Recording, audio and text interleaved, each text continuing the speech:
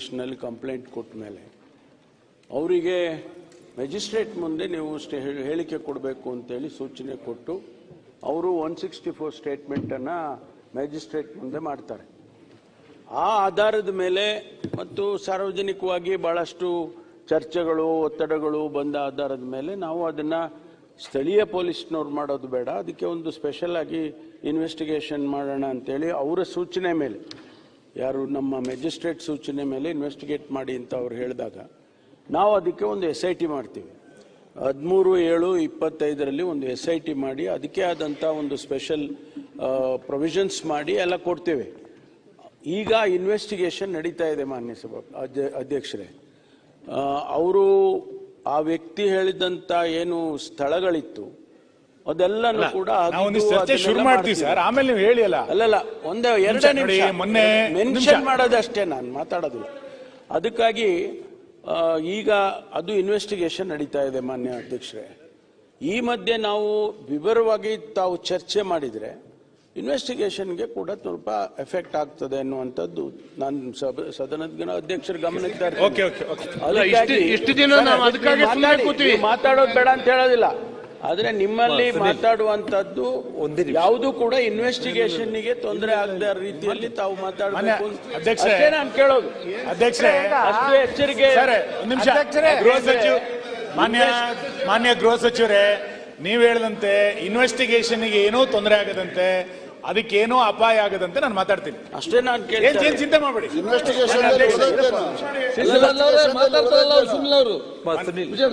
ಮಾನ್ಯ ಅಧ್ಯಕ್ಷರೇ, ಮಾನ್ಯ ಅಧ್ಯಕ್ಷರೇ, ಸುನೀಲ್ ಒಂದೇ ನಿಮಿಷ. ಅಲ್ಲ ಇದು ನಾನು ಮಾತಾಡಿ 1 ಮಿನಿಟ್ ಅಷ್ಟೇ. ಒಂದೇ ನಿಮಿಷ ಏನೋ ಮಾತಾಡ.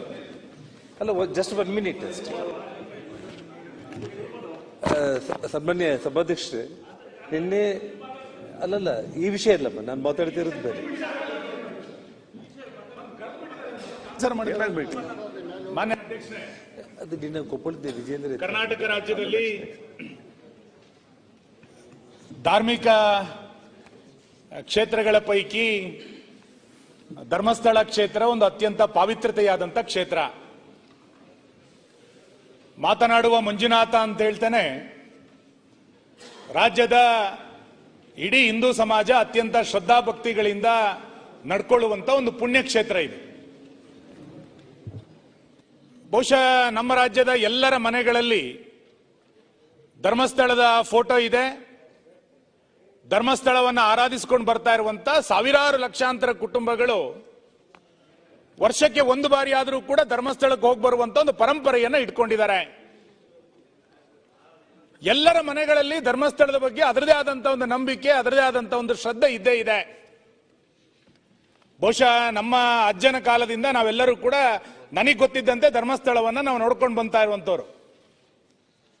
ಇವತ್ತು ಧರ್ಮಸ್ಥಳಕ್ಕೆ ಬೇರೆ ಬೇರೆ ಜಿಲ್ಲೆಗಳಿಂದ ಪಾದಯಾತ್ರೆಗಳನ್ನು ಬರುವಂತ ಜನ ಭಕ್ತರು, ಈ ರೀತಿ ಅದಕ್ಕೆ ಅದರದೇ ಆದಂತ ಪಾವಿತ್ರತೆ ಮತ್ತು ಧರ್ಮಸ್ಥಳದ ಬಗ್ಗೆ ಭಕ್ತಿಯಿಂದ ಕೇಳ್ಕೊಂಡ್ರೆ ಎಲ್ಲದನ್ನೂ ಕೂಡ ಅನುಗ್ರಹಿಸುತ್ತೆ ಎನ್ನುವಂತ ನಂಬಿಕೆ ಇವತ್ತಿಗೂ ಕೂಡ ನಮ್ಮೆಲ್ಲರ ಮನೆಗಳಲ್ಲಿ ಇದೆ. ಇವತ್ತು ಆ ಧರ್ಮಸ್ಥಳ ಪುಣ್ಯಕ್ಷೇತ್ರ, ಧರ್ಮಸ್ಥಳ ಪ್ರಮಾಣ ಕ್ಷೇತ್ರ, ಮಾತನಾಡುವ ಮಂಜುನಾಥ ಅನ್ನುವಂಥ ಹೆಸರಿನಿಂದ ಪ್ರಸಿದ್ಧ ಆಗಿರುವಂತ ಧರ್ಮಸ್ಥಳದ ಬಗ್ಗೆ ಕೆಲವು ತಿಂಗಳುಗಳಿಂದ ಬಹಳ ದೊಡ್ಡ ಪ್ರಮಾಣದಲ್ಲಿ ಒಂದು ಅಪಪ್ರಚಾರವನ್ನು ಮಾಡುವಂತ ಒಂದು ಹುನ್ನಾರ ನಡೀತಾ ಇದೆ. ಇದ್ಯಾವುದೋ ಒಂದು ದಿನ ಯಾವುದೋ ಒಬ್ಬ ವ್ಯಕ್ತಿ ಮಾಡಿದ್ದೇನೆ ಅಂತಂದಿದ್ರೆ ಇವತ್ತಿಲ್ಲಿ ಚರ್ಚೆ ಮಾಡುವಂತ ಅವಶ್ಯಕತೆಗಳಿರಲಿಲ್ಲ. ಆದ್ರೆ ಅಪಪ್ರಚಾರ ನಿರಂತರವಾಗಿ ನಡೀತಾ ಒಂದು ಧಾರ್ಮಿಕ ನಂಬಿಕೆಯನ್ನ ದುರ್ಬಲಗೊಳಿಸುವಂತ ಪ್ರಯತ್ನವನ್ನ ಕೆಲವು ವ್ಯಕ್ತಿಗಳು ನಿರಂತರವಾಗಿ ಮಾಡ್ತಾ ಇದ್ದಾರೆ. ಸರ್ಕಾರ ಸಹಾನುಭೂತಿ ತೋರಿಸ್ತಾ ಇದೆಯೇನೋ ಅನ್ನುವಷ್ಟರ ಮಟ್ಟಿಗೆ ಅನುಮಾನಗಳು ನಿರ್ಮಾಣ ಆಗಿದೆ. ನಾನು ಧರ್ಮಸ್ಥಳದ ಪರಿಸರದಲ್ಲಿ ಆ ಸೌಜನ್ಯ ಅನ್ನುವಂತ ಹೆಣ್ಣು ಮಗಳ ಸಾವೇನಾಯಿತು, ಅದಕ್ಕೆ ನ್ಯಾಯ ಒದಗಿಸಬೇಕು ಅನ್ನೋದ್ರ ಬಗ್ಗೆ ನಮ್ದು ಯಾರ್ದು ಕೂಡ ಬಿಜೆಪಿಯ ಕಡೆಯಿಂದ ಅಭ್ಯಂತರಗಳಿಲ್ಲ. ಆ ಹೆಣ್ಣು ಮಗಳಿಗೆ ನ್ಯಾಯ ಸಿಗಲೇಬೇಕು. ಅದಕ್ಕೆ ಇನ್ಯಾವುದಾದ್ರು ತನಿಖೆಯನ್ನು ತೆಗೆದುಕೊಂಡು ಬಂದು ಆ ಹೆಣ್ಣು ಮಗಳಿಗೆ, ಆ ಕುಟುಂಬಕ್ಕೆ ನ್ಯಾಯ ಕೊಡ್ಲಿಕ್ಕೆ ಬೇಕಾದಂತ ಎಲ್ಲ ಪ್ರಕ್ರಿಯೆಯನ್ನ ನಾವೆಲ್ಲರೂ ಕೂಡ ಒಟ್ಟಾಗಿ ಸೇರಿ ಮಾಡೋಣ. ಅದ್ರ ಬಗ್ಗೆ ಭಿನ್ನಾಭಿಪ್ರಾಯಗಳಿಲ್ಲ. ಅದಕ್ಕೆ ಹಿಂದೆ CBI ತನಿಖೆ ಆಗಿತ್ತು, ಕೋರ್ಟ್ ತೀರ್ಪುಗಳೇನು ಬಂದಿತ್ತು, ನಾನು ಚರ್ಚೆ ಮಾಡ್ಲಿಕ್ಕೆ ಹೋಗೋದಿಲ್ಲ. ಆದ್ರೆ ಅಭಿವ್ಯಕ್ತಿ ಸ್ವಾತಂತ್ರ್ಯ ಅನ್ನುವಂತ ಹೆಸರಿನಡಿನಲ್ಲಿ ಧಾರ್ಮಿಕ ನಂಬಿಕೆಯ ಹರಣವನ್ನ ಮಾಡುವಂತ ಪ್ರಕ್ರಿಯೆಗಳು ನಿರಂತರವಾಗಿ ನಡೀತಾ ಇದೆ. ನಮಗೆ ಅಭಿವ್ಯಕ್ತಿ ಸ್ವಾತಂತ್ರ್ಯ ಇದೆ, ನಾವು ಏನ್ ಬೇಕಾದ್ರೂ ಮಾತಾಡಬಹುದು, ನಮಗೆ ಅವಕಾಶ ಇದೆ ಅಂತ ಹೇಳ್ತಾ ಅದಕ್ಕೆಲ್ಲ ಒಂದು ಕಡೆ ಸಂವಿಧಾನದ ನೆರಳನ್ನ ತೆಗೆದುಕೊಂಡು ಬಂದು, ಕಾನೂನಿನ ನೆರಳನ್ನ ತೆಗೆದುಕೊಂಡು ಬಂದು ಯಾರನ್ನ ಯಾವ ಕ್ಷೇತ್ರವನ್ನ ಎಷ್ಟು ಬೇಕಾದ್ರೂ ಅಪಮಾನ ಮಾಡಬಹುದು ಅನ್ನುವಷ್ಟರ ಮಟ್ಟಿಗೆ ದಿನದಿಂದ ದಿನಕ್ಕೆ ಈ ಪ್ರಕರಣಗಳು ವಿಜೃಂಭಿಸಲಿಕ್ಕೆ ಪ್ರಾರಂಭ ಆಗಿದೆ. ನನಗೆ ಪರಮೇಶ್ವರ್ ಅವರು ಗೃಹ ಸಚಿವರಾಗಿದ್ದಾರೆ. ಮಂಜುನಾಥನ ಇನ್ನೊಂದು ಹೆಸರೇ ಪರಮೇಶ್ವರ. ಇಷ್ಟು ಮಂಜುನಾಥನ ಬಗ್ಗೆ, ಧರ್ಮಸ್ಥಳ ಕ್ಷೇತ್ರದ ಬಗ್ಗೆ ಅಪಪ್ರಚಾರಗಳು ನಡೆದಾಗ ಒಂದು ಸರ್ಕಾರಕ್ಕೆ ಏನಾದ್ರು ಅನ್ನಿಸ್ಬೇಕಲ್ಲ. ನಮ್ಮ ರಾಜ್ಯದ ಒಂದು ದೇವಸ್ಥಾನ, ಇಡೀ ಕೋಟ್ಯಾಂತರ ಜನರ ಭಕ್ತರ ಕೇಂದ್ರ ಇದು.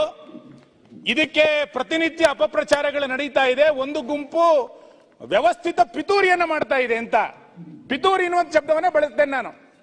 ಪಿತೂರಿಯನ್ನ ಮಾಡ್ತಾ ಇದೆ. ಇದಕ್ಕೆಲ್ಲರ ಕಡೆ ಕಡಿವಾಣ ಹಾಕಬೇಕು ಅಂತೇಳಿ ಸರ್ಕಾರಕ್ಕೆ ಅನ್ನಿಸ್ಲೇ ಇಲ್ಲ.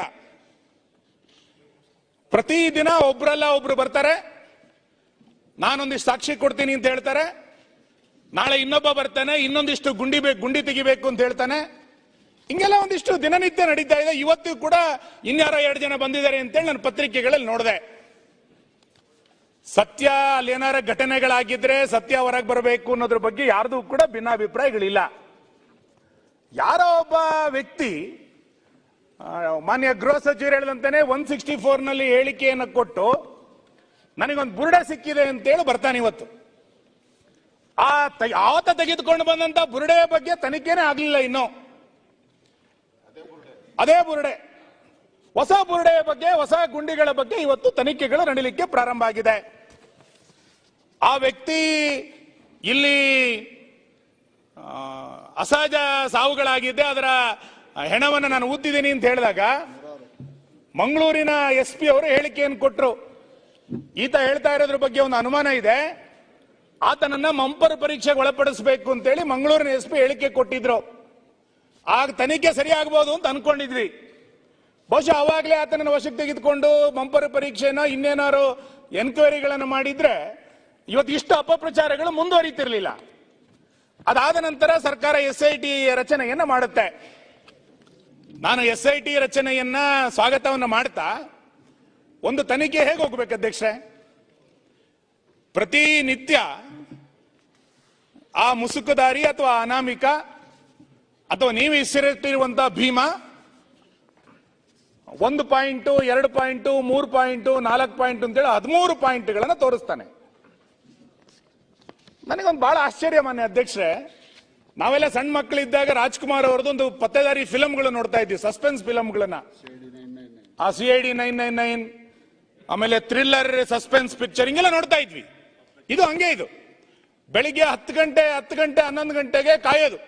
ಈಗ ಮುಸುಕುದಾರಿ, ಈಗ ಅಲ್ಲಿಂದ ಹೊರಟರು, ಈಗ ಬಂದ್ರು ಅಂತೇಳಿ ಯಾರು ಹೇಳುದು? ಅವರ ಜೊತೆನಲ್ಲಿರುವಂತ ಒಂದಿಷ್ಟು ಮಾಧ್ಯಮಗಳು, ಯೂಟ್ಯೂಬರ್ಗಳೇ ಅದನ್ನ ಕ್ರಿಯೇಟ್ ಮಾಡೋದು. ನಂತರ 1ನೇ ಗುಂಡಿಯನ್ನು ತೆಗೆದೋದ್ರಲ್ಲಿ ಏನ್ ಸಿಕ್ತೋ ಬಿಡ್ತೋ ನಮಗೆ ಗೊತ್ತಿಲ್ಲ. ನಾನು ಅದನ್ನ ಅಧಿಕೃತವಾಗಿ ಹೇಳಲಿಕ್ಕೆ ತಯಾರಿಲ್ಲ, ಹೋಮ್ ಮಿನಿಸ್ಟರ್ ಅದನ್ನ ಹೇಳಬೇಕು. ಸಂಜೆಯ ಹೊತ್ತಿಗೆ ಅವರೇ ಹೇಳೋದು, ಇದರಲ್ಲಿ ಒಂದು ಹೆಣ್ಣಿನ ಮೃತದೇಹ ಸಿಕ್ಕಿದೆ, ಒಂದು ಅಸ್ಥಿಪಂಜರ ಸಿಕ್ಕಿದೆ, ಇದು 16 ವರ್ಷದ್ದು ಅಂತ ಅನ್ನಿಸ್ತಾ ಇದೆ ಅಂತೇಳಿ ಅವರೇ ಅದನ್ನ ಸುಳ್ಳು ಸುದ್ದಿಗಳನ್ನ ಹರಡೋದು. ನಂತರ 6 ಗಂಟೆ ನಂತರ 5 ಗಂಟೆ ನಂತರ ಮುಸುಕುದಾರಿ ಎಲ್ಲಿ ಹೋಗ್ತಾನೆ ಅಂತ ಗೊತ್ತಿಲ್ಲ. ಬೆಳಿಗ್ಗೆ 10 ಗಂಟೆಯಿಂದ 5 ಗಂಟೆ ತನಕ SITಯ ವಶದಲ್ಲಿ ಅಂತ ಹೇಳಲ್ಲ, SITಯ ಜೊತೆನಲ್ಲಿ ಸಹಪಾಠಿ ಅಂತ ಜೊತೆನಲ್ಲಿ ಹೋಗಿ ಮಾಡೋದು. ನಮಗೂ SIT ತನಿಖೆ ಅಂದಾಗ ಸತ್ಯ ಬರುತ್ತೇನೋ, ಸತ್ಯ ಏನಾರು ಇರ್ಬೋದೇನೋ ಅಂತ ನಾವು ಒಂದ್ ಸ್ವಲ್ಪ ಇದೆಲ್ಲ ಅನುಮಾನಗಳ ಮೇಲೆ ನಡೆದಿದ್ರಿಂದ ಮೊದಲನೇ ಗುಂಡಿ ತೆಗೆದಾಗ ನಾವು ನೋಡಿದ್ವಿ ಜನರು ಸಿಗುತ್ತಾ ಅಂತ ನೋಡ್ತಾ ಇದ್ವಿ. ಸಂಜೆ 6 ಗಂಟೆ ಹೊತ್ತಿಗೆ ಏನೋ ಸಿಕ್ತು ಅಂತ ಅಪಪ್ರಚಾರಗಳನ್ನು ನಡೆಸಿದ್ರು. 6:30 7 ಗಂಟೆ ನಂತರ ಏನೂ ಸಿಕ್ಕಿಲ್ಲ ಅಂತೇಳಿ ಸುದ್ದಿಗಳು ಪ್ರಕಟ ಆಗ್ಲಿಕ್ಕೆ ಶುರು ಆಯ್ತು. 2ನೇ ದಿನ 2ನೇ ಗುಂಡಿ, 3ನೇ ಗುಂಡಿ, 4ನೇ ಗುಂಡಿ, ರಸ್ತೆಗಳ ಗುಂಡಿ ಸಾಕಾಗ್ಲಿಲ್ಲ ಅಂತ ಕಾಡೊಳ ಗುಂಡಿಗಳು ಶುರು ಆಯ್ತು. ಈಗ ಗುಂಡಿಗಳನ್ನು ತೆಗಿತಾ ಎಷ್ಟು ತನಕ ಹೋದ್ರು? 13 ಪಾಯಿಂಟ್ಗಳನ್ನು ಮಾಡಿದ್ರು. ಈಗ 14, 15, 16ನೇ ಗುಂಡಿ ತನಕನೂ ಕೂಡ ಹೋಗಿದ್ದಾರೆ. 13ನೇ ಗುಂಡಿನಲ್ಲಿ ಏನೋ ಇದೆ ಎನ್ನುವಂತ ಒಂದು ದೊಡ್ಡ ಚಿತ್ರಣವನ್ನ ಇಡೀ ದೇಶದಲ್ಲಿ, ಇಡೀ ರಾಜ್ಯದಲ್ಲಿ ಪ್ರಚಾರ ಮಾಡಿದ್ರು. ಅದಕ್ಕೆ GPR ತೆಗೆದುಕೊಂಡು ಬಂದು ಅದನ್ನ ಎನ್ಕ್ವೈರಿ ನಡೀತು. ನಾನು ನಿಮ್ಮ ತನಿಖೆ ಸತ್ಯಾಸತ್ಯತೆ ಬರಬೇಕಾ ಇದ್ರ ಬಗ್ಗೆ ನಾನು ಚರ್ಚೆಗಳನ್ನ ಮಾಡ್ಲಿಕ್ಕೆ ಹೋಗೋದಿಲ್ಲ. ಆದ್ರೆ ಆ ಮುಸುಕುದಾರಿ ನಿಮ್ಮ ಡಿಪಾರ್ಟ್ಮೆಂಟಿಗೆ ಮಂಕು ಕರೆಯುವ ರೀತಿಯಲ್ಲಿ ಮಾಡ್ತಾ ಇದ್ದಾರೆ. ನೀವು ಮೊನ್ನೆ 0 ಅವರಲ್ಲಿ ರೈಸ್ ಮಾಡಿದಾಗ ಹೇಳಿದ್ರೆ ನಮಗೆ ಅವ್ರು ಎಷ್ಟು ಹೇಳ್ತಾರೋ ಅಂತೇಳಿ ಅಷ್ಟು ಗುಂಡಿಗಳನ್ನು ತೆಗಿಲಿಕ್ಕೆ ಆಗಲ್ಲ ಅನ್ನುವಂತ ಹೇಳಿಕೆಯನ್ನು ಸದನದಲ್ಲಿ ನೀವು ಮಾಡಿದಿರಿ. ಆದ್ರೆ ಇದು ಎಲ್ಲಿಯ ತನಕ ನಡೀತದೆ? ಇದಕ್ಕೊಂದು ಕಾಲಮಿತಿ ಇಲ್ವಾ? ನಮ್ ಡಿಮ್ಯಾಂಡ್, ಬಿಜೆಪಿ ಡಿಮ್ಯಾಂಡ್ ಮಧ್ಯಂತರ ವರದಿಯನ್ನು ಕೊಡಿ ಅಂತ. ಈ ಊಹಾಪೋಹಗಳಿಗೆ ತೆರೆ ಎಳಿರಿ. ಒಂದು ಮಧ್ಯಂತರ ವರದಿಯನ್ನ ಕೊಡಿ. ಸದನ ನಡೀತಾ ಇರುವಂತಹ ಸಂದರ್ಭದಲ್ಲಿ 12-13 ದಿನಗಳ ಕಾಲ ಚರ್ಚೆ ಆಗಿದೆ. ಇಡೀ ರಾಜ್ಯದ ಜನ ಆತಂಕದಿಂದ ಶ್ರದ್ಧೆಯ ಮೇಲೆ ಧಕ್ಕೆ ಆಗಿದೆ ಅಂತೇಳಿ ಮಾತಾಡ್ತಿದ್ದಾರೆ, ರಸ್ತೆಗೆ ಬಂದಿದ್ದಾರೆ. ನೀವು ನೋಡಿ, 16-17 ಜಿಲ್ಲೆಗಳಲ್ಲಿ ಸಾವಿರಾರು ಜನ ರಸ್ತೆಗೆ ಬರ್ಲಿಕ್ಕೆ ಪ್ರಾರಂಭ ಮಾಡಿದ್ದಾರೆ. ಇಂಥ ಸಂದರ್ಭದಲ್ಲಿ ಸರ್ಕಾರ ಒಂದು ಸೋಮೋಟ ಹೇಳಿಕೆಯನ್ನು ಬಿಡುಗಡೆ ಮಾಡಬೇಕಾಗಿತ್ತು. ಇಂಥ ಒಂದು ಧಾರ್ಮಿಕ ಕ್ಷೇತ್ರದ ಬಗ್ಗೆ ಒಂದು ಚರ್ಚೆ ಬಂದಿತ್ತು ಅಂತ ಹೇಳಬೇಕಾಗಿತ್ತು. ಸರ್ಕಾರ ಅದನ್ನು ಹೇಳಲಿಕ್ಕೆ ತಯಾರಿಲ್ಲ, ಸರ್ಕಾರ ಅದನ್ನು ಮಾತಾಡ್ಲಿಕ್ಕೆ ತಯಾರಿಲ್ಲ. ನನಗೆ ಇವೆಲ್ಲದನ್ನು ನೋಡಿದಾಗ ಅನ್ಸುತ್ತೆ, ನಿಮ್ಮ ಸರ್ಕಾರದ ಸಹಾನುಭೂತಿ, ಗೃಹ ಇಲಾಖೆಯ ಸಹಾನುಭೂತಿಯ ಕಾರಣಕ್ಕೋಸ್ಕರನೇ ಇಷ್ಟು ದೊಡ್ಡ ಪ್ರಮಾಣದ ಅಪಪ್ರಚಾರಗಳು ನಡೀತಾ ಇದೆ, ಮುಂದೆಯೂ ಕೂಡ ನಡೆಯುವಂತ ಒಂದು ಹುನ್ನಾರವನ್ನು ನೀವೆಲ್ಲರೂ ಕೂಡ ಸೇರಿ ನಡೆಸಿದ್ದೀರಿ ಅಂತ. ಮಾನ್ಯ ಅಧ್ಯಕ್ಷರೇ, ನೀವು ನಮ್ಮ ಜಿಲ್ಲೆನವರು, ಧರ್ಮಸ್ಥಳದ ಬಗ್ಗೆ, ಪೂಜ್ಯ ವೀರೇಂದ್ರ ಹೆಗಡೆಯವರ ಬಗ್ಗೆ ಮತ್ತು ಆ ಇಡೀ ಪರಿಸರದ ಬಗ್ಗೆ ಎಷ್ಟೊಂದು ಗೌರವದ ವಾತಾವರಣ ಇದೆ. ನೀವು ಮಾನ್ಯ ಗೃಹ ಸಚಿವರು ನಾನು ಕೇಳ್ತೇನೆ, ಕಳೆದ 15 ದಿನಗಳಿಂದ ಅಥವಾ 1 ತಿಂಗಳಿಂದ ಕೆಲವರ ಸೋಷಿಯಲ್ ಮೀಡಿಯಾಗಳನ್ನು ಓಪನ್ ಮಾಡಿ, ಕೆಲವು ಫೇಸ್ಬುಕ್ಗಳನ್ನು ಓಪನ್ ಮಾಡಿ, ಕೆಲವು ಯೂಟ್ಯೂಬರ್ಗಳನ್ನು ಓಪನ್ ಮಾಡಿ, ಮಂಜುನಾಥ್, ಧರ್ಮಸ್ಥಳದ ಮಂಜುನಾಥವನ್ನ ಫೋಟೋ ಹಾಕಿ ಎಷ್ಟು ಅವಾಚ್ಯವಾಗಿ ಮಾತಾಡಿದ್ದಾರೆ ನೋಡಿ. ಹಿಂದೂ ಧರ್ಮ, ಹಿಂದುತ್ವ ಮತ್ತು ಆ ಕುಟುಂಬವನ್ನ ಉದ್ದೇಶಿಸಿ ಎಷ್ಟು ಕೀಳಾಗಿ ಆ ಕ್ಷೇತ್ರದ ಬಗ್ಗೆ ಅವಹೇಳನಕಾರಿಯಾದಂಥ ಮಾತುಗಳನ್ನು ಹೇಳಿದ್ದಾರೆ ಅಂತ ನೀವು ನೋಡಿ. ನಾನು ತುಂಬಾ ಉಲ್ಲೇಖ ಮಾಡ್ಲಿಕ್ಕೆ ಹೋಗಲ್ಲ. ಅವತ್ತು ಕೆಜೆಹಳ್ಳಿ, ಡಿಜೆಹಳ್ಳಿನಲ್ಲಿ ಒಂದು ಗಲಾಟೆ ಆಯ್ತು ನಮ್ಮ ಸರ್ಕಾರ ಇದ್ದಾಗ. ಸಿದ್ದರಾಮಯ್ಯ ಇಲ್ಲಿ ಕೂತ್ ಭಾಷಣ ಮಾಡಿದ್ದು ನಾನು ಇಲ್ಲಿ ತಗೊಂಡ್ಬಂದಿದ್ದೀನಿ, ಆ ಡಾಕ್ಯುಮೆಂಟ್ಸ್ ನನ್ನ ಹತ್ರ ಇದೆ. ಒಬ್ಬ ಫೇಸ್ಬುಕ್ ನಲ್ಲಿ ಒಂದು ಮತದ ಯಾರೋ ಪ್ರಮುಖರ ಬಗ್ಗೆ ಅವಹೇಳನ ಮಾಡದ ಅನ್ನುವಂತ ಒಂದು ಪೋಸ್ಟ್ ಅನ್ನ ಇಟ್ಕೊಂಡು, ಫೇಸ್ಬುಕ್ ಹಾಕಲಂತ ಒಂದು ಪೋಸ್ಟ್ ಅನ್ನ 6 ಗಂಟೆಗೆ ಹಾಕ್ತಾ ಅನ್ನೋದನ್ನ ಇಟ್ಕೊಂಡು ಇಡೀ ಪೊಲೀಸ್ ಸ್ಟೇಷನ್ ಅನ್ನ ಒಂದು ಗುಂಪು ಸುಟ್ಟಾಕಿದೆ ಮತ್ತು ಒಂದು MLA ಮನೆಯನ್ನು ಸುಟ್ಟಾಕ್ತು. ಅವಾಗ ಇದೇ ಸಿದ್ದರಾಮಯ್ಯನವರು ವಿರೋಧ ಪಕ್ಷದ ನಾಯಕರಾಗಿ ಭಾಷಣ ಮಾಡಿದ ಏನು ಅಂತ ಕೇಳಿದ್ರೆ, ಆ ಪೋಸ್ಟ್ ನಿಂದ ಭಾವನೆಗಳಿಗೆ ಧಕ್ಕೆ ಆಯಿತು, ಭಾವನೆಗಳಿಗೆ ಧಕ್ಕೆ ಆದಂತ ಜನ ಆಕ್ರೋಶದಿಂದ ಪೊಲೀಸ್ ಸ್ಟೇಷನ್ಗೆ ಬೆಂಕಿ ಹಾಕಿದ್ರು ಅಂತೇಳಿ ಸಿದ್ದರಾಮಯ್ಯನವರು ಭಾಷಣ ಮಾಡಿದ್ದಾರೆ. ಇಲ್ಲಿ ನಿಮಗೆ ಒಂದು ಪೋಸ್ಟ್ ಒಂದು ಪೊಲೀಸ್ ಸ್ಟೇಷನ್ ಅನ್ನ ಬೆಂಕಿ ಇಡುತ್ತೆ ಅಂತಾದ್ರೆ ಇಲ್ಲಿ ಎಷ್ಟು ಪೋಸ್ಟ್ಗಳನ್ನು ಹಾಕಿದ್ದಾರೆ ಮಾನ್ಯ ಗೃಹ ಸಚಿವರೇ? ಎಷ್ಟು ಅವಹೇಳನಕಾರಿಯಾದಂತ ಸಂಗತಿಗಳು ನೂರಾರು ಬಂದಾಗ ನಿಮ್ಗೆ ಯಾಕೆ ಸುಮ್ಮನೆ ಅನ್ನಿಸ್ಲಿಲ್ಲ? ಭಾವನೆಗಳಿಗೆ ಧಕ್ಕೆ ಆಗಿದೆ ಅಂತ ಹೇಳಿ ಯಾಕೆ ಅನ್ನಿಸ್ಲಿಲ್ಲ? ಕೋಟ್ಯಾಂತರ ಜನರ ಭಾವನೆಗಳಿಗೆ ಧಕ್ಕೆ ಆಗ್ತಿದೆ ಧರ್ಮಸ್ಥಳದ ಅಪಪ್ರಚಾರದ ಮುಖಾಂತರ ಅಂತೇಳಿ ಯಾಕೆ ಸರ್ಕಾರಕ್ಕೆ ಅನ್ನಿಸ್ಲಿಲ್ಲ? ನಾನು ಇನ್ನೂ ಒಂದು ವಿಷಯವನ್ನು ಪ್ರಸ್ತಾಪ ಮಾಡಲೇಬೇಕಿಲ್ಲಿ. ನಮ್ಮ ಜಿಲ್ಲೆನಲ್ಲಿ ನೀವು ನೆನ್ನೆ ಹೇಳಿದ್ರಿ ಏನು, ನೆನ್ನೆ ವೇದವ್ಯಾಸ ಕಾಮತ್ರು ಒಂದು ಪ್ರಶ್ನೆ ಕೇಳಿದಾಗ ದಕ್ಷಿಣ ಕನ್ನಡ ಜಿಲ್ಲೆಯ ಶಾಂತಿ ಕಾಪಾಡಬೇಕು, ಸೌಹಾರ್ದತೆ ಕಾಪಾಡಬೇಕು, ಇದಕ್ಕೆ ನಾವೆಲ್ಲ ಪ್ರಯತ್ನ ಮಾಡಬೇಕು ಅಂತೇಳಿ ಒಂದು ಒಳ್ಳೆಯ ಉತ್ತರವನ್ನು ನೀವು ಕೊಟ್ರಿ. ನಾನು ಸ್ವಾಗತಿಸ್ತೇನೆ ನಿಮ್ಮ ಉತ್ತರವನ್ನ.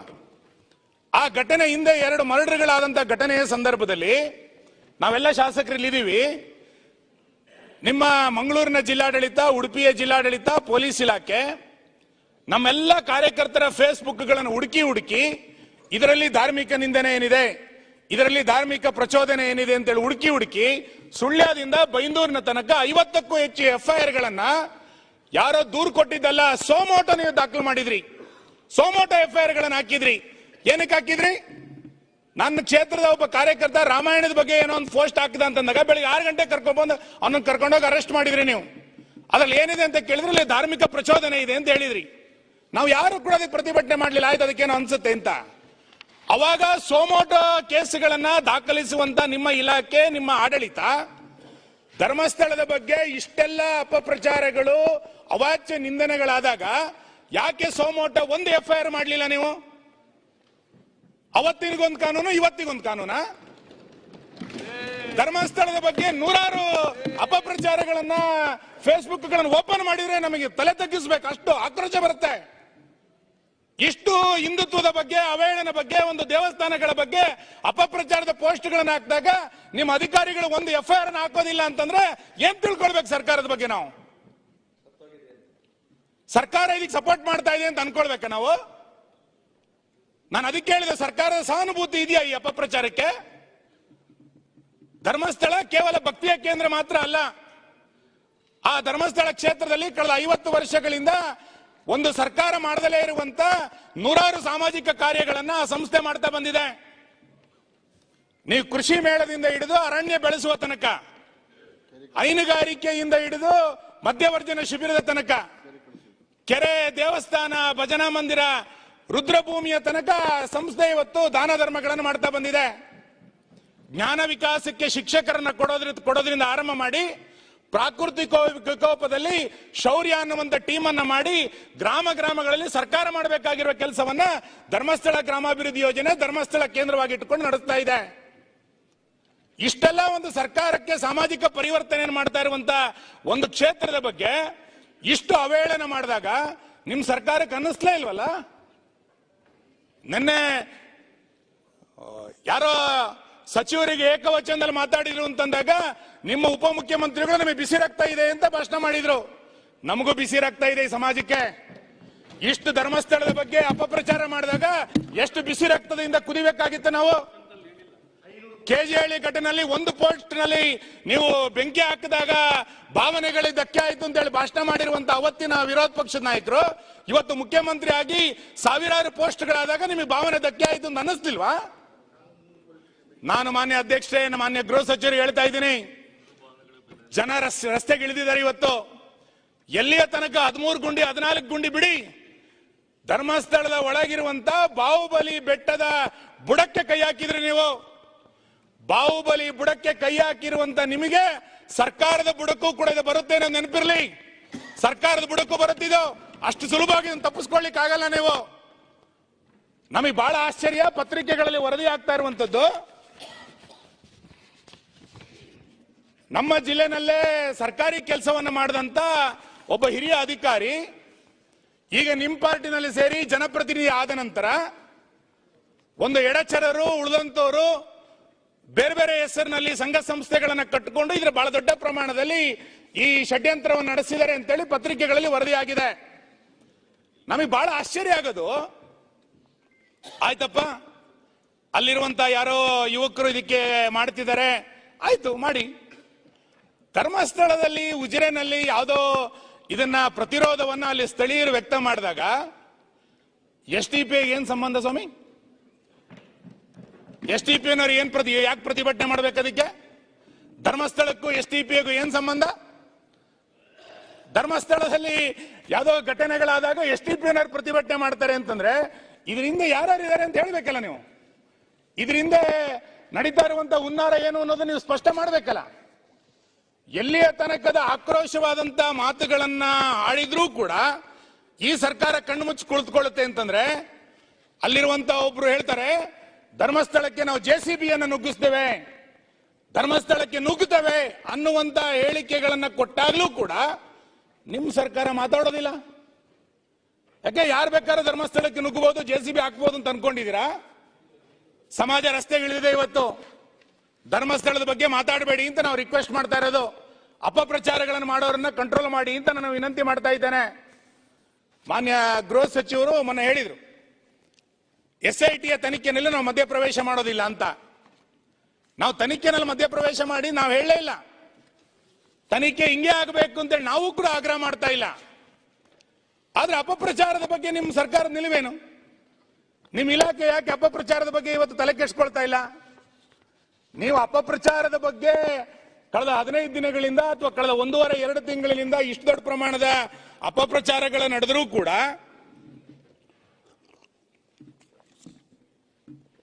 ನೀವು ಮೌನ ವಹಿಸಿರೋದು ನೋಡಿದ್ರೆ ನಮಗೆ ಇದ್ರ ಬಗ್ಗೆ ಅನುಮಾನ ಇರೋದು. ಸರ್ಕಾರ ಏನ್ ಪಿತೂರಿ ಮಾಡ್ಲಿಕ್ಕೆ ಹೊರಟಿದೆ? ಯಾರ್ಯಾರ ಜೊತೆ ಸೇರ್ಕೊಂಡು ಸರ್ಕಾರ ಪಿತೂರಿಯನ್ನು ಮಾಡ್ತಾ ಇದ್ದೀರಿ? ಹಿಂದೂ ಧಾರ್ಮಿಕ ಸಂಸ್ಥೆಗಳನ್ನ ಹೇಗ್ ಬೇಕಾದ್ರೂ ನಡೆಸ್ಕೊಂಡ್ರು ಸುಮ್ಮನಿರುತ್ತೆ ಅಂತೇಳಿ ನಿಮ್ ಮನ್ಸಿಗೆ ಬಂದ್ಬಿಟ್ಟಿದ್ಯಾ? ಒಂದು ಪುಣ್ಯಕ್ಷೇತ್ರದ ಬಗ್ಗೆ, ನಮ್ಮ ನಾಡಿನ ಒಂದು ಪ್ರಸಿದ್ಧ ಪುಣ್ಯಕ್ಷೇತ್ರದ ಬಗ್ಗೆ ಇಷ್ಟೆಲ್ಲ ಅಪಪ್ರಚಾರಗಳು ಮಾಡಿದಾಗ್ಲೂ ಸುಮ್ಮನೆ ಹೆಂಗಾಗತ್ತೆ? ಮತ್ತೆ ಷಡ್ಯಂತ್ರ ಹೆಂಗಾಗಿದೆ ಅನ್ನೋದಕ್ಕೆ ನಾನು ಆಗ್ಲೇ ಹೇಳಿದ್ನಲ್ಲ, SDPI ಅವರು ಪ್ರತಿಭಟನೆಗೆ ಇಳಿತಾರೆ. ಇನ್ಯಾವುದೋ ದುಬೈನಲ್ಲಿರುವಂತ ಒಂದು ಚಾನಲ್ ಇದ್ರ ಬಗ್ಗೆ ಪ್ರಚಾರ ಮಾಡುತ್ತೆ, ಅಲ್ ಜಜೀರಾ ಚಾನಲ್ ಒಂದು ಪ್ರಚಾರ ಮಾಡುತ್ತೆ. ಅಲ್ಲೇನೋ ಹೆಣ್ಣು ಮಕ್ಕಳದು 100 ಹೆಣಗಳನ್ನ ಊತಿಟ್ಬಿಟ್ಟಿದ್ದಾರೆ ಅಂತೇಳಿ ಅವ್ರಿಗೇನ್ ಸಂಬಂಧ ಧರ್ಮಸ್ಥಳದ್ದು? ಕೇರಳದವರು ನಾವು ತನಿಖೆ ಮಾಡಬೇಕು ಅಂತೇಳಿ ಕೇರಳದವರಿಗೆ ಅನ್ಸುತ್ತೆ.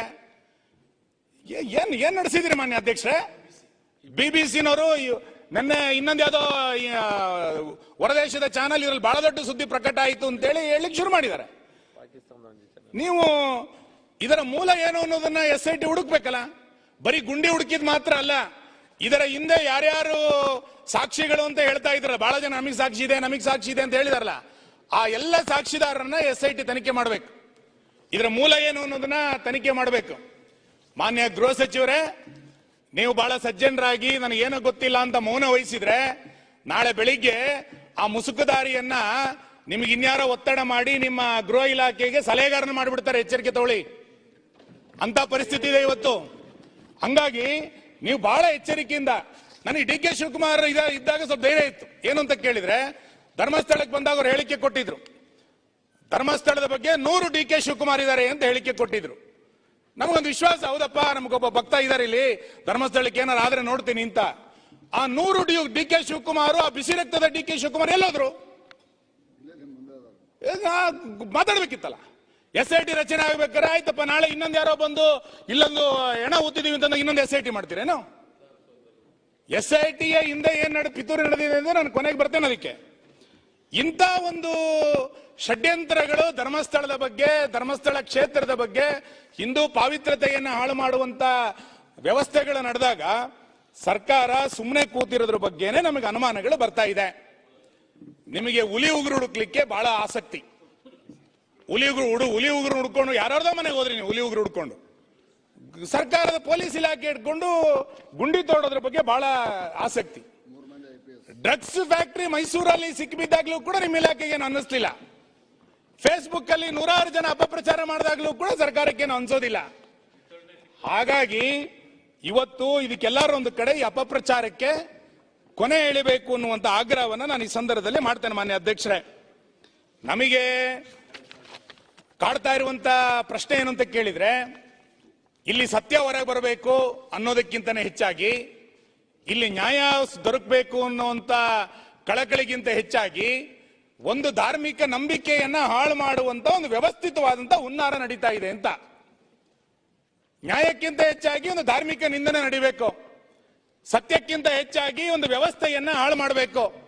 ಒಂದು ಅರಾಜಕತೆಯನ್ನ ಕರ್ನಾಟಕದಲ್ಲಿ ಈ ಅಪಪ್ರಚಾರಗಳ ಮುಖಾಂತರವೇ ಮಾಡಬೇಕು ಅನ್ನುವಂತ ಹುನ್ನಾರಗಳು ಸರ್ಕಾರದ ಕಡೆಯಿಂದ ಇವತ್ತು ನಡೀತಾ ಇದೆ ಅಂತೇಳಿ ನಮ್ಗೆ ಅನ್ನಿಸ್ತಾ ಇದೆ. ಹಾಗಾಗಿ ನಾನು ಸರ್ಕಾರವನ್ನ ಈ ಸಂದರ್ಭದಲ್ಲಿ ಆಗ್ರಹಿಸುವುದು, ಈ ತನಿಖೆ ಎಷ್ಟು ದಿನ ನಡೆಯುತ್ತೆ ಅಂತ ಹೇಳಿ. ಮಾನ್ಯ ಗೃಹ ಸಚಿವರು ಇದರ ಮಧ್ಯಂತರ ವರದಿಯನ್ನ ನೀವು ಕೊಡ್ಲಿಲ್ಲ ಅಂತಾದ್ರೆ 100 ಊಹಾಪೋಹಗಳು ಇನ್ನಷ್ಟು ಹುಟ್ಟಲಿಕ್ಕೆ ಪ್ರಾರಂಭ ಆಗುತ್ತೆ. ಆ ಊಹಾಪೋಹಗಳನ್ನ ಅವಕಾಶ ಕೊಡಬೇಡಿ ನೀವು, ಆ ಊಹಾಪೋಹಗಳಿಗೆ. ಮೂರನೇದು, ಆ ಯಾರು ಗುಂಡಿಗಳನ್ನ ತೋರಿಸ್ತಾ ಇದ್ದಾನೆ ಅವನು ಮಂಪರ್ ಪರೀಕ್ಷೆಯನ್ನು ಮಾಡಿ ಆತನ ಮೂಲ ಏನಿದೆ, ಇದಕ್ಕೆ ವಿದೇಶಿ ಹಣ ಬಂದಿದೆ ಎನ್ನುವಂತ ಸುದ್ದಿಗಳು ಬರ್ತಾ ಇದೆ. ಈ ರೀತಿ ಇದಕ್ಕೆ ಯಾರು ಹಣಕಾಸಿನ ಮೂಲ ಒದಗಿಸಿದ್ದಾರೆ, ಇದರ ಹಿಂದೆ ಇರುವಂತಹ ಸಂಘಟನೆ ಯಾರು, ಇದರ ಹಿಂದೆ ಇರುವಂತಹ ವ್ಯಕ್ತಿಗಳು ಯಾರು, ಇದೆಲ್ಲದೂ ಕೂಡ SIT 2 ನಲ್ಲಿ ತನಿಖೆಗಳಾಗಬೇಕು. SIT 1 ಮುಗಿಸಕ್ ಆಗಲ್ಲ ಇದನ್ನ. SIT 2 ನಲ್ಲಿ ಇದೆಲ್ಲದನ್ನು ಕೂಡ ಮಾಡಬೇಕು. ಬರೀ ಗುಂಡಿ ತೋಡಿದಕ್ಕೆ ಮಾತ್ರ SIT ಅಲ್ಲ, ಇದರ ಹಿಂದೆ ಇದು ಯಾರಿದ್ದಾರೆ, ಇದರ ಹಿಂದೆ ಯಾರು ಹಣಕಾಸಿನ ವ್ಯಕ್ತಿ ಕೊಟ್ಟಿದ್ದಾರೆ, ಮತ್ತು ಆ ಮುಸುಕುದಾರಿ 3-4 ಗಂಟೆ SIT ವಶದಲ್ಲಿ ಇದ್ರು ನಂತರ ಎಲ್ಲೆಲ್ಲಿ ಹೋಗಿದ್ದ, ಇದನ್ನು SIT ಅಲ್ಲಿ ತನಿಖೆ ಆಗಬೇಕಲ್ಲ. ಅದು ಯಾರ್ಯಾರು ಸಂಪರ್ಕ ಮಾಡಿದ್ರ ಆತನಿಗೆ, ಇದೆಲ್ಲದೂ ಕೂಡ ತನಿಖೆ ಮಾಡಬೇಕಾಗಿರುವಂತ ಅಗತ್ಯತೆ ಇದೆ ಅಂತ ನಾನು ಅನ್ಕೊಳ್ತೇನೆ. ಮತ್ತು ನನಗೆ ಬಹಳ ಗಟ್ಟಿ ಅನ್ಸೋದೇನು ಅಂತ ಕೇಳಿದ್ರೆ, ಇಷ್ಟೆಲ್ಲ ಸರ್ಕಾರ ಮೌನವಾಗಿ ಕೂತಿದೆ ಅಂತಂದ್ರೆ, ಇಷ್ಟೆಲ್ಲ ಅಪಪ್ರಚಾರಗಳು ದೀರ್ಘವಾಗಿ ನಡೆದಾಗ, ಇಡೀ ರಾಜ್ಯದ ಜನ ಧರ್ಮಸ್ಥಳದ ನಂಬಿಕೆಗೆ ಧಕ್ಕೆ ಆಗ್ತಾ ಇದೆ ಅಂತ ಹೇಳಿದಾಗ್ಲೂ ಕೂಡ ನೀವು ಸುಮ್ಮನೆ ಕೂತಿದ್ದೀರಿ ಅಂತಂದ್ರೆ ನಿಮ್ ಸರ್ಕಾರದ ಅಜೆಂಡಾ ಏನು, ನಿಮ್ ಸರ್ಕಾರದ ಉದ್ದೇಶ ಏನಿದೆ? ಹಾಗಾದ್ರೆ ನನಗನ್ಸುತ್ತೆ ಮಾನ್ಯ ಅಧ್ಯಕ್ಷರೇ, ಜುಲೈ 11ನೇ ತಾರೀಕು ಆತ ಬುರುಡೆ ಹಿಡ್ಕೊಂಡು ಬಂದ. ಜುಲೈ 16ನೇ ತಾರೀಕು ಮಾನ್ಯ ಗೃಹ ಸಚಿವರು ನಿಮ್ಮ ಹೈಕಮಾಂಡಿನ ಉಸ್ತುವಾರಿಗಳನ್ನ ಇಲ್ಲಿ ಭೇಟಿ ಮಾಡಿದ್ರು. ಒಂದಿಷ್ಟು ಮಂತ್ರಿಗಳನ್ನು ಕರೆದು ಮಾತಾಡ್ತಾ ಇದ್ರು. ಜುಲೈ 19ನೇ ತಾರೀಕು SIT ರಚನೆ ಆಯಿತು. ನಿಮ್ ಪಾರ್ಟಿ ಅಜೆಂಡಾ ಏನಿದೆ ಇದರಲ್ಲಿ? ನೀವು ಈ ಧರ್ಮಸ್ಥಳ ಕ್ಷೇತ್ರವನ್ನ ಅವಹೇಳನ ಮಾಡಬೇಕು ಅಂತೇಳಿ ನಿಮ್ ಪಾರ್ಟಿನಲ್ಲಿ ಏನಾದ್ರು ಅಜೆಂಡಾ ಫಿಕ್ಸ್ ಮಾಡ್ಕೊಂಡಿದ್ದೀರಾ? ನಿಮ್ಮ ಹೈಕಮಾಂಡ್ ನಿರ್ದೇಶನದಂತೆ ಇದು ಏನಾರು ನಡೆದಿದ್ಯಾ? ಇದು ಇಂಡಿ ಒಕ್ಕೂಟದ ಏನಾರು ಅಜೆಂಡಾನ, ಪಿತೂರಿನ ಇದು ನಿಮ್ ಪಾಪದ ಕೂಸ ಇದು ಗೊತ್ತಾಗ್ಬೇಕಲ್ಲ. ಯಾಕೆ ಅಂತ ಹೇಳಿದ್ರೆ ಕೇರಳದವರು ಇದ್ರ ಬಗ್ಗೆ ಮಾತಾಡ್ತಾರೆ, ಯಾರೋ STP ಇದ್ರ ಬಗ್ಗೆ ಮಾತಾಡ್ತಾರೆ, ಇನ್ಯಾರೋ ಒಬ್ಬ MP ಅವ್ರು ಮಾತಾಡ್ತಾರೆ ಅಂತಂದಾಗ ಮುಗಿಸ್ಬಿಡ್ತೀನಿ ಸರ್, ಮುಗಿಸ್ಬಿಡ್ತೀನಿ. ನೀವು ಆಮೇಲೆ ಇಂಟರ್ವ್ಯೂನ್ ಆಗಿ ನಾನು ಮುಗಿಸ್ತೀನಿ. SIT ಶುರುವಾದಾಗ ನೀವು ಇಂಟರ್ವ್ಯೂನ್ ಆಗ್ಬೇಕಿತ್ತು. ಈಗ ಅವ್ರು ಮುಗಿಸ್ಲಿ, ಆಮೇಲೆ ಇಂಟರ್ವ್ಯೂನ್ ಆಗ್ರಿ. ಈಗ ಮಾತಾಡಿ ಸರ್, ಆಮೇಲೆ ಮಾತಾಡ್ರಿ ಸರ್. ನೀವು ಈಗ ಅವರ ಭಾವನೆ, ಅರ್ಥ, ನೋವು, ಧರ್ಮಸ್ಥಳದ ವಿಚಾರ ನಾನು ಅವ್ರೇನು ಹೇಳ್ತಿರಲ್ಲ, ಇಂಥ DK ಶಿವಕುಮಾರ್ 100 ಜನ ಇದ್ದಾರೆ ಅಂತ. I believe in it.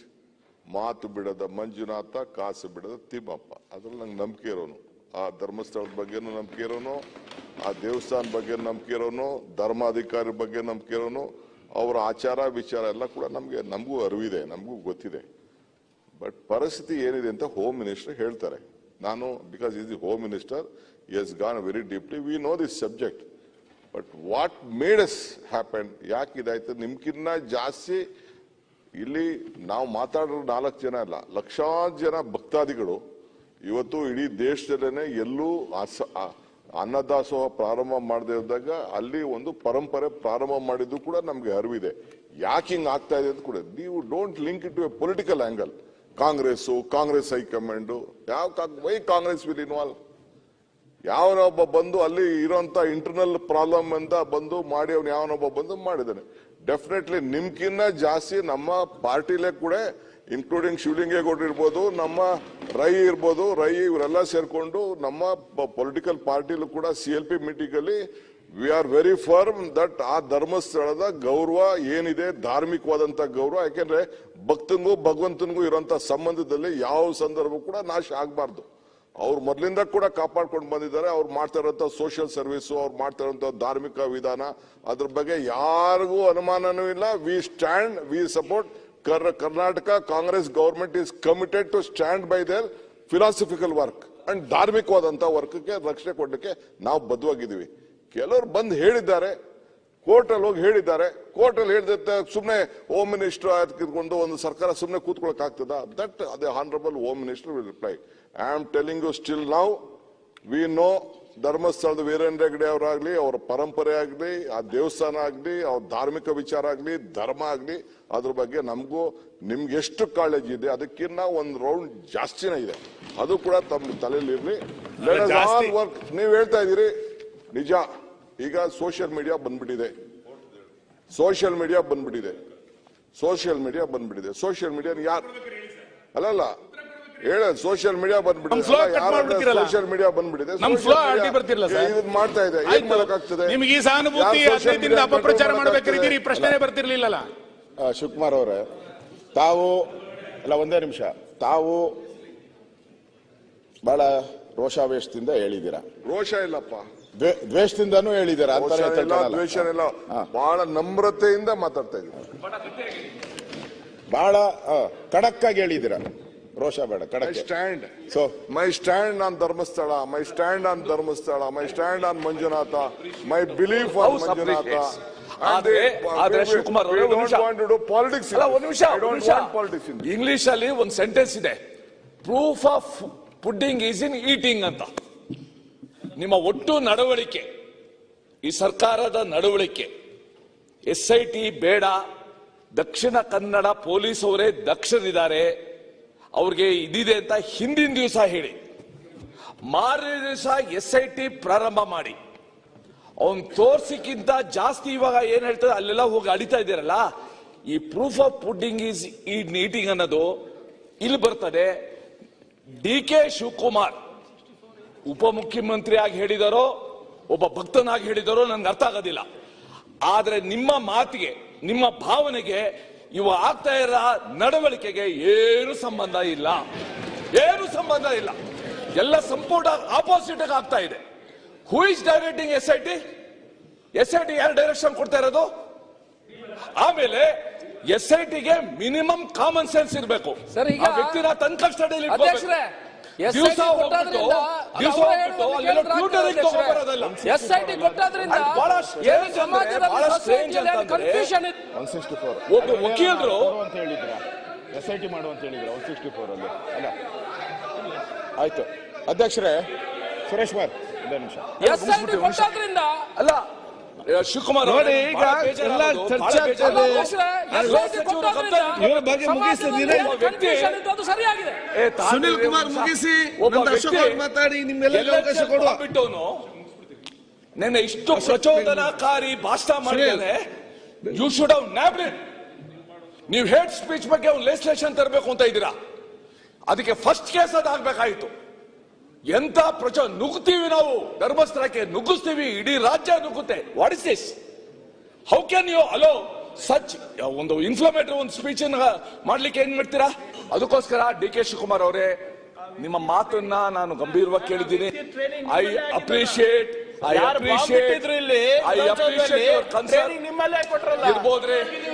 ಇರ್ಬೋದು. ಸಿದ್ದರಾಮಯ್ಯ ಹಾಗಿರ್ತದೆ, ಏನು ಮಾಡಕ್ಕಾಗಲ್ಲ. I appreciate your concern. I appreciate your faith. ಆದ್ರೆ ನಾನು ನಡವಳಿಕೆ ಬುದ್ಧಿವಾದ ಹೇಳ್ತೀರಾ ಒಬ್ರು ಸ್ಟೇಟ್ಮೆಂಟ್ ಕೊಟ್ಟಾಗ ಏನಾಗ್ಬೇಕು ಅದನ್ನು ಹೇಳಿ. ಅಧ್ಯಕ್ಷರೇ, ಬಾಂಬ್ ಬಿಟ್ಟವರಿಗೆಲ್ಲ ಸದಸ್ಯತ್ವ ಕೊಟ್ಬಿಟ್ಟು ಟ್ರೈನಿಂಗ್ ಕೊಟ್ಬಿಟ್ಟು ಬಿಟ್ಬಿಟ್ಟು ನಮ್ಮೇಲೆ ಆಗ್ತಾ ಇದೆ. DK ಶಿವಕುಮಾರ್ ಅವರು ಮಾನ್ಯ ಉಪಮುಖ್ಯಮಂತ್ರಿಗಳು ಇವತ್ತು ಸಾಂದರ್ಭಿಕವಾಗಿ ಬಂದು ಮಾತಾಡಿದ್ದಾರೆ. ನಿಮಗೆ ಕಳಕಳಿ ಇಲ್ಲ ಅಂತ ನಾನು ಹೇಳಲೇ ಇಲ್ಲ. ನೀವು ಅವತ್ತು ಇದನ್ನ ಬಹಳ ಗಟ್ಟಿಯಾಗಿ ಹೇಳಿದ ನಂತರ ಇಷ್ಟೆಲ್ಲ ಅಪಪ್ರಚಾರಗಳು ನಡೆದಾಗ ಯಾವ ಮಿನಿಸ್ಟರ್ ಇದಕ್ಕೆ ಇಂಟರ್ವ್ಯೂನ್ ಆಗ್ಲಿಲ್ಲ ಅಂತ, ಇಷ್ಟೆಲ್ಲ ದೊಡ್ಡ ಕೆಟ್ಟ ಅಪಪ್ರಚಾರಗಳು, ನಾನು ಬಹಳ ಅಪಪ್ರಚಾರ ನಮ್ ನೋಡಕ್ಕಾಗಲ್ಲ. ಅದು ಅಷ್ಟು ಅಪಪ್ರಚಾರ ನಡೆದಾಗ ಒಂದು FIR ಮಾಡಿಲ್ಲ ಸರ್ ಜಿಲ್ಲಾಡಳಿತ, ಒಂದು ಸರ್ಕಾರ ಮಾಡಲಿಲ್ಲ. ಇವತ್ತು ಭಾಷಣದಲ್ಲಿ ನಾನು ಬಹಳ ಅದ್ರ ಜೊತೆಗಿದ್ದೀನಿ ಅಂತಂದ್ರೆ ಆಗಲ್ಲ, ಕೃತಿನಲ್ಲಿ ಬರ್ಬೇಕಲ್ಲ. ನಾನು ಭಾಷಣದಲ್ಲಿ ಹೌದು ಹಂಗ್ ಮಾಡ್ತೇನೆ ಅಂತಂದ್ಬಿಟ್ರೆ ನಾಳೆ ಹೆಡ್ಲೈನ್ ಆಗ್ಬೋದು ಪೇಪರ್ ಅಲ್ಲಿ. ಆದ್ರೆ ಇಲ್ಲೇನ್ ನಡೆಸಿದ್ರಿ ನೀವು? ಇವತ್ತು ಈ ದಿನ ಬೆಳಿಗ್ಗೆ ಅಲ್ಲಿ ಪ್ರಚಾರ ಅಪಪ್ರಚಾರ ಎಲ್ಲಿಯ ತನಕ ಅಂತಂದ್ರೆ, ನೀವು ಸುಳ್ಳು ಸುದ್ದಿಯ ಬಗ್ಗೆ ಒಂದು ಕಾನೂನು ತರ್ತೀನಿ ಅಂತ ಗೃಹ ಸಚಿವರು ಹೇಳಿದ್ರಿ. ಇದೆಲ್ಲ ಸುಳ್ಳು ಪ್ರಚಾರಗಳು ಆದ ನಂತರ ಕಾನೂನು ತರಬೇಕು ಅಂತ ಹೊರಟಿದ್ದೀರಾ? ಸುಮ್ಮನೆ ಕೂತ್ಕೊಂಡ್ರ ಅದಕ್ಕೋಸ್ಕರ? ಒಳಗಾಕ್ಬೇಕಿತ್ತಲ್ಲ ಯಾರ್ಯಾರು ಹಿಂಗೆ ಧರ್ಮಸ್ಥಳದ ಬಗ್ಗೆ ಮಾತಾಡ್ತೀರಿ ಅಂತ. ಸರ್ಕಾರಕ್ಕೆ ನಾನು ಶಬಾಸ್ಗಿರಿ ಯಾವಾಗ ಕೊಡ್ತಿದ್ದೆ ಅಂತಂದ್ರೆ, ಒಬ್ಬ ಧರ್ಮಸ್ಥಳದ ಬಗ್ಗೆ ಮಾತಾಡಿದಾಗ, ಒಬ್ಬ ಮಂಜುನಾಥನ್ ಫೋಟೋ ಹಾಕೊಂಡು ಮಾತಾಡಿದಾಗ, ಒಬ್ಬ ಕುಟುಂಬದ ಬಗ್ಗೆ ಮಾತಾಡಿ ಅವಹೇಳನ ಮಾಡಿದಾಗ ಪೊಲೀಸ್ ಸ್ಟೇಷನ್ಗೆ ಒಳಗಾಕಿ ಹುಷಾರ್, ಹಿಂದೂ ಧಾರ್ಮಿಕ ಕೇಂದ್ರದ ಬಗ್ಗೆ ಮಾತಾಡಿರಿ ಹುಷಾರ್ ಅಂತ ಹೇಳಿದ್ರೆ ಹೌದಪ್ಪ ಅಂತ ನಿಮ್ ಸರ್ಕಾರನ ಹೇಳ್ತಾ ಇದ್ದೆ. ನೀವು ಅಸಹಾಯಕರಾಗಿ ಕುತ್ಕೊಂಡಿದ್ದೀರಿ ಇಡೀ ಸರ್ಕಾರ. ಯಾರು ಏನ್ ಬೇಕಾದ್ರೂ ಮಾಡಿ. ನಾನು ಅದನ್ನ ಹೇಳಿದಲ್ಲ, ಬಾಹುಬಲಿ ಬೆಟ್ಟದ ತನಕ ಹೋಗಿದ್ರಿ ನೀವು ಗುಂಡಿ ತೆಕ್ಕೊಂಡು. ಇದಕ್ಕಿಂತ ಒಂದು ಅಪಮಾನ ಬೇಕೇನೊಂದು ಕ್ಷೇತ್ರಕ್ಕೆ? ಬೇಡ, ಆಮೇಲೆ ನಾನು ಈಡಾಗಿಲ್ಲ ಸರ್, ಈಡಾಗಿಲ್ಲ, ಆಮೇಲೆ ಮಾತಾಡ್ತೀನಿ. ನೀವು ಇಷ್ಟೆಲ್ಲ ಮಾತಾಡ್ಬೇಕಾದ್ರೆ ಇವತ್ತು ಈ ಕಳಕಳಿಯನ್ನು ತೋರಿಸೋದೇ ನೀವು? ಇವತ್ತು ಇಡೀ ರಾಜ್ಯದ ಜನ ಆಕ್ರೋಶದ ಪರ ಆಗಿರೋ ಕಾರಣಕ್ಕೆ ಈಗ ನೀವು ಕಳಕಳಿಯನ್ನು ತೋರಿಸ್ತಾ ಇದ್ದೀರಿ. ಇವತ್ತು ಇಡೀ ರಾಜ್ಯದ ಜನ ರಸ್ತೆಗೆ ಬಂದಿದ್ದಾರೆ. ನಾನು ಅದಕ್ಕೆ ಹೇಳಿದ್ದು, ಬಾಹುಬಲಿ ಬೆಟ್ಟಕ್ಕೆ ಬುಡಕ್ಕೆ ಬಂದಿರುವಂತ ನಿಮ್ ಬುಡಕ್ಕೆ ಬರುತ್ತಿದ್ದು ಆ ಆಕ್ರೋಶ ಬಹಳ ದೊಡ್ಡ ಪ್ರಮಾಣದಲ್ಲಿ ಜ್ವಾಲೆ ಆಗ್ಲಿಕ್ಕಿಂತ ಮುಂಚೆ ನೀವು ತಿರುಪತಿಯನ್ನ ಅವಹೇಳನ ಅವತ್ತು ಮಾಡಿದ್ ನೋಡಿದ್ವಿ, ಶಬರಿಮಲೆಯನ್ನು ಮಾಡಿದ್ ನೋಡಿದ್ವಿ. ಈಗ ಮುಂದಿನ ಟಾರ್ಗೆಟ್ ಧರ್ಮಸ್ಥಳ ಮಾಡ್ಲಿಕ್ಕೆ ಹೊರಟಿದ್ದೀರಿ. ನಾಳೆ ಇನ್ನೇನೊಂದು ಟಾರ್ಗೆಟ್ ಮಾಡ್ತೀರಾ ಗೊತ್ತಿಲ್ಲ. ಇದೊಂದು ಗ್ಯಾಂಗ್, ಇದು ಅಪಪ್ರಚಾರ ಮಾಡ್ಕೊಂಡು ಮುಂದಕ್ಕೆ ಹೋಗುವಂತ ಒಂದು ಗ್ಯಾಂಗ್ ಇದು. ನೀವು ಇದನ್ನ ಈ ಟೂಲ್ ಕಿಟ್ ಅನ್ನ ಇವತ್ತು ನಿಲ್ಲಿಸ್ತಿಲ್ಲ ಅಂತಾದ್ರೆ, ಮಾನ್ಯ ಗೃಹ ಸಚಿವರು ಉತ್ತರದಲ್ಲಿ SIT ತನಿಖೆಯ ಮಧ್ಯಂತರ ವರದಿ ಏನಾಯ್ತು ಅಂತ ಹೇಳಿ, ಈ ತನಿಖೆಯನ್ನ ಎಲ್ಲಿಯ ತನಕ ನಡೆಸ್ತೀರಿ ಅಂತ ಹೇಳಿ, ಇನ್ನೆಷ್ಟು ಗುಂಡಿಯಾಗಿ ಕೊಟ್ಟಿದ್ದೀರಿ ಅನ್ನೋದನ್ನ ಹೇಳಿ ಸ್ಪಷ್ಟ ಮಾಡ್ತಾ, ಈ ರೀತಿ ಹಿಂದೂ ಧಾರ್ಮಿಕತೆಯ ಬಗ್ಗೆ ಯಾರು ಅವಹೇಳನ ಮಾಡಿದ್ರೆ ಈ ಸರ್ಕಾರ ಸಹಿಸೋದಿಲ್ಲ ಅನ್ನುವಂತ ಒಂದು ಸಂದೇಶ ಕೊಡಿ. ಬರೀ ಹಿಂದೂ ಕಾರ್ಯಕರ್ತರ ಮೇಲೆ FIR ಹಾಕೊಂಡು ಪೌರುಷ ತೋರಿಸೋದಲ್ಲ ನಿಮ್ದು. ಈ ತರದವರಿಗೂ ಸ್ವಲ್ಪ ತೋರಿಸಿ ಏನು ಅಂತ. ಹಾಗಾಗಿ ನಿಮ್ ಜೊತೆಲಿರುವಂತ ಗುಂಪು ಏನು ಅಂತಂದ್ರೆ, ಮೊನ್ನೆ ಜ್ಞಾನೇಂದ್ರ ಹೇಳಿದ್ರು, ಕಾಡಲ್ಲಿರೋ ನಕ್ಸಲರನ್ನೆಲ್ಲ ಶರಣಾಗತಿ ಮಾಡಿ ನಗರಕ್ಕೆ ತಂದು ಬಿಟ್ಬಿಟ್ರಿ. ಅವರೆಲ್ಲ ಇವತ್ತು ಇದ್ರಲ್ಲಿ ಓಡಾಡ್ತಿದ್ದಾರೆ. ನಗರ ನಕ್ಸಲರೆಲ್ಲ ಓಡಾಡಕ್ ಶುರು ಮಾಡಿದ್ದಾರೆ. ಇವತ್ತು ಇನ್ನೊಂದು ತಂದ್ಬಿಟ್ಟಿದ್ದು, ನೀವೇ ತಂದ್ಬಿಟ್ಟಿದ್ದು, ಇನ್ಯಾರು ತಂದ್ಬಿಟ್ಟಿದ್ದು? ನಿಮ್ಮ ನಿಮ್ಮ ಸರ್ಕಾರ ಹಾಗಾಗಿ ಇದು ಕಾಂಗ್ರೆಸ್ ಪಕ್ಷದ ಅಜೆಂಡಾ ಯಾಕೆಂದ್ರೆ ಈಗ ಅಧ್ಯಕ್ಷರೇ ಯಾರು ಇದರ ಹಿಂದೆ ಸಂತ ಅಧಿಕಾರಿಗಳಿದ್ದಾರೆ, ಇದರ ಹಿಂದೆ ಯಾರು ತೆರೆಯ ಮರೆಯಲ್ಲಿ ಇದರಿಂದ ಕೆಲಸ ಮಾಡಿದ್ದಾರೆ, ಇದರ ಹಿಂದೆ ಇರುವಂತ ಯಾವ ಸಂಘಟನೆಗಳಿದೆ, ಇದರ ಹಿಂದೆ ಯಾವ ಹಣಕಾಸಿನ ನೆರವನ್ನು ಕೊಟ್ಟಿದ್ದಾರೆ, ಇದೆಲ್ಲದರ ಬಗ್ಗೆಯೂ ಕೂಡ ತನಿಖೆ ಆಗಬೇಕು. ಇದು ಹೊರಗೆ ಬರಬೇಕು. ನಾಳೆ ತೇಜೋವಧೆ ಮಾಡಿ ನಂತರ ನಾನು ನನ್ನ ಮನೆ 0 ಅವರ್ನಲ್ಲಿ ಹೇಳ್ತಾ ಇದ್ದೆ, ಕೊನೆಗೆ ಏನ್ ಮಾಡ್ಬಿಡ್ತೀರಿ ನೀವು ಅಂತಂದ್ರೆ ಇದನ್ನ ಮುಚ್ಚಾಕ್ಬೇಕು ಅಂತಾದಾಗ ಕೊನೆಗೆ SIT-ನವರು ಅದು ಇನ್ನೇನೋ ವರದಿ ಏನ್ ಕೊಡ್ತಾರೆ ಅಂತಂದ್ರೆ ಆ ಮುಸುಕುದಾರಿ ಮೆಂಟಲ್ ಸರ್ ಏನು ಮಾಡಕ್ಕಾಗಿಲ್ಲ ಅಂದ್ಬಿಡ್ತೀರಿ ನೀವು. ಕೊನೆಗೆ ಇದೇ ಮಾಡೋದು ನೀವು. ಅವನಿಗೆ ಮೆಂಟಲ್ ಟ್ರೀಟ್ಮೆಂಟ್ ಬೇಕಾಗಿದೆ, ಅವನ ಏನೇನೋ ಹೇಳ್ದ, ಅವತ್ತೇನೋ ಅಚಾನಕ್ ಆಗಿ ನಡೆದೋಗ್ಬಿಟ್ಟಿತ್ತು ಅಂತೇಳಿ ಅದನ್ನ ಕೊಂಟೆ ಮಾಡ್ತೀರಿ. ಅಂದ್ರೆ ಇಡೀ ರಾಜ್ಯನ ಮೆಂಟಲ್ ಮಾಡ್ಲಿಕ್ಕೆ ಹೊಟ್ಬಿಡ್ತೀರಿ ನೀವು. ಹಾಗಾಗಿ ಇದು ಯಾವುದಕ್ಕೂ ಅವಕಾಶ ಕೊಡದಲೆ ಇದರ ಭಾವನೆಗಳಿಗಾಗಿರುವಂತಹ ಹಾನಿಗಳನ್ನ ಯಾರು ಆ ಹಾನಿಯನ್ನು ಸರಿ ಮಾಡ್ಕೊಳ್ಳೋದು ಯಾರು? ಹಾಗಾಗಿ ತಕ್ಷಣ ಸರ್ಕಾರ ನಿಮ್ ಇಡೀ ಮಂತ್ರಿ ಮಂಡಳ ಹೋಗಿ ಧರ್ಮಸ್ಥಳದ ಕ್ಷಮೆಯನ್ನು ಯಾಚಿಸ್ಬೇಕು ನೀವು. ಹೌದು, ನಮ್ ಕಡೆ ತಪ್ಪಾಗಿದೆ, SIT ರಚನೆ ಮಾಡಿ ಅಪಪ್ರಚಾರ ಮಾಡಿ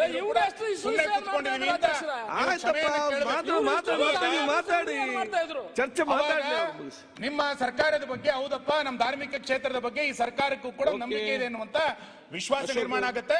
ಹಾಗಾಗಿ ಒಂದು ವಿಶ್ವಾಸದ ಹೆಜ್ಜೆಯನ್ನ ಸರ್ಕಾರ ಇಡಬೇಕು. ಇನ್ನ ಯಾವುದೇ ವ್ಯಕ್ತಿ, ಯಾವುದೇ ಸಂಘಟನೆ, ಯಾವುದೇ ಪಿತೂರಿ ಹಿಂದೂ ಧಾರ್ಮಿಕ ಕ್ಷೇತ್ರದ ಬಗ್ಗೆ ಅವಹೇಳನ ಮಾಡುವಂತ ಪ್ರಕ್ರಿಯೆಗೆ ನೀವು ಒಂದು ದಿಟ್ಟ ಹೆಜ್ಜೆಯನ್ನ ಸರ್ಕಾರ ಇಡಬೇಕು ಅಂತೇಳಿ ನಾನು ಆಗ್ರಹಿಸ್ತೇನೆ. ಸನ್ಮಾನ್ಯ ಅಧ್ಯಕ್ಷರೇ, ನಾವು ರಾಮಲಿಂಗ ರೆಡ್ಡಿ ಧಾರ್ಮಿಕ ಸಚಿವರು ಆಮೇಲೆ ಉತ್ತರ ಕೊಡ್ಲಿ. ಉತ್ತರ ಆಮೇಲೆ ಕೊಡ್ಲಿ, ಅವರು ಉತ್ತರ ಕೊಡ್ಲಿ ಆಮೇಲೆ. ಮೈಕ್ ಯೂಟ್ಯೂಬರ್ಸ್ ಮೇಲೆ ಏನಾಗಿತ್ತು, ಟಿಕೆಟ್ ಮಾಡಿದ್ಯಾರು? ನಾವು ಮಾಡಿದ್ದು, ಹೈಕೋರ್ಟ್ ಮಾಡಿದ್ದದು. ಅದರಿಂದ ನಮ್ಮ ಗೃಹ ಮಂತ್ರಿ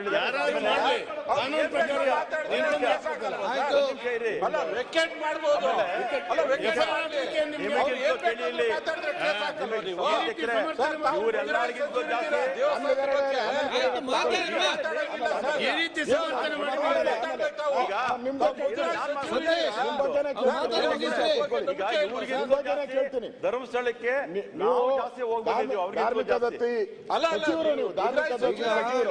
ವಿಷಯಾಧಾರಿತವಾಗಿ ಚರ್ಚೆ ಮಾಡಿ ಪರಸ್ಪರ ಆರೋಪ ಮಾಡಿದ್ರೆ ವಿಷಯಾಧಾರಿತವಾಗಿ ಚರ್ಚೆ ಆಗಲಿ.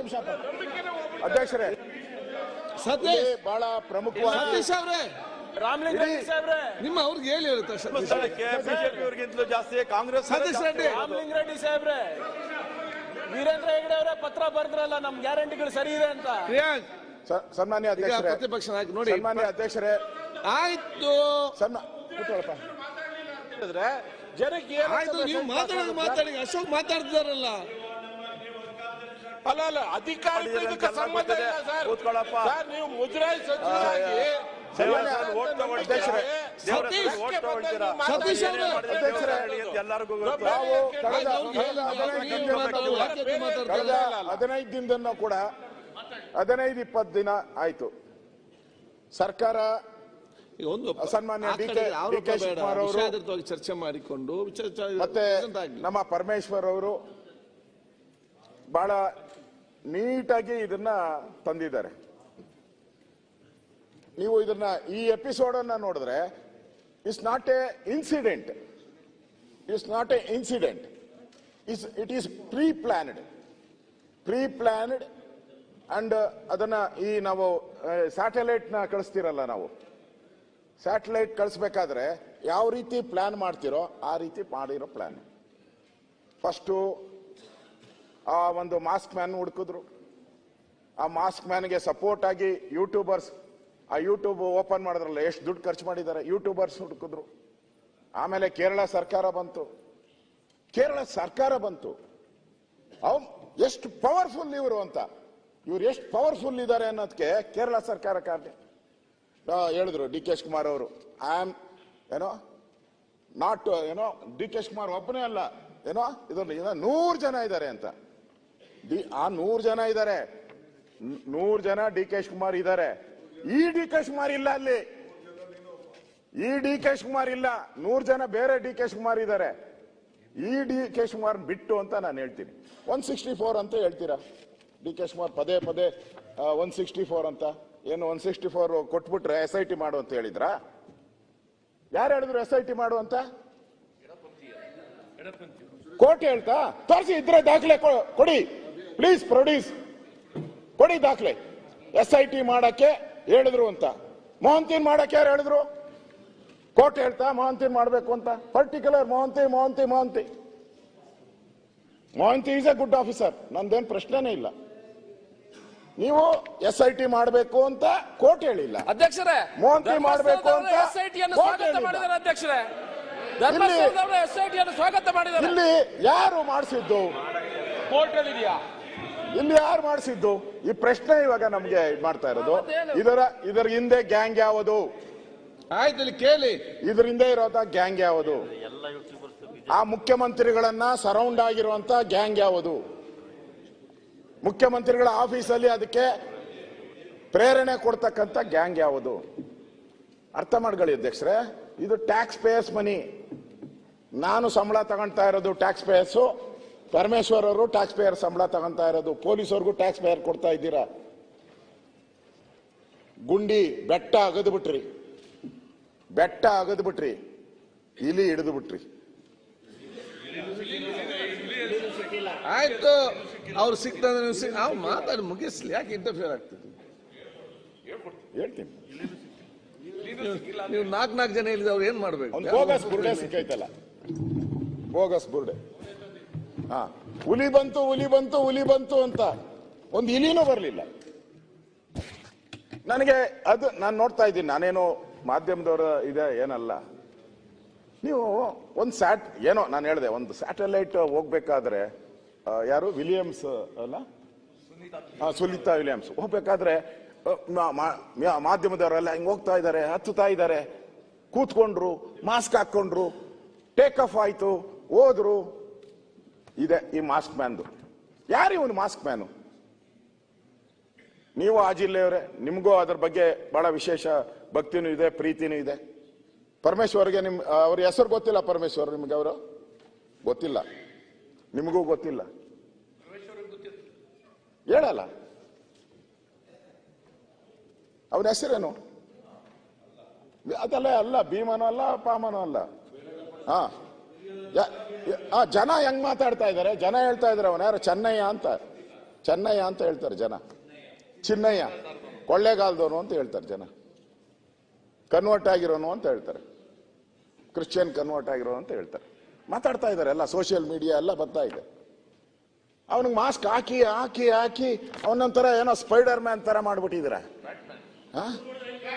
ನಾನು ಕೇಳ್ತೀನಿ ನಿಮ್ಗೆ, ಪೊಲೀಸವ್ರಿಗೆ ಬೇರೆ ದಿನ ಪೊಲೀಸವ್ರ ಹತ್ತಿ ಅವನಿಗೆ ಮೇಕಪ್ ಮಾಡ್ಕೊಂಡು, ಅಚ್ಚೆ ಉಯ್ಕೊಂಡು, ದಿನ ಅವನ್ನ ಕರ್ಕೊಂಡು, ಅವನು ಬಿರಿಯಾನಿ ಕೊಡ್ಸ್ಕೊಂಡು ಕರ್ಕೊಂಡು, ಏನು ನಮಗೂ ಅಷ್ಟು ಸೆಕ್ಯೂರಿಟಿ ಇಲ್ಲ, ಡಿ ಕೆ ಶಿವಕುಮಾರ್ಗೆ ಅಷ್ಟು ಸೆಕ್ಯೂರಿಟಿ ಇಲ್ಲ.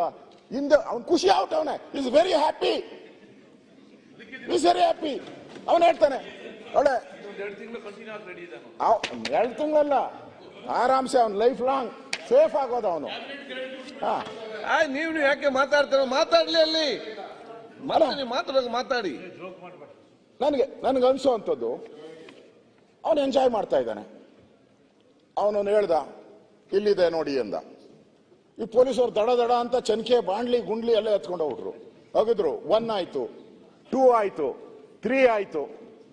ಆಮೇಲೆ ಹೇಳ್ದ, ಇಲ್ಲ ಇದಾಗಲ್ಲ, ದ್ರೋಣ್ ಮಾಡಿ ಅಂತ ಹೇಳ್ದ. ಪರಮೇಶ್ವರ್ ಅವರೇ, ದ್ರೋಣ್ಗೆ ಎಷ್ಟು ಖರ್ಚು ಆಗ್ತತೆ? 1.5 ಲಕ್ಷ ಅಂತ ನನ್ಗೆ ಹೇಳ್ತಾರೆ. ಅದು ಆ ಮಿಷಿನ್ ಹೌದೋನೋ ಏನೋ ಹೇಳ್ಬೇಕು ನೀವು. 1.5 ಲಕ್ಷ ರೂಪಾಯಿ.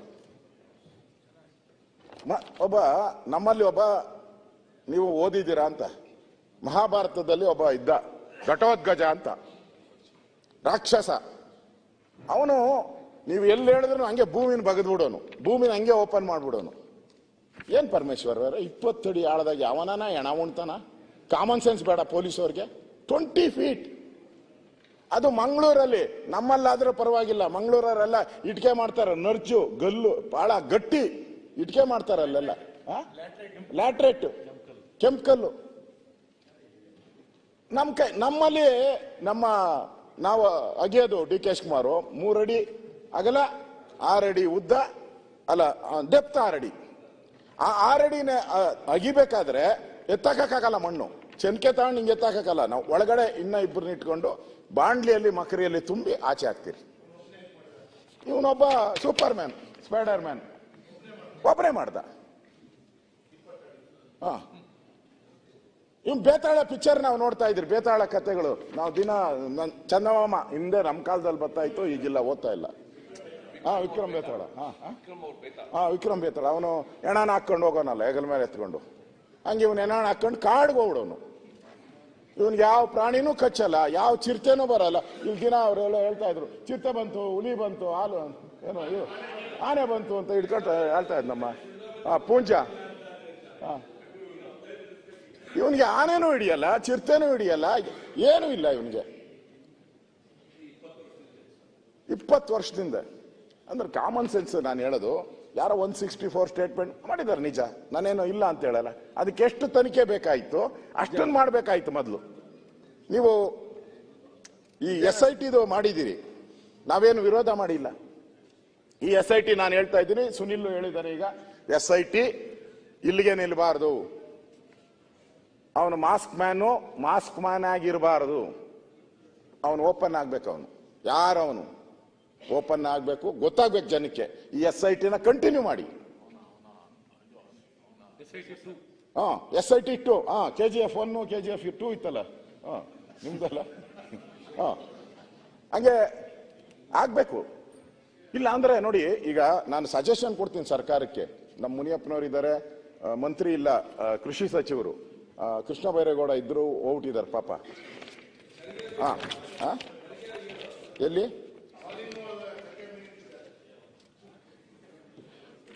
ಈ ಎಲ್ಲ ಅಗದಿದ್ದೀರಲ್ಲ, ಈ ಅಗದಿರೋದನ್ನೆಲ್ಲ ಕೃಷಿ ಹೊಂಡ ಮಾಡ್ಬಿಡಿ.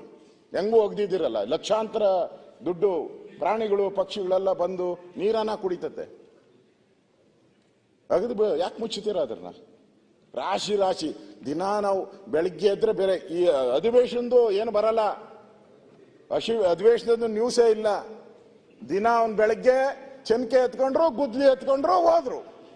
ಇಷ್ಟೇ ಬೆಳಗ್ಗೆಯಿಂದ ಸಾಯಂಕಾಲದವ್ರು ಅಗದ್ರು ನೋಡಿ. ಇನ್ನೇನು ಕೆಲವೇ ಕ್ಷಣ ನಿಮಿಷಗಳು ಅಂತ ಬರ್ತದೆ. ನಿಮಿಷ ಆಯ್ತು, ಸಾಯಂಕಾಲ ಆಯ್ತು, ಸಾಯಂಕಾಲ ಖಾಲಿ ಚೆನ್ಕೆ ಖಾಲಿ ಬಾಂಡ್ಲಿ ಎತ್ಕೊಂಡು ಮನೆಗೆ ಹೋದ್ರು. ಒಂದು ಸರ್ಕಾರ ರೀ, ಇದು ಇಸ್ ಅ ಗೌರ್ಮೆಂಟ್.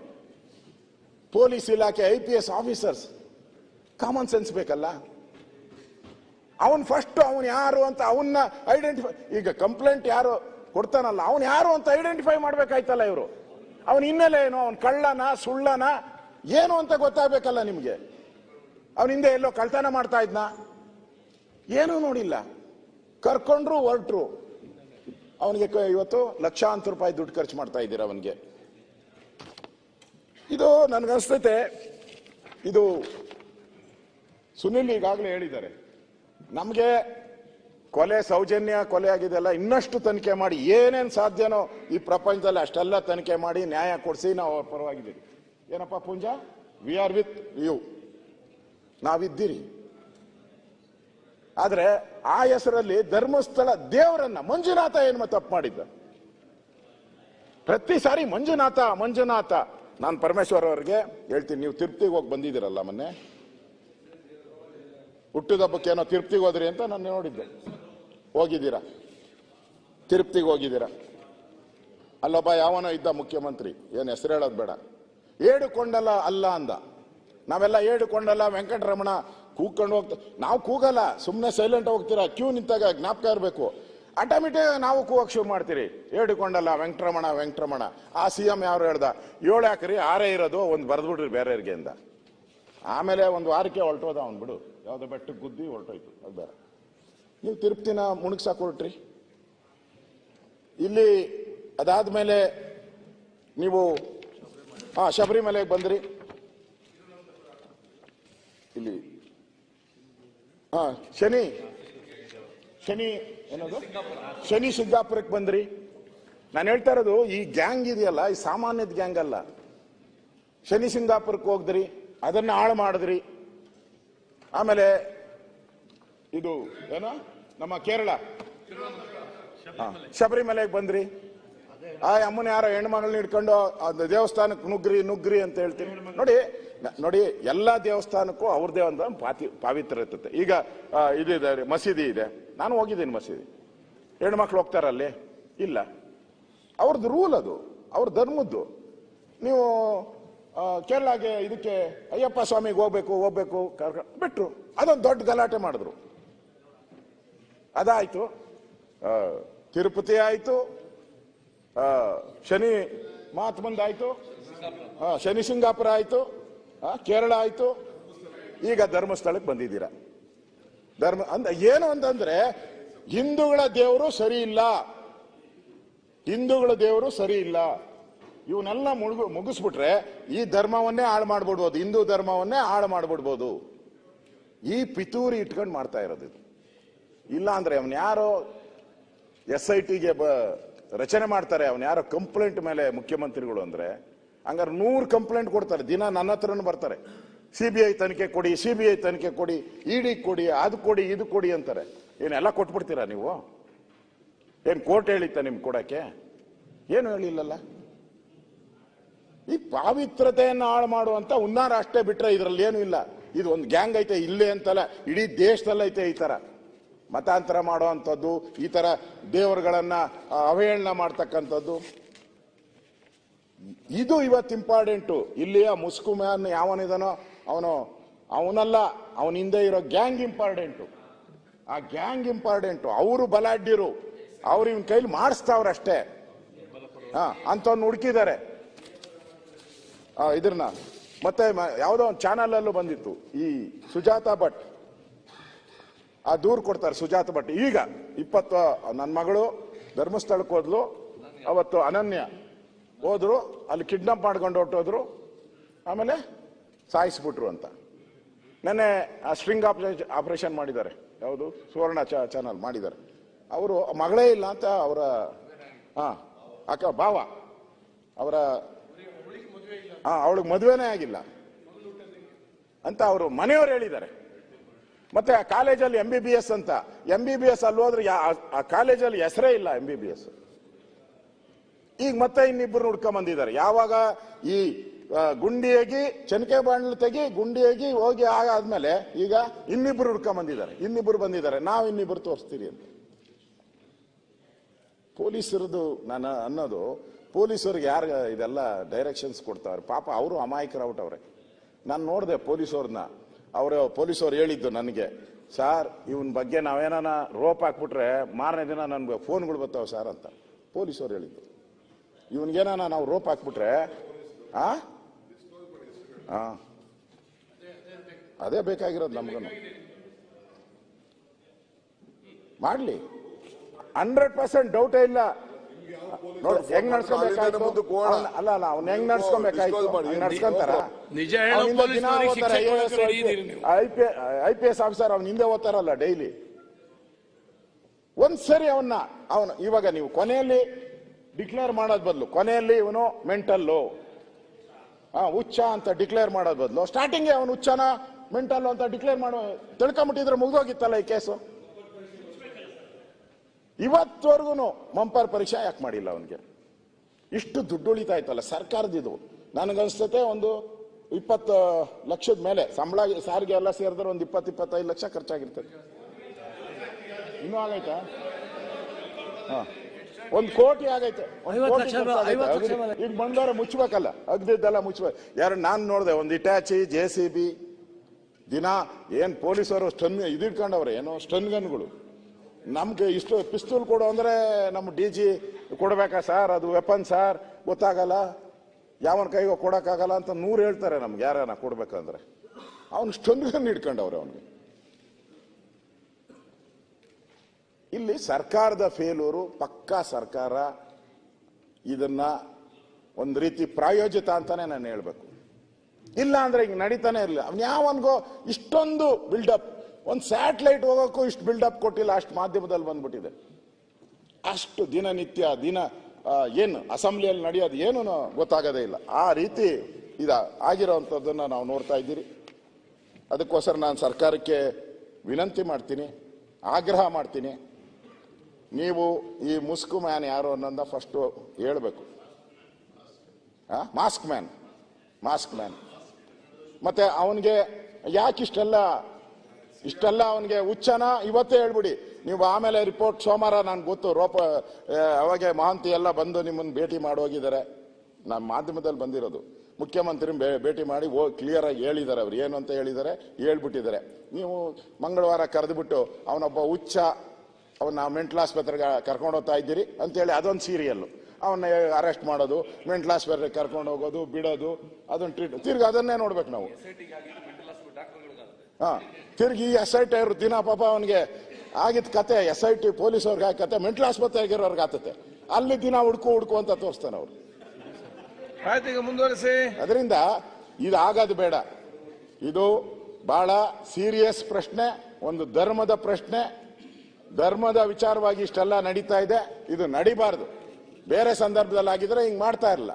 ಅದಕ್ಕೋಸ್ಕರ ಇಲ್ಲಿ ಯಾರೇ ಅಪರಾಧಿ ಇರಲಿ, ಏನೋ ಆಗಿದ್ರೆ, ಕೊಲೆ ಆಗಿದ್ರೆ, ಮರ್ಡರ್ ಆಗಿದ್ರೆ ಯಾರು ತಪ್ಪಿಸಕ್ಕಾಗಲ್ಲ. ನಾನು ನೋಡಿದ್ದೀನಿ ಕೆಲವು ಮುಖ್ಯಮಂತ್ರಿಗಳೇ ಜೈಲಿಗೆ ಹೋಗಿದ್ದಾರೆ. ನಾನು ಕೇರಳದಲ್ಲಿ ನೋಡಿದ್ದೀನಿ, ಒಬ್ಬ DG ಜೈಲಿಗೆ ಹೋಗಿದ್ದಾರೆ ಮರ್ಡರ್ ಕೇಸ್.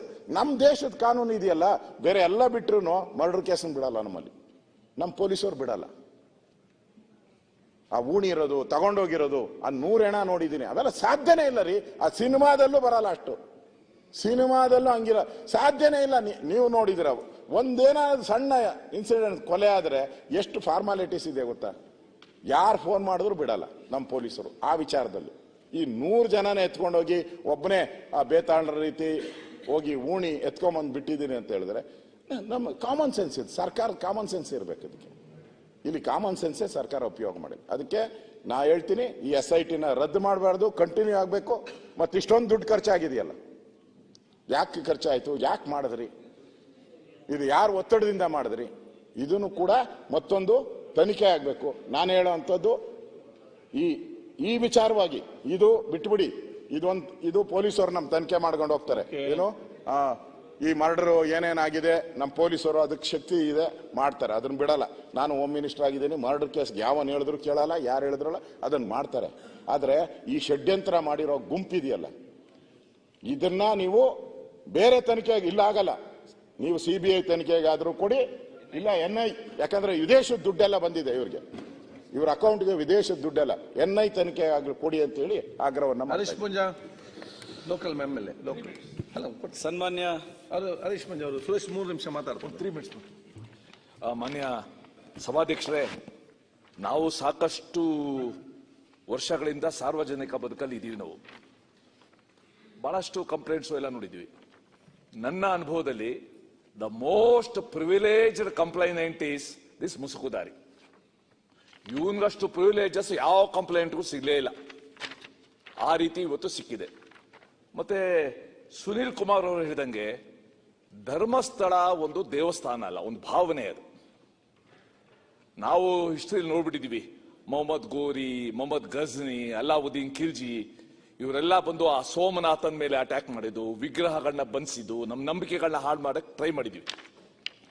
ಇದು ಹೊಸ ಸಂತತಿ, ಇದು ನೆಪ. ಇದು ಸೌಜನ್ಯದು ನಾವು ಹೇಳ್ದಂಗೆ ನ್ಯಾಯ ದೊರಕಲೇಬೇಕು. ಅರೆ ಸೌಜನ್ಯ ಸಾವನ್ನ ಉಪಯೋಗಿಸ್ಕೊಳ್ತಾ ಇದ್ದಾರಲ್ಲ ತಮ್ದ್ಯಾವುದೋ ಒಂದು ಅಜೆಂಡಾಗೆ, ಅದಕ್ಕೆ ಅವಕಾಶ ಕೊಡಬಾರ್ದು. ನಾನು ಆಗ್ಲೇ at the risk of repetition ಹೇಳ್ತೀನಿ, SIT should have had the minimum common sense. ಆ ಮುಸುಕುದಾರಿನ ನಮ್ಮ ಕಸ್ಟಡಿಲಿ ಇಟ್ಕೊಳ್ಬೇಕು, ಕರ್ಕೊಂಡೋಗ್ಬೇಕು. ಅವನ್ನೆಲ್ಲ ಹೋಗ್ತಾನೋ ಅಲ್ಲಿ ಕರ್ಕೊಂಡೋಗ್ಬೇಕು, ಮತ್ತೆ ತಮ್ಮ ಕಸ್ಟಡಿಲಿ ಇಟ್ಕೋಬೇಕು. ಎಷ್ಟೇ ಹೆಂಗಿದ್ರು ಖರ್ಚು ಮಾಡ್ತಿದ್ದಾರ, ಇನ್ನೊಂದು ಬಿರಿಯಾನಿ ಅಷ್ಟೇ ಖರ್ಚಷ್ಟೇ. ನೈಟ್ ಒಂದು ವ್ಯವಸ್ಥೆ ಮಾಡಬೇಕು. ಅವನು 8 ಗಂಟೆ ಇರ್ತಾನೆ, ಇದೇನೋ ವರ್ಕಿಂಗ್ ಅವರ ಇದು. ನಮ್ಮ ಇವರು ಸ್ಪೀಕರ್ ಅವರು ಬೆಳಗ್ಗೆ 9:00 ಬನ್ನಿ ಅಂತ ಅಂದ್ಬಿಟ್ಟು 8 ಗಂಟೆ ಕಳಿಸ್ತಾರಲ್ಲ, ಆ ರೀತಿನ ಅದು. ಅವ್ನು ಬೆಳಗ್ಗೆ ಬರ್ತಾನಂತೆ, ಸಂಜೆ ಅವ್ನು ಬೇಕಾದಂಗೆ ಹೋಗ್ತಾನಂತೆ, ಅಲ್ಲಿ ಮುಸುಕು ತೆಗಿತಾನವನು. ಇದು ಒಂಥರ, ನಾನು ಎಲ್ಲೂ ಕೂಡ ಈ ರೀತಿ ವಿಚಾರಣೆನ ಕೇಳಿಲ್ಲ. Unheard, unseen. ಆ ರೀತಿ ಇವತ್ತು SIT ಮಾಡ್ತಾ ಇದೆ. ಈಗ ಎಲ್ಲಾರ್ದು ಇವತ್ತು ಬೇಡಿಕೆ ಇರೋದು, ಮನವಿ ಇರೋದು, SIT should not be misguided by that ಮುಸುಕುದಾರಿ. ಇವತ್ತು ತುಂಬಾ ಮಿಸ್ಗೈಡ್ ಆಗ್ತಾ ಇದೆ. ಜೊತೆಗೆ ಯಾರೋ ಎಲ್ಲೋ ಕೂತ್ಕೊಂಡು ಡೈರೆಕ್ಷನ್ ಕೊಡ್ತಾ ಇದ್ದಾರೆ. ಇವನು ಬಿಡಿ, ಅಗಿಲಿ ಬಾಹುಬಲೆಗೆ ಹೋಗಿ ನೆಕ್ಸ್ಟ್ ಬೇಕಾದ್ರೆ ಧರ್ಮಸ್ಥಳದ ಯಾರು ಕ್ಷೇತ್ರ ಅವ್ರ ಮನೇಲೇ ಊತಿರ್ಬೋದು ಅಂದ್ರೆ ಅಲ್ಲಿಗೂ ಕೂಡ ಹೋಗಿ ಅಗಿಸ್ತೀರಾ ನೀವು. ಸೊ ಅದಕ್ಕೋಸ್ಕರ they should be limit. Don't play with the trust or faith of the Hindu community. ಆ ಭಾವನೆಗಳ ಜೊತೆ ನೀವು ಚೆಲ್ಲಾಟ ಆಡಬೇಡಿ. ಯಾಕಂದ್ರೆ ನಾನು ವೈಯಕ್ತಿಕವಾಗಿ ನನ್ನ ಜೀವನದಲ್ಲಿ ಯಾರು ಬಂಧು ಇಲ್ಲ. ನನ್ಗಿರೋದು ಒಬ್ಬನೇ ಒಬ್ಬ ಬಂಧು ಅಂತ ಅಂದ್ರೆ ಧರ್ಮಸ್ಥಳದ ಮಂಜುನಾಥ. ನನಗೆ ಜೀವನದಲ್ಲಿ ಬಂದ ಕಷ್ಟ ಸಮಯದಲ್ಲೆಲ್ಲ ಸಹಾಯ ಮಾಡಿರೋನು ಅಂದ್ರೆ ಮಂಜುನಾಥ. ಈ ತರ ಲಕ್ಷಾಂತರ ಜನ ಇದ್ದಾರೆ ಯಾರಿಗೂ ಸಹಾಯ ಮಾಡದೇ ಇರೋರು. Don't play with their emotions, faith. ತಕ್ಷಣ ಈ SIT ಅವನ ಹುಚ್ಚಾಟಕ್ಕೆ SIT ಬಲಿ ಆಗೋದು ಬೇಡ. ನಮ್ಮ ಪೊಲೀಸವ್ರಿಗೂ ಘನತೆ ಇದೆ, ಗೌರವ ಇದೆ, ಅವ್ರ ಕ್ಷಮತೆ ಇದೆ. ಅವ್ರು ಯಾರೋ ಒಬ್ರು ವಕೀಲರು, ಮುಖ್ಯಮಂತ್ರಿಗಳೇ, he writes a letter to the Kerala legislature. Kerala ಲೆಜಿಸ್ಲೇಚರ್ಗೆ ಲೆಟರ್ ಬರೆದು ಕೇರಳ ಲೆಜಿಸ್ಲೇಚರ್ ಅಲ್ಲಿ ಇದ್ರ ಬಗ್ಗೆ ರೆಸೊಲ್ಯೂಷನ್ ಪಾಸ್ ಮಾಡಬೇಕು ಅಂತ ಲೆಟರ್ ಬರೀತಾರೆ. ಅಷ್ಟೇ ಅಲ್ಲ, ಕೇರಳ ಪೊಲೀಸ್ ಅವರು ಇಲ್ಲಿನ ಇನ್ವೆಸ್ಟಿಗೇಷನ್ ಬಂದು ಅಸಿಸ್ಟ್ ಮಾಡಬೇಕು ಅಂತ ಬರುತ್ತೆ. ಏನು ಹುಚ್ಚಾಟಕ್ಕೆ ಒಂದು ಲಿಮಿಟ್ ಇರಬೇಕು. Some limit. ಇನ್ನೊಬ್ರು ಪ್ರಚೋದನಾಕಾರಿ ಮಾತುಗಳನ್ನ ಆಡ್ತಾ ಇದ್ದಾರೆ. ಸೊ ಅದಕ್ಕೋಸ್ಕರ ಇದು ಮತ್ತಷ್ಟು ಹೆಚ್ಚಾಗಿ ರಾಜ್ಯದಲ್ಲಿ ಜನಸಾಮಾನ್ಯರಲ್ಲಿ, ಭಕ್ತರಲ್ಲಿ ಕ್ಷೋಭೆ ಹೆಚ್ಚಾಗಿಂತ ಮುಂಚೆ put on into this drama. This is nothing but a drama with an agenda. ಇದನ್ನ ನಿಲ್ಲಿಸಬೇಕು. ನಾವೆಲ್ಲರೂ ಕೂಡ ಆಗ್ರಹ ಮಾಡ್ತಾ ಇರೋದು, ದಯವಿಟ್ಟು SIT ಮಧ್ಯಂತರ ವರದಿನ ಕೊಡಿ. ಮಧ್ಯಂತರ ವರದಿ ಕೊಟ್ಟು ಹೆಚ್ಚು ಈ ಕಪೋಲ ಕಲ್ಪಿತ ಸಂಗತಿಗಳೇನು ಹರಡ್ತಾ ಇದೆ, ಪ್ಲೀಸ್ ಪುಟ್ ಎ ಸ್ಟಾಪ್. ಮತ್ತೆ ಬೇಗ ಆ ಹೇಟ್ ಸ್ಪೀಚ್ ಕಾನೂನು ತಂದು ಮೊದಲು ಅವ್ರನ್ನ ಒಳಗಡೆ ಹಾಕಿ. ಹರೀಶ್ ಪಂಜಾ. ಸನ್ಮಾನ್ಯ ಸಭಾಧ್ಯಕ್ಷರೇ, ಬೆಳ್ತಂಗಡಿ ವಿಧಾನಸಭಾ ಕ್ಷೇತ್ರದ ಜನಪ್ರತಿನಿಧಿಯಾಗಿ ಈ ಒಂದು ಘಟನೆಗೆ ಸಂಬಂಧಪಟ್ಟಂತೆ ಈ ಸದನದಲ್ಲಿ ಮಾತಾಡಬೇಕಾದಂತ ಅನಿವಾರ್ಯತೆ ಇದೆ. ನಾನು ಈ SIT ಪ್ರಕರಣವನ್ನು ಮಾತಾಡುವುದಕ್ಕಿಂತ ಮುಂಚೆ ಬೆಳ್ತಂಗಡಿ ವಿಧಾನಸಭಾ ಕ್ಷೇತ್ರದ ಧರ್ಮಸ್ಥಳ ಗ್ರಾಮ ಪಂಚಾಯತ್ ವ್ಯಾಪ್ತಿಯ ಪಾಂಗಳದ ನಿವಾಸಿಯಾಗಿದ್ದಂತ ವಿದ್ಯಾರ್ಥಿನಿ ಕುಮಾರಿ ಸೌಜನ್ಯ ಅವರ ಹತ್ಯೆ ಅಕ್ಟೋಬರ್ 9, 2012 ಆಯಿತು.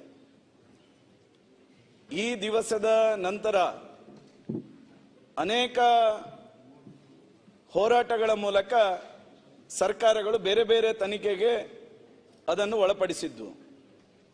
ಬೇರೆ ಬೇರೆ ತನಿಖೆಗೆ ಒಳಪಡಿಸಿದ ನಂತರ 2023 ಜೂನ್ 18ಕ್ಕೆ ಕೋರ್ಟಿನ ತೀರ್ಪು ಸಹ ಬಂತು.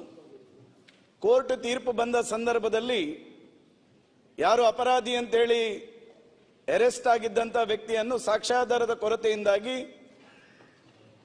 ಬಿಡುಗಡೆಗೊಳಿಸತಕ್ಕಂಥ ಕೆಲಸವನ್ನು ಕೋರ್ಟ್ ಮಾಡಿತು. ಅದರ ನಂತರದ ದಿನಗಳಲ್ಲೂ ಅನೇಕ ಹೋರಾಟಗಾರರು ಅನೇಕ ಮಾಧ್ಯಮಗಳಲ್ಲಿ ಹೇಳಿಕೆ ಕೊಡ್ತಾ ಬಂದ್ರು, ನಮ್ಮ ಹತ್ರ ಸಾಕ್ಷಿ ಇದೆ. ಅನೇಕ ಹೋರಾಟದ ಸಭೆಗಳಲ್ಲೂ ಹೋರಾಟಗಾರರು ಹೇಳ್ತಾ ಬಂದ್ರು, ನಮ್ಮ ಹತ್ರ ಸಾಕ್ಷಿ ಇದೆ. ಅನೇಕ ಯೂಟ್ಯೂಬ್ಗಳಲ್ಲೂ ಹೇಳ್ತಾ ಬಂದ್ರು, ನಮ್ಮ ಹತ್ರ ಸಾಕ್ಷಿ ಇದೆ ಅಂತೇಳಿ. ಪ್ರಾಯಶಃ ಕೋರ್ಟ್ ತೀರ್ಪು ಬಂದ 3 ದಿನಕ್ಕೆ ಜೂನ್ 21ಕ್ಕೆ ಸನ್ಮಾನ್ಯ ಮುಖ್ಯಮಂತ್ರಿಗಳಿಗೆ ನಾನು ಮತ್ತು ನಮ್ಮ ಕ್ಷೇತ್ರದಲ್ಲಿ ಇರ್ತಕ್ಕಂಥ ವಿಧಾನ ಪರಿಷತ್ ಸದಸ್ಯರಾಗಿರ್ತಕ್ಕ ಪ್ರತಾಪ್ ಸಿಂಗ್ ನಾಯಕರು ಬಂದು ಮನವಿಯನ್ನು ಸಹ ಕೊಟ್ವಿ, ಈ ತನಿಖೆಯನ್ನು ಮರು ತನಿಖೆ ಮಾಡಬೇಕು ಅಂತ ಹೇಳಿ. ಆ ನಂತರದ ದಿನಗಳಲ್ಲಿ ಇಡೀ ಜಿಲ್ಲೆ ಎಲ್ಲ BJP MLAಗಳು MP ಸೇರ್ಕೊಂಡು ಸನ್ಮಾನ್ಯ ಮುಖ್ಯಮಂತ್ರಿಗಳನ್ನು ಭೇಟಿ ಮಾಡಿ ಈ ಸೌಜನ್ಯ ಹತ್ಯೆ ಕೇಸನ್ನು ನೀವು ಮರು ತನಿಖೆ ಮಾಡಬೇಕೆನ್ನುವಂತ ಆಗ್ರಹವನ್ನು ಮಾಡಿದ್ವಿ. ಈ ಎಲ್ಲ ಹೋರಾಟಗಾರರ ಹೇಳಿಕೆಯನ್ನು ಗಮನದಲ್ಲಿಟ್ಟುಕೊಂಡು ಸನ್ಮಾನ್ಯ ಮುಖ್ಯಮಂತ್ರಿಗಳಲ್ಲಿ ಮತ್ತು ಗೃಹ ಸಚಿವರಲ್ಲಿ ಸರ್ಕಾರ ಹತ್ರ ವಿನಂತಿ ಮಾಡ್ತೇನೆ. ನಾನು ಸಮಾಜಕ್ಕೆ ಒಂದು ಗೊಂದಲ ಇದೆ. ಇಷ್ಟು ಹೋರಾಟಗಾರರು ಸಾಕ್ಷಿ ಇದೆ ಅಂತ ಹೇಳಿದ ನಂತರನು ಯಾಕೆ ಇದನ್ನು ತಾರ್ಕಿಕವಾಗಿರ್ತಕ್ಕಂಥ ಅಂತ್ಯಕ್ಕೆ ತರ್ತಾ ಇಲ್ಲ ಎನ್ನುವಂತ ಒಂದು ಗೊಂದಲ ಇದೆ. ಆ ಗೊಂದಲವನ್ನು ನಿವಾರಣೆ ಮಾಡಿಕೊಡತಕ್ಕಂಥ ನಿಟ್ಟಿನಲ್ಲಿ ಸರ್ಕಾರ ಮತ್ತು ಮುಖ್ಯಮಂತ್ರಿಗಳು ಹೇಳಿಕೆಯನ್ನು ಸಮಾಜಕ್ಕೆ ಈ ಸದನದ ಮೂಲಕ ಹೇಳಬೇಕೆನ್ನುವಂಥದ್ದನ್ನು ಮೊದಲು ನಾನು ಈ ಸಂದರ್ಭದಲ್ಲಿ ಹೇಳ್ತಾ ಇದ್ದೇನೆ. ಪ್ರಾಯಶಃ ನಂತರ ಬಂದಿರತಕ್ಕಂಥದ್ದು ಈ ಬುರುಡೆ ಪ್ರಕರಣ. ಸನ್ಮಾನ್ಯ ಮುಖ್ಯಮಂತ್ರಿಗಳು ಈ ತನಿಖೆಯನ್ನು SITಗೆ ಕೊಡ್ತೇವೆ ಅಂತ ಹೇಳಿದ ತಕ್ಷಣ ಆ ಕ್ಷೇತ್ರದ ಜನಪ್ರತಿನಿಧಿಯಾಗಿ ನಾನು ಆ SIT ತನಿಖೆಯನ್ನು ನಾನು ಸ್ವಾಗತ ಮಾಡಿದ್ದೇನೆ. ಆ SIT ತನಿಖೆ ಪ್ರಾರಂಭದಿಂದ ಇವತ್ತಿನವರೆಗೂ ಯಾವುದೇ ರೀತಿಯಾಗಿರ್ತಕ್ಕಂಥ ಮಾಧ್ಯಮಗಳಿಗೆ ಹೇಳಿಕೆಯನ್ನು ಕೊಟ್ಟಿಲ್ಲ. ನಾನು ಅನೇಕ ಮಾಧ್ಯಮಗಳು ನನ್ನನ್ನು ಸಂಪರ್ಕ ಮಾಡಿದಂತ ಸಂದರ್ಭದಲ್ಲೂ SIT ತನಿಖೆಗೆ ನಾವು ಡಿಸ್ಟರ್ಬ್ ಮಾಡಬಾರದು, ನಮ್ಮ ಹೇಳಿಕೆಗಳು SIT ತನಿಖೆಯ ಪ್ರಕರಣದ ಸತ್ಯಾಸತ್ಯತೆಯನ್ನು ತಿಳಿಯತಕ್ಕಂಥ ಸಂದರ್ಭದಲ್ಲಿ ಅದು ಡಿಸ್ಟರ್ಬ್ ಆಗಬಾರದು ಎನ್ನುವ ಕಾರಣಕ್ಕೋಸ್ಕರ ಯಾವುದೇ ಹೇಳಿಕೆಗಳನ್ನು ಕೊಟ್ಟಿಲ್ಲ. ಆದರೆ ಇವತ್ತು ನಮ್ದು ಆಗ್ರಹ ಇರ್ತಕ್ಕಂಥದ್ದು, ಸಾವಿರಾರು ಕೋಟ್ಯಾಂತರ ಭಕ್ತರ ಮನಸ್ಸಿನ ಭಾವನೆ ಇದೆ. ಆ ಭಾವನೆಗೆ ಪೂರಕವಾಗಿ ನಮ್ಮ ಇಡೀ ಬೆಳ್ತಂಗಡಿ ವಿಧಾನಸಭಾ ಕ್ಷೇತ್ರ ಅಥವಾ ದಕ್ಷಿಣ ಕನ್ನಡ ಜಿಲ್ಲೆ ಮಾತ್ರ ಅಲ್ಲ, ಇಡೀ ದೇಶದ ಹಿಂದೂ ಸಮಾಜದ ಧಾರ್ಮಿಕ ಭಾವನೆಗೆ ಘಾಸಿ ಆಗ್ತಕ್ಕಂಥ ವ್ಯವಸ್ಥೆಗೆ ಒಂದು ಫುಲ್ ಸ್ಟಾಪ್ ಹಾಕ್ತಕ್ಕಂಥ ಕೆಲಸವನ್ನು ಸರ್ಕಾರ ಮಾಡಬೇಕು. ನಾನಿವತ್ತು ಎಲ್ಲ ಕ್ಷೇತ್ರದ ಜನ, ಜಿಲ್ಲೆಯ ಜನರ ಪರವಾಗಿ ನಾನು ವಿನಂತಿ ಮಾಡ್ತೇನೆ, ರಾಜ್ಯ ಸರ್ಕಾರ ಈ SIT ತನಿಖೆಯ ವರದಿಯನ್ನು ಆದಷ್ಟು ಶೀಘ್ರ ಸಮಾಜದ ಮುಂದೆ ಇಡ್ತಕ್ಕಂಥ ಪ್ರಾಮಾಣಿಕ ಕೆಲಸವನ್ನು ಮಾಡಬೇಕೆನ್ನುವಂತ ಆಗ್ರಹವನ್ನು ನಾನು ಸರ್ಕಾರಕ್ಕೆ ಈ ಮೂಲಕ ಮಾಡ್ತೇನೆ. ಆ ಮೂಲಕ ಹಿಂದೂ ಸಮಾಜದ ಧಾರ್ಮಿಕ ಶ್ರದ್ಧಾ ಕೇಂದ್ರದ ಮೇಲೆ ಆಗ್ತಕ್ಕಂಥ ಅಪಮಾನವನ್ನು, ಈ ರೀತಿಯ ಸುಳ್ಳು ಹೇಳಿಕೆಗಳನ್ನು, ಈ ರೀತಿಯ ಯಾವುದೋ ರೀತಿಯಾಗಿ ಭಾವನೆಗೆ ಘಾಸಿ ಆಗ್ತಕ್ಕಂಥ ವ್ಯವಸ್ಥೆಗಳನ್ನು ಯಾರೂ ಮಾಡಬಾರದು. ಮತ್ತೆ ನ್ಯಾಯ ಅನ್ಯಾಯ ಎನ್ನುವಂಥದ್ದನ್ನು ತೀರ್ಮಾನ ಮಾಡಲಿಕ್ಕೆ ಕಾನೂನಿನ ವ್ಯವಸ್ಥೆಗಳಿದೆ. ಯಾರೇ ತಪ್ಪು ಮಾಡಿದ್ರೂ ಶಿಕ್ಷೆ ಆಗ್ಲೇಬೇಕಾಗ್ತಕ್ಕಂಥದ್ದು. ನಾನು ಈ ಸಂದರ್ಭದಲ್ಲಿ ಆಗ್ರಹ ಮಾಡ್ತೇನೆ, ಆ SIT ತನಿಖೆಯ ಮೂಲಕ ಏನು ಸತ್ಯಾಸತ್ಯತೆ ಇದೆ ಎನ್ನುವಂಥದ್ದನ್ನು ಸನ್ಮಾನ್ಯ ಮುಖ್ಯಮಂತ್ರಿಗಳು, ಗೃಹ ಸಚಿವರು, ಉಪಮುಖ್ಯಮಂತ್ರಿಗಳು, ಸರ್ಕಾರ ಸಮಾಜದ ಎದುರಿಗೆ ಆದಷ್ಟು ಶೀಘ್ರವಾಗಿ ಅದನ್ನು ವರದಿಯನ್ನು ಮಂಡಿಸಬೇಕೆನ್ನುವಂತ ವಿನಂತಿಯನ್ನು ನಾನು ಎಲ್ಲ ಭಕ್ತರ ಪರವಾಗಿ ನಾನು ಮಾಡ್ತಾ ಇದ್ದೇನೆ. ಅಶೋಕ್ ರೈ ನೆಕ್ಸ್ಟ್.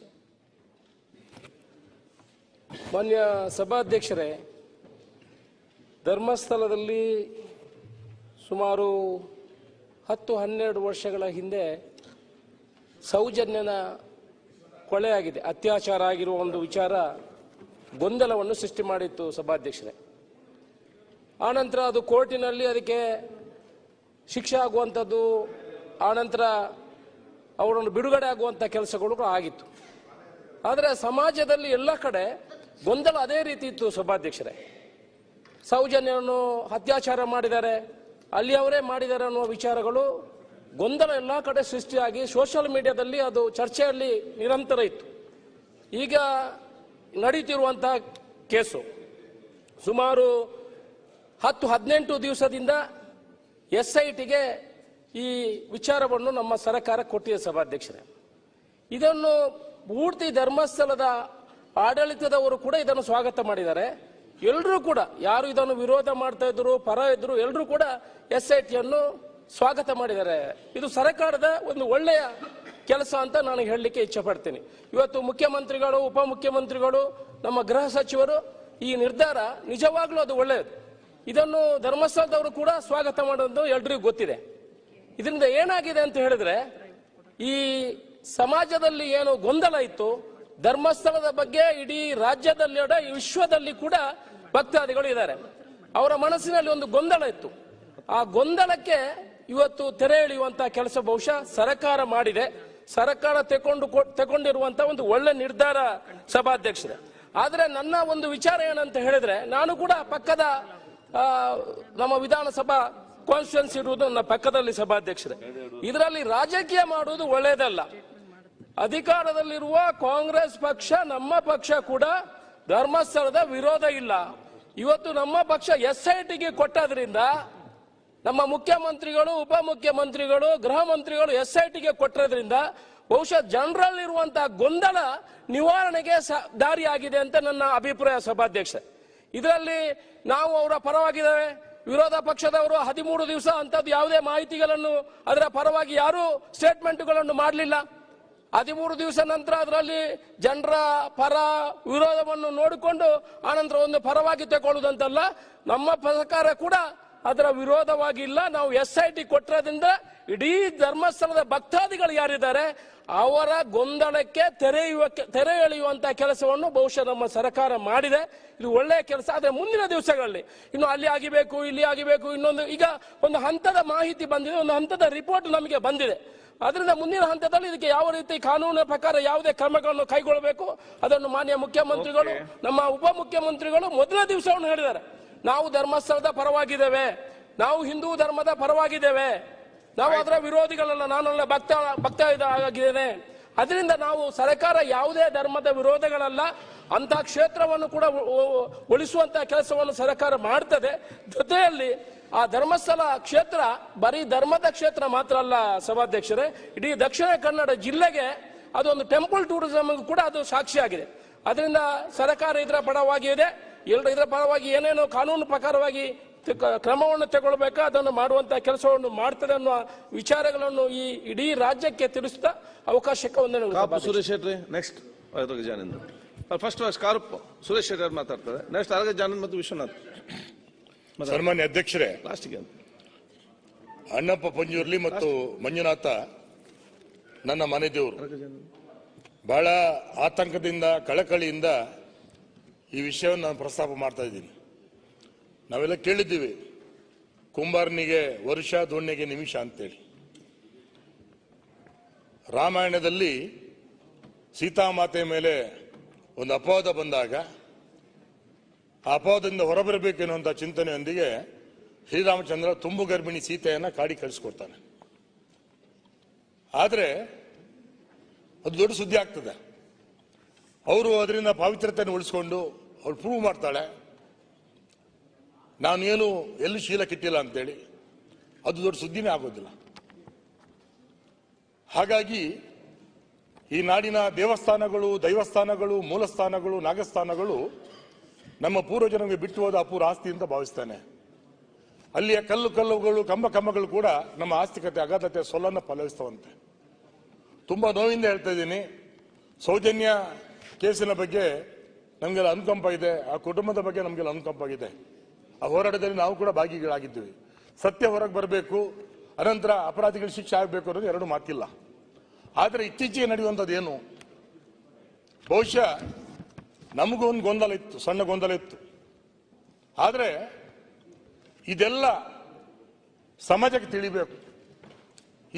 ಆ ಕ್ಷೇತ್ರದ ಮೇಲೆ ಆಗಿರ್ತಕ್ಕಂತಹ ಆ ಒಂದು ರೀತಿಯ ಗೊಂದಲಗಳು, ಒಂದು ರೀತಿಯ ನಿಗೂಢತೆ, ಒಂದು ರೀತಿಯ ಅವಮಾನಗಳು ನಿಮ್ಗೆಲ್ಲ ಗೊತ್ತಿದೆ. ನೀವು ಅಲ್ಲಿಯವರು, ಆ ಕ್ಷೇತ್ರದವರು ಇಷ್ಟೆಲ್ಲ ಒಳ್ಳೆ ಪುಣ್ಯ ಕೆಲಸವನ್ನು ಮಾಡ್ತಿದ್ದಾರೆ. ನಾವು ನೇರವಾಗಿ ನಾವೆಲ್ಲ ಭಾಗಿಗಳಾಗಿದ್ದೀವಿ ಅವರ ಕ್ಷೇತ್ರದ ಇದರಲ್ಲಿ. ನಮ್ಗೊಂಥರ ಗೊಂದಲ ಇತ್ತು. ಆಯ್ತು, SIT ಮಾಡಿದ್ದೀರಿ, ಆದರೆ ಅಲ್ಲಿ ಇರ್ತಕ್ಕಂಥ ಸತ್ಯಾಸತ್ಯತೆ ಖಂಡಿತ ಜನರಿಗೆ ತಿಳಿಸ್ಬೇಕು. ಆ ಮಟ್ಟದ, ಯಾಕಂದ್ರೆ ನಾವೆಲ್ಲ ಮುಂಬೈಯಿಂದ ಬೇರೆ ಬೇರೆ ಕಡೆ ನಮಗೆಲ್ಲ ದಿನ ದೂರವಾಣಿ ಕರೆ ಬರ್ತಾ ಇದೆ. ಧಾರ್ಮಿಕ ಕ್ಷೇತ್ರ ಅಂತ ಹೇಳಿದ್ರೆ ಒಂದು ನಂಬಿಕೆ ಮತ್ತು ಅಪನಂಬಿಕೆಗಳ ನಡುವೆ ಇರ್ತಕ್ಕಂಥ ಒಂದು ಶ್ರದ್ಧಾ ಕೇಂದ್ರ ಅದು ಈ ನಾಡಿನ ಅಸ್ಮಿತೆ ಕೂಡ.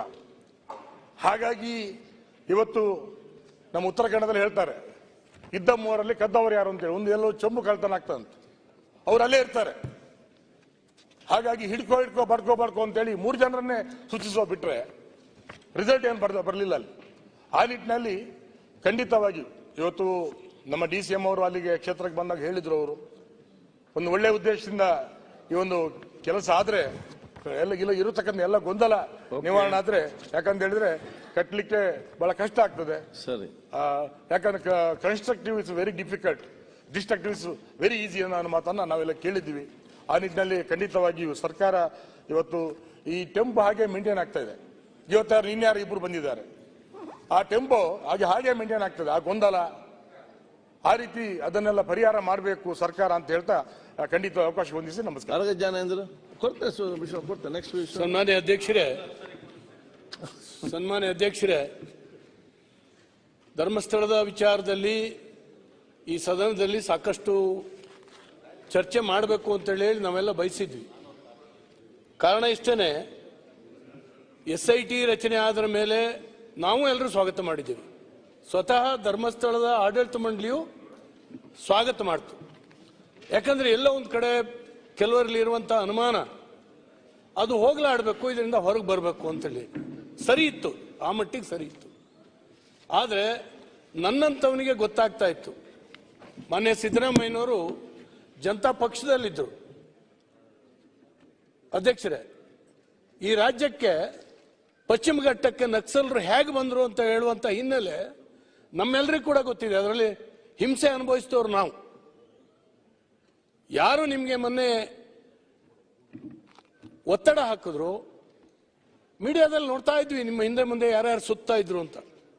ಆ ಶಕ್ತಿಗಳು ಯಾರ್ಯಾರು ಅಂತ ನನಗೆ ಅರ್ಥ ಆಗ್ತಾ ಇತ್ತು. ನಾನು ಆ ಭಾಗದಿಂದ ಬಂದಿರತಕ್ಕಂಥವನು. ನಿಮ್ಮ ಮೇಲೆ ಯಾರ್ಯಾರು ಒತ್ತಡ ಹಾಕ್ತಾ ಇದ್ರು, ಇದಕ್ಕೂ ಅವರಿಗೆ ಏನ್ ಸಂಬಂಧ? 20 ವರ್ಷದ ಹಿಂದೆ ಒಬ್ಬ ಇದ್ದಂತ ಯಾರೋ ಕೆಲಸಗಾರ ಬಿಟ್ಟು ಎಲ್ಲೋ ಹೋಗ್ತಾನೆ, ಅವನ್ನ ಹಿಡ್ಕೊಂಡು ಬರ್ತಾರೆ. ನಾನು 100 ಹೆಣ ಹೂಳಿದೀನಿ ಅಂತೇಳಿ ಹೇಳಿ ಸ್ಟೇಟ್ಮೆಂಟ್ ಮಾಡಿ, ನಾನು ಹೇಳ್ತೇನೆ ಇವತ್ತು SIT, ನಾನು ಹೋಮ್ ಮಿನಿಸ್ಟರ್ ಆಗಿರ್ತಕ್ಕಂಥವನು, ಟೆಕ್ನಿಕಲಿ ನನಗೇನು ಹೆಚ್ಚು ಗೊತ್ತಿಲ್ಲ. ಎಲ್ಲಿಂದ ಶುರು ಮಾಡ್ಬೇಕಾಯ್ತು ಸ್ವಾಮಿ? ಆ ಬುಲ್ಡೆ ಹಿಡ್ಕೊಂಡು ಅವನು ಕೋರ್ಟಿಗೆ ಬಂದಲ್ಲ, ಆ ಬುಲ್ಡೆಯನ್ನು ಯಾವ ಸಮಾಧಿಯಿಂದ ತೆಗೆದಿದ್ದ ಅಂತ ನೋಡ್ಬೇಕಲ್ಲ. ನಮ್ಮಲ್ಲಿ ಒಂದು ಸಮಾಧಿ ಅಗಿಯೋದಷ್ಟು ಸುಲಭ ಅಲ್ಲ, ಬಹಳ ಗೌರವಾನ್ವಿತವಾಗಿ ಹೂಳ್ತಾರೆ. ಪೊಲೀಸರು ಹೂಳಿದ್ರು ಕೂಡ ಅದಕ್ಕೊಂದು ಪಾವಿತ್ರ್ಯತೆ ಇದೆ. ಅದನ್ನು ಕೀಳಬೇಕಾದ್ರೆ ಕೆಲವು ಕಾನೂನಿನ ನಿಬಂಧನೆಗಳಿದ್ದಾವೆ. ಎಲ್ಲಿಂದ ಶುರು ಮಾಡಬೇಕು? ಆ ಬುಲ್ಡೆ ಯಾರ್ದು? ಎಲ್ಲಿ ಹೋಗಿ ಕಿತ್ತ? ಅಲ್ಲಿಂದ ಅದು ಶುರುವಾಗಬೇಕಾಗಿತ್ತು. ಅದನ್ನು ಬಿಟ್ಟೇ ಬಿಟ್ರು. ಆ ಬುಲ್ಡೆ ಎಲ್ಲೋಯ್ತು ಗೊತ್ತಿಲ್ಲ, ಯಾರ ವಶದಲ್ಲಿದೆ ಗೊತ್ತಿಲ್ಲ. ದಿನಕ್ಕೆ ಒಂದೊಂದು ರೀತಿ ಹೇಳ್ತಾನೆ, ಆತನೇ ಅಡ್ವೈಸ್ ಮಾಡ್ತಾನೆ. ಅದರ ಜೊತೆಗೆ ಅಡ್ವೊಕೇಟ್ಗಳು, ಒಂದು 25 ಜನ ಅಡ್ವೊಕೇಟ್ಗಳಿದ್ದಾರೆ. ನಿಮ್ಮ SDPI ಅವರು ಇವರು ಎಲ್ಲರೂ ಸೇರ್ಕೊಂಡಿದ್ದಾರೆ. ಅಲ್ಲಿರುವಂತ ಅಡ್ವೊಕೇಟ್ಗಳು ಇವತ್ತು ಬಂದಿದ್ದಾರೆ. ಒಬ್ಬೊಬ್ಬ ಯಾರೋ ಮಂಜುನಾಥ್ ಅಂತ ಹೇಳಿ ಯಾರೋ ಅಡ್ವೊಕೇಟ್ ಒಂದು ಸ್ಟೇಟ್ಮೆಂಟ್ ಕೊಡ್ತಾನೆ, ಒಂಥರ ನಂಬಬೇಕು ಆ ರೀತಿ. ಈ ರೀತಿಯಲ್ಲಿ ಯಾರಿದ್ದಾರೆ? ಅಡ್ವೊಕೇಟ್ಗಳಿಗೆ ಫೀಸ್ ಯಾರು ಕೊಡ್ತಾ ಇದ್ದಾರೆ? ಫಂಡಿಂಗ್ ಯಾರು ಮಾಡ್ತಾ ಇದ್ದಾರೆ? ಇದೆಲ್ಲವೂ ಕೂಡ ಹೊರಗೆ ಬರಬೇಕಾಗ್ತದೆ. ಮೊನ್ನೆ ಸಿದ್ದರಾಮಯ್ಯನವರೇ, ನಿಮಗೂ ಗೊತ್ತಿದೆ, ಇವತ್ತು ಜನತಾ ಪಕ್ಷದ ಆಡಳಿತ ಅವತ್ತಿತ್ತು. ಇವರೆಲ್ಲ ಸೇರಿ ಕುದುರೆಮುಖ ಉಳಿಸಿ ಅಂತೇಳಿ ಹೇಳಿ ಒಂದು ಆಂದೋಲನ ಶುರುವಾಯಿತು. ಕುದುರೆಮುಖ ಉಳಿಸಿ ಅಂತ ನಾವೆಲ್ಲ ಆಂದೋಲನದಲ್ಲಿ ಸೇರಿದ್ವಿ. ಡಾಕ್ಟರ್ UR ಅನಂತಮೂರ್ತಿ ಅವರು ಅದರ ಲೀಡ್ ತಗೊಂಡ್ರು. ಇವರೆಲ್ಲ ಸೇರಿ ಅವ್ರನ್ನ ಲೀಡ್ ತಗೊಳಕ್ಕೂ ಹೇಳಿದ್ರು. ಆ ಪಾದಯಾತ್ರೆ ಶಿವಮೊಗ್ಗಕ್ಕೆ ಬಂತು, ಅಲ್ಲಿಗೆ ಕ್ಲೋಸ್ ಆಯ್ತು. ನಾವೆಲ್ಲ ನಂಬಿದ್ವಿ ಇದೊಂದು ಪ್ರಾಮಾಣಿಕವಾಗಿ ಕುದುರೆಮುಖ ಉಳಿಸಿ ಒಂದು ಪರಿಸರದ ಹೋರಾಟ ಅಂತ. ಒಂದ್ ದಿವಸ ಶಿವಮೊಗ್ಗ ಹೋಟೆಲ್ನಲ್ಲಿ ಮೀಟಿಂಗ್ ಆಗಿ ನಾನು ಹೋಗೋದು ಲೇಟ್ ಆಯ್ತು. UR ಅನಂತಮೂರ್ತಿ ಅವರು ನನ್ನ ನೋಡಿದ ಕೂಡಲೇ ಆ ಹೋಟೆಲ್ನ ಸಭೆಯಿಂದ ಹೊರಗೆ ಬಂದರು. ನನ್ನ ಹೆಗಲ ಮೇಲೆ ಕೈ ಹಾಕಿ, ಜ್ಞಾನೇಂದ್ರ ನೀನು ಅಲ್ಲಿ ಹೋಗೋದು ಒಳ್ಳೇದಲ್ಲ, ನಾನು ಕೂಡ ಹೋಗಿ ಸಿಕ್ಕಾಕೊಂಡಿದ್ದೇನೆ. ಅವರೆಲ್ಲರೂ ಪ್ರೋ ನಕ್ಸಲಿಸ್ಟ್ ಇದ್ದಾರೆ. ನಮ್ಮನ್ನು ದುರ್ಬಳಕೆ ಮಾಡ್ಕೊಂಡು ಈ ಹೋರಾಟ ಮಾಡ್ತಾ ಅವರು ಪಶ್ಚಿಮ ಘಟ್ಟದಲ್ಲಿ ಅವರ ದಾರಿಯನ್ನ, ನೆಲೆಯನ್ನ ಸ್ಥಾಪನೆ ಮಾಡುವಂತ, ಸ್ಕೆಚ್ ಮಾಡುವಂತ ಎಲ್ಲ ಕೆಲಸವನ್ನು ಮಾಡ್ಕೊಂಡು ಬಂದಿದ್ದಾರೆ. ಇಲ್ಲಿಗೆ ಕ್ಲೋಸ್, ನಾನು ಇನ್ನು ಭಾಗವಹಿಸೋದಿಲ್ಲ, ನೀನು ಭಾಗವಹಿಸಬಾರ್ದು ಅಂತ ನನಗೆ ಹೇಳಿದ್ರು. ಇವತ್ತು ಕೂಡ ನನ್ನ ಕಣ್ಣೆದುರುಗಡೆ ಇದೆ ಅಧ್ಯಕ್ಷರೇ. ಅದರ ಪರಿಣಾಮ ಏನಾಯ್ತು? ಎಷ್ಟು ಕೋಟಿ ಖರ್ಚಾಯ್ತು ಸರ್ಕಾರಕ್ಕೆ ನಕ್ಸಲೈಟ್ರನ್ನ ಇದು ಮಾಡ್ಲಿಕ್ಕಾಗಿ. ನಿಮ್ದೇ ಪಕ್ಷದಿಂದ ಶೇಷೇಗೌಡಲು ಅಂತ ಹೇಳಿ ಒಂದು PLD ಬ್ಯಾಂಕಿಗೆ ನಾಮಿನೇಟ್ ಮಾಡಿದ್ರು. ಹೆಂಡತಿ ಮಕ್ಕಳ ಎದುರುಗಡೆ ಕೊಚ್ಚಿ ಕೊಂದ್ರು. ಇಂಥದ್ದು 106 ಕೊಲೆಗಳಾಯ್ತು ಅವರ ದಸೆಯಿಂದಾಗಿ. ಅಲ್ಲಿಗೆ ಬರ್ತೀನಿ ನಾನು. ಇದರ ಪರಿಣಾಮ ಇವತ್ತು ಆಂಟಿ ನಕ್ಸಲ್ ಸ್ಕ್ವಾಡ್ ಮಾಡಿದ್ವಿ. ಎಷ್ಟು ಖರ್ಚಾಯ್ತು? ಈಗಲೂ ಕೂಡ ಸ್ಕ್ವಾಡ್ ಅಲ್ಲಿದೆ. ಇದೇ ಶಕ್ತಿಗಳು ಇವತ್ತು ಬಂದಿದ್ದಾವೆ. ಇದೇ ಶಕ್ತಿಗಳು ಹಿಂದೂ ಭಾವನೆಗೆ ಘಾಸಿ ಉಂಟು ಮಾಡುವಂತ, ಹಿಂದೂ ಪವಿತ್ರ ಕ್ಷೇತ್ರಗಳ ಒಂದು ನಿರ್ನಾಮ ಮಾಡುವಂತ ಒಂದು ಸಂಕಲ್ಪವನ್ನು ಹೊತ್ತು ಬಂದಿದ್ದಾರೆ. ಅವ್ರು ಏನಾರು ಇರಲಿ ಸರ್, ಅವ್ರ ಅಜೆಂಡಾಗಳಿರ್ತದೆ. ನಾನು ಹೇಳೋದು, ಸರ್ಕಾರ ಈಲ್ಡ್ ಆಗಬಾರ್ದಾಗಿತ್ತು. ಸರ್ಕಾರ ಈಲ್ಡ್ ಆಗಬಾರ್ದಾಗಿತ್ತು. ನಿಮ್ದೇ ಆದಂತ ಮಿಷನರಿ ಇದೆ. ಇವ್ರು ಯಾರು, ಯಾತಕ್ಕಾಗಿ ಹೀಗೆ ಮಾಡ್ತಾ ಇದ್ದಾರೆ? ಪ್ರಿಲಿಮಿನರಿ ಎನ್ಕ್ವೈರಿ ಆಗಬೇಕಾಗಿತ್ತು. ಒಬ್ಬ ಅಡ್ವೊಕೇಟ್ ಮೀಡಿಯಾದಲ್ಲಿ ಕೂತು ಹೇಳ್ತಾರೆ, ಏನು ಇದೆಲ್ಲ ಯಾಕೆ ಬೇಕು? ಕೂಡಲೇ ಸಲಿಕೆ ತಗೊಂಡೋಗೋದಂತೆ, ಅವನು ಕರ್ಕೊಂಡು ಹೋಗೋದಂತೆ, ಎಲ್ಲಿ ಉಳಿದೆಯಾ ತೋರಿಸು ಅನ್ನೋದು ಅವನು ಕೀಳೋದು ಅಷ್ಟೇ. ಇದನ್ನು ಮಾಡೋ ಬದಲು ಇಷ್ಟು ಲೇಟ್ ಯಾಕಾಗ್ತದೆ ಅಂತ 2 ದಿವಸ ಲೇಟ್ ಆಗಿತ್ತು SIT ರಚನೆ ಮಾಡಲಿಕ್ಕೆ. ನೀವು ಆವಾಗ ಮೀಡಿಯಾದಲ್ಲಿ ಒಬ್ಬ ಅಡ್ವೊಕೇಟ್ ಅವ್ರ ಪರವಾಗಿ ವಾದ ಮಾಡ್ತಾ ಇದ್ದಾನೆ. ಈ ರೀತಿಯಲ್ಲಿ ಇವತ್ತು ಆ ಮುಸುಕುದಾರಿಯ ಬಗ್ಗೆ ಮೊದಲೇ ನೀವು ಸಂಗ್ರಹ ಮಾಡಬೇಕಾಗಿತ್ತು. ಆ ಮಾಡಿದ್ದೀರಾ ಅನ್ನೋ ಗೊತ್ತಿಲ್ಲ. SIT ಏನನ್ನು ಹೊರಗೆ ತೆಗಿಬೇಕಾಗಿತ್ತು. ಅದು ಬಿಟ್ಟು ಇಡೀ ಧರ್ಮಸ್ಥಳದ ಪಾವಿತ್ರ್ಯತೆಯ ಬಗ್ಗೆ ಏನೋ ಒಂದು ಭಾವನೆಗಳಿದ್ದಾವೆ ಜನರಿಗೆ, ಅದು ಮಸ್ಕಾಯ್ತು. ಈ 10-11 ದಿನ ಪ್ರತಿನಿತ್ಯ ಒಂದೊಂದು ಪಾತ್ರ ಹೊರಗೆ ಬರ್ತದೆ. ನೀವು ನೋಡಿರ್ಬೋದು. ಈ ಸಿನಿಮಾನ ಅವರು ರಚನೆ ಮಾಡಿದ್ರೆ ಒಂದಷ್ಟು ದುಡಿಬೋದಾಗಿತ್ತು. ಅವರು ಸಿನಿಮಾ ಬರೆದದನ್ನು ಮಾಡಿದ್ರೆ ದುಡಿಬೋದಾಗಿತ್ತು.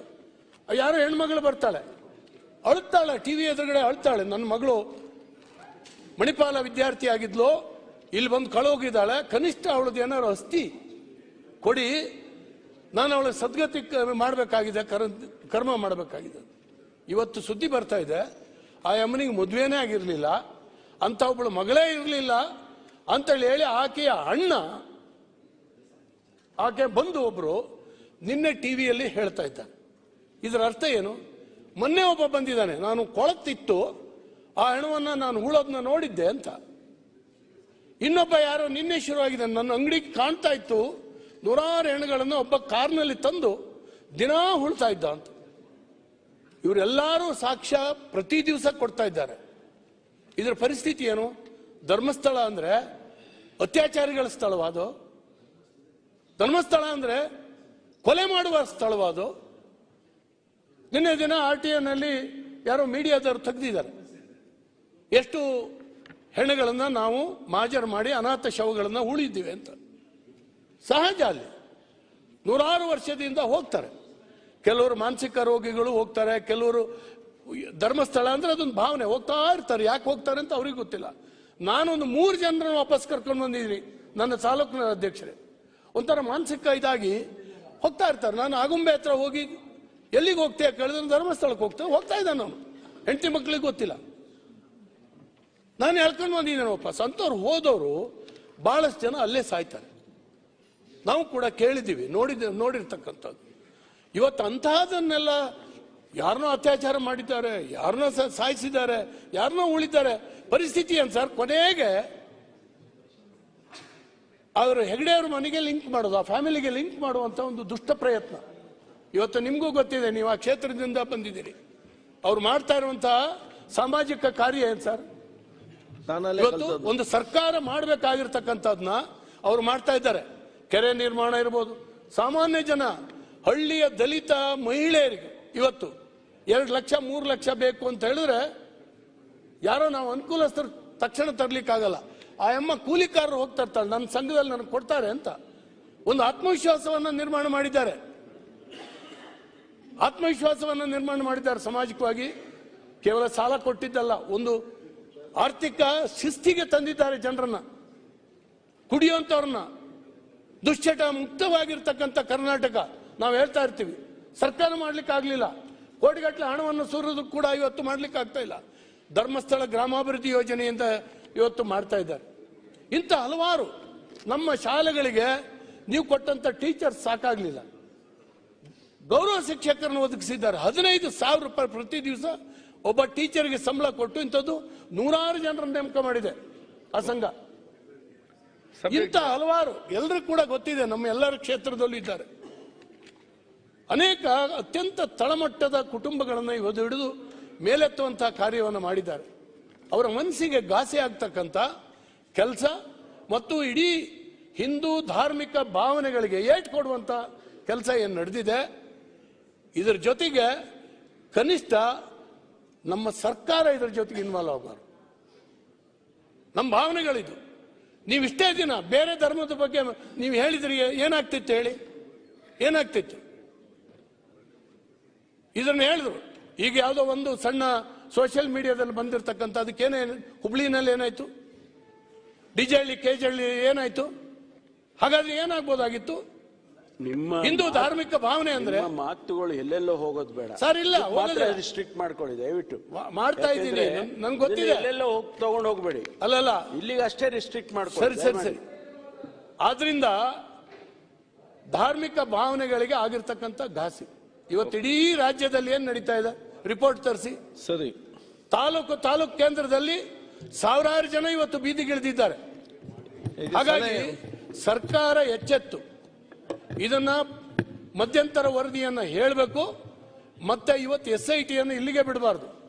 SIT ಇವತ್ತು ಹೊಂಡ ತೆಗೆಯೋದಲ್ಲ, ಅವ್ರ ಬಗ್ಗೆ ಎನ್ಕ್ವೈರಿ ಮಾಡಬೇಕು, ಅವ್ರ ಮುಖವಾಡ ಕಳಿಸಬೇಕು, ಅವ್ರು ಯಾರು ಹೊರಗೆ ಬರಬೇಕು, ಅವ್ರ ಉದ್ದೇಶ ಏನು ಅಂತೇಳಿ ಹೇಳಿ ಇವತ್ತು ಬರಬೇಕಾಗ್ತದೆ.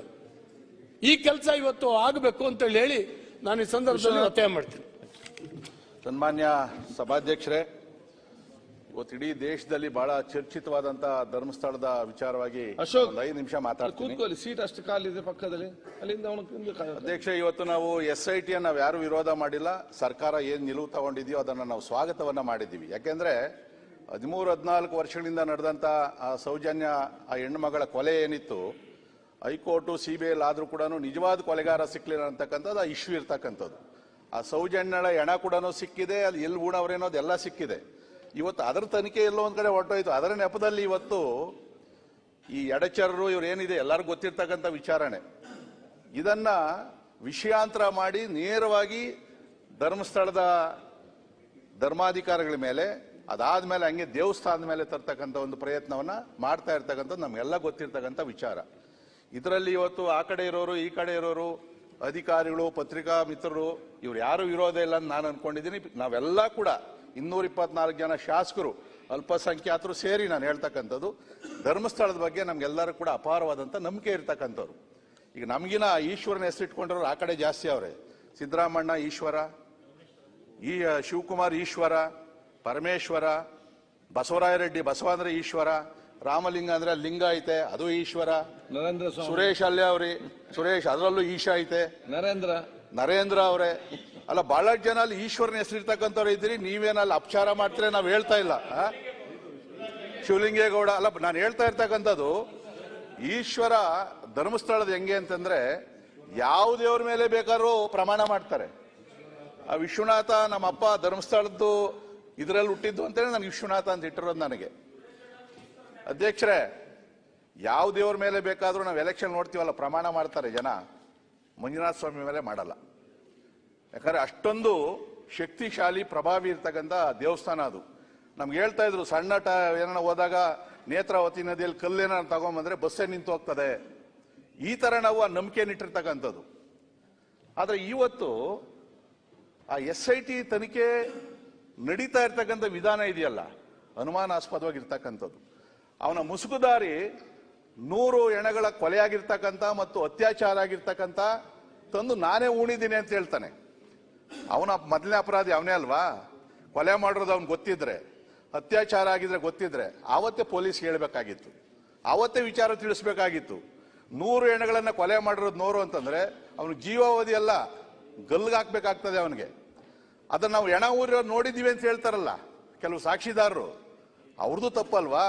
ಕೊಲೆ ಮಾಡಿದವನು ಎಷ್ಟು ತಪ್ಪೋ, ಕೊಲೆ ನೋಡ್ದಂತವನು ಅದನ್ನು ಹೇಳ್ದೆ ಇರ್ತಕ್ಕಂಥವನು ಕೂಡ ಅಷ್ಟೇ ತಪ್ಪಾಗ್ತದೆ. ಅದನ್ನು ಕೂಡ ತನಿಖೆ ಮಾಡಬೇಕಾಗ್ತದೆ. ಸನ್ಮಾನ್ಯ ಸಭಾಧ್ಯಕ್ಷರೇ, ನಾನು ಕಳೆದ ವಾರ ಒಂದು ಮೀಡಿಯಾದಲ್ಲಿ ಒಂದು ಸ್ಟೇಟ್ಮೆಂಟ್ ಕೊಟ್ಟೆ ನಾನು. ಯಾಕಂತಂದ್ರೆ ನಾವು ಭಕ್ತರಾಗಿ ನಮ್ಗೆ ಭಯ ಇದ್ದಿದ್ದೇನು ಅಂದ್ರೆ ಯೂಟ್ಯೂಬರ್ಗಳದ್ದೆ.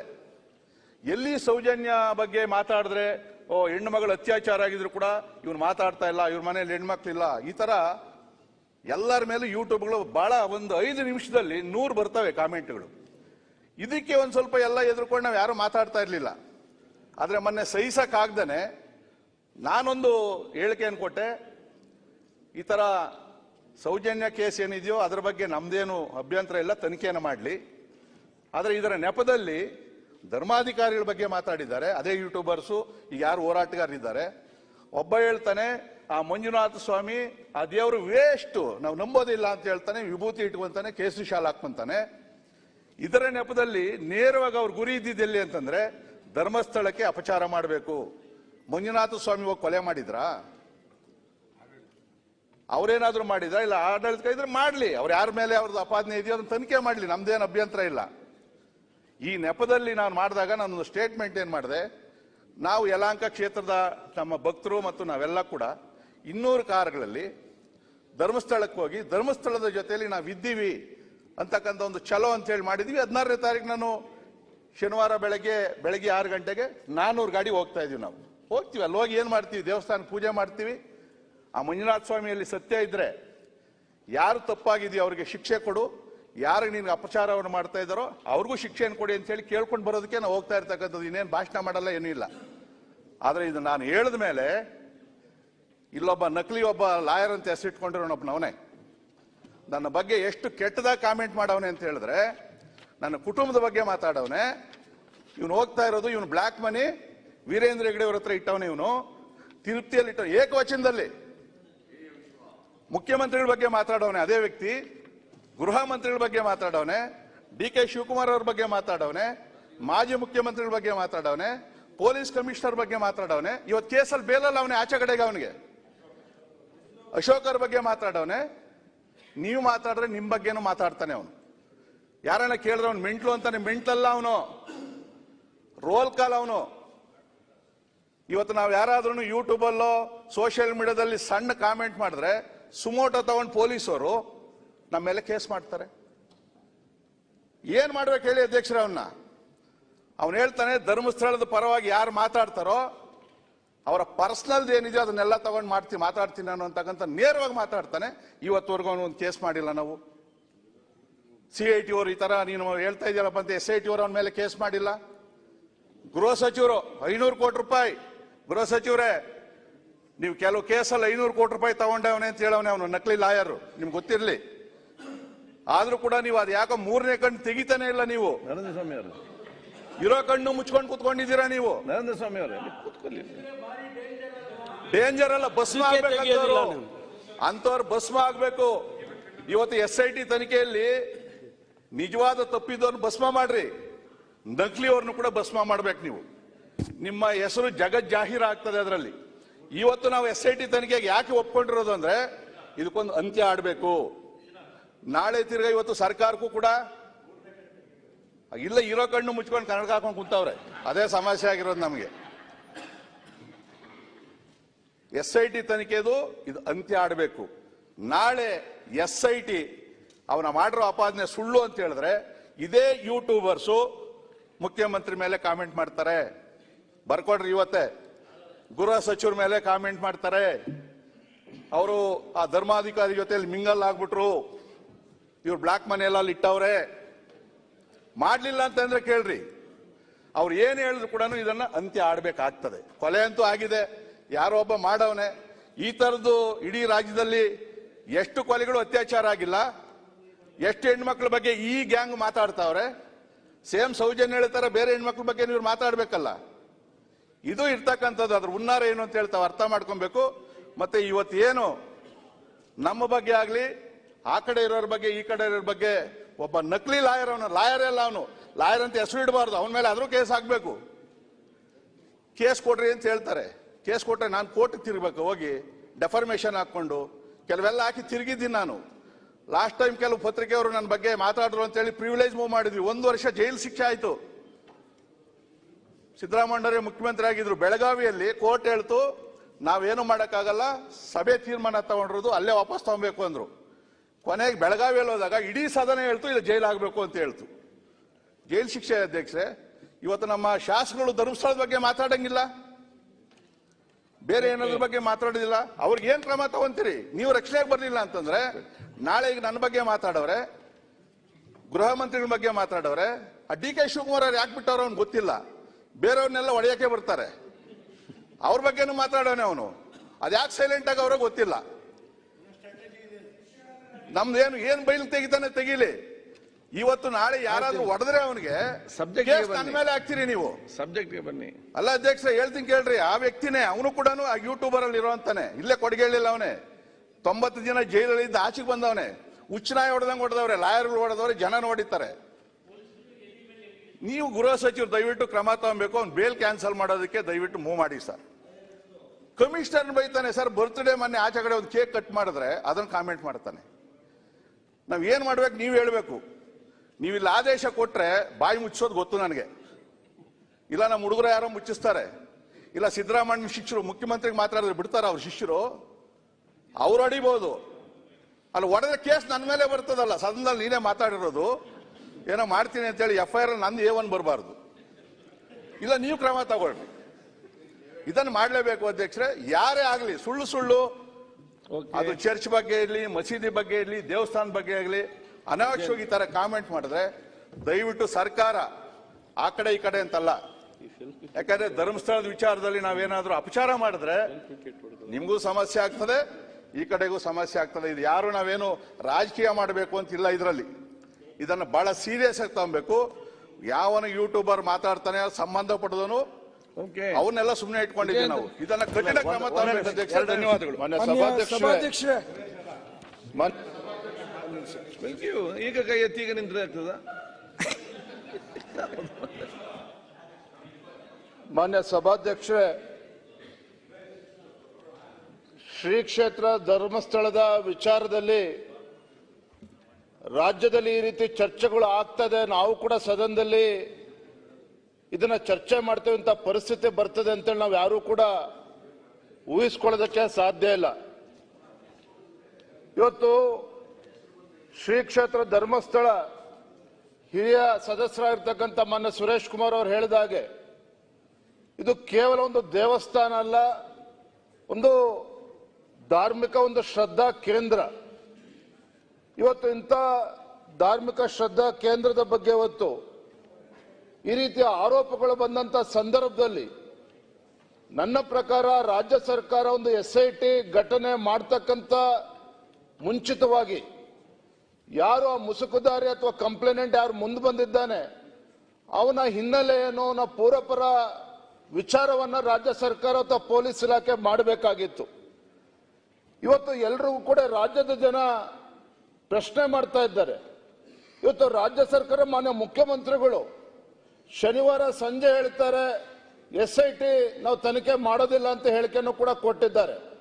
ಆದ್ರೆ ಭಾನುವಾರ ಬೆಳಗ್ಗೆ SIT ತನಿಖೆ ಮಾಡ್ತೇವೆ ಅಂತೇಳಿ ಸ್ವತಃ ಮುಖ್ಯಮಂತ್ರಿಗಳು ಕೂಡ ಹೇಳಿಕೆಯನ್ನು ಕೊಟ್ಟಿದ್ದಾರೆ.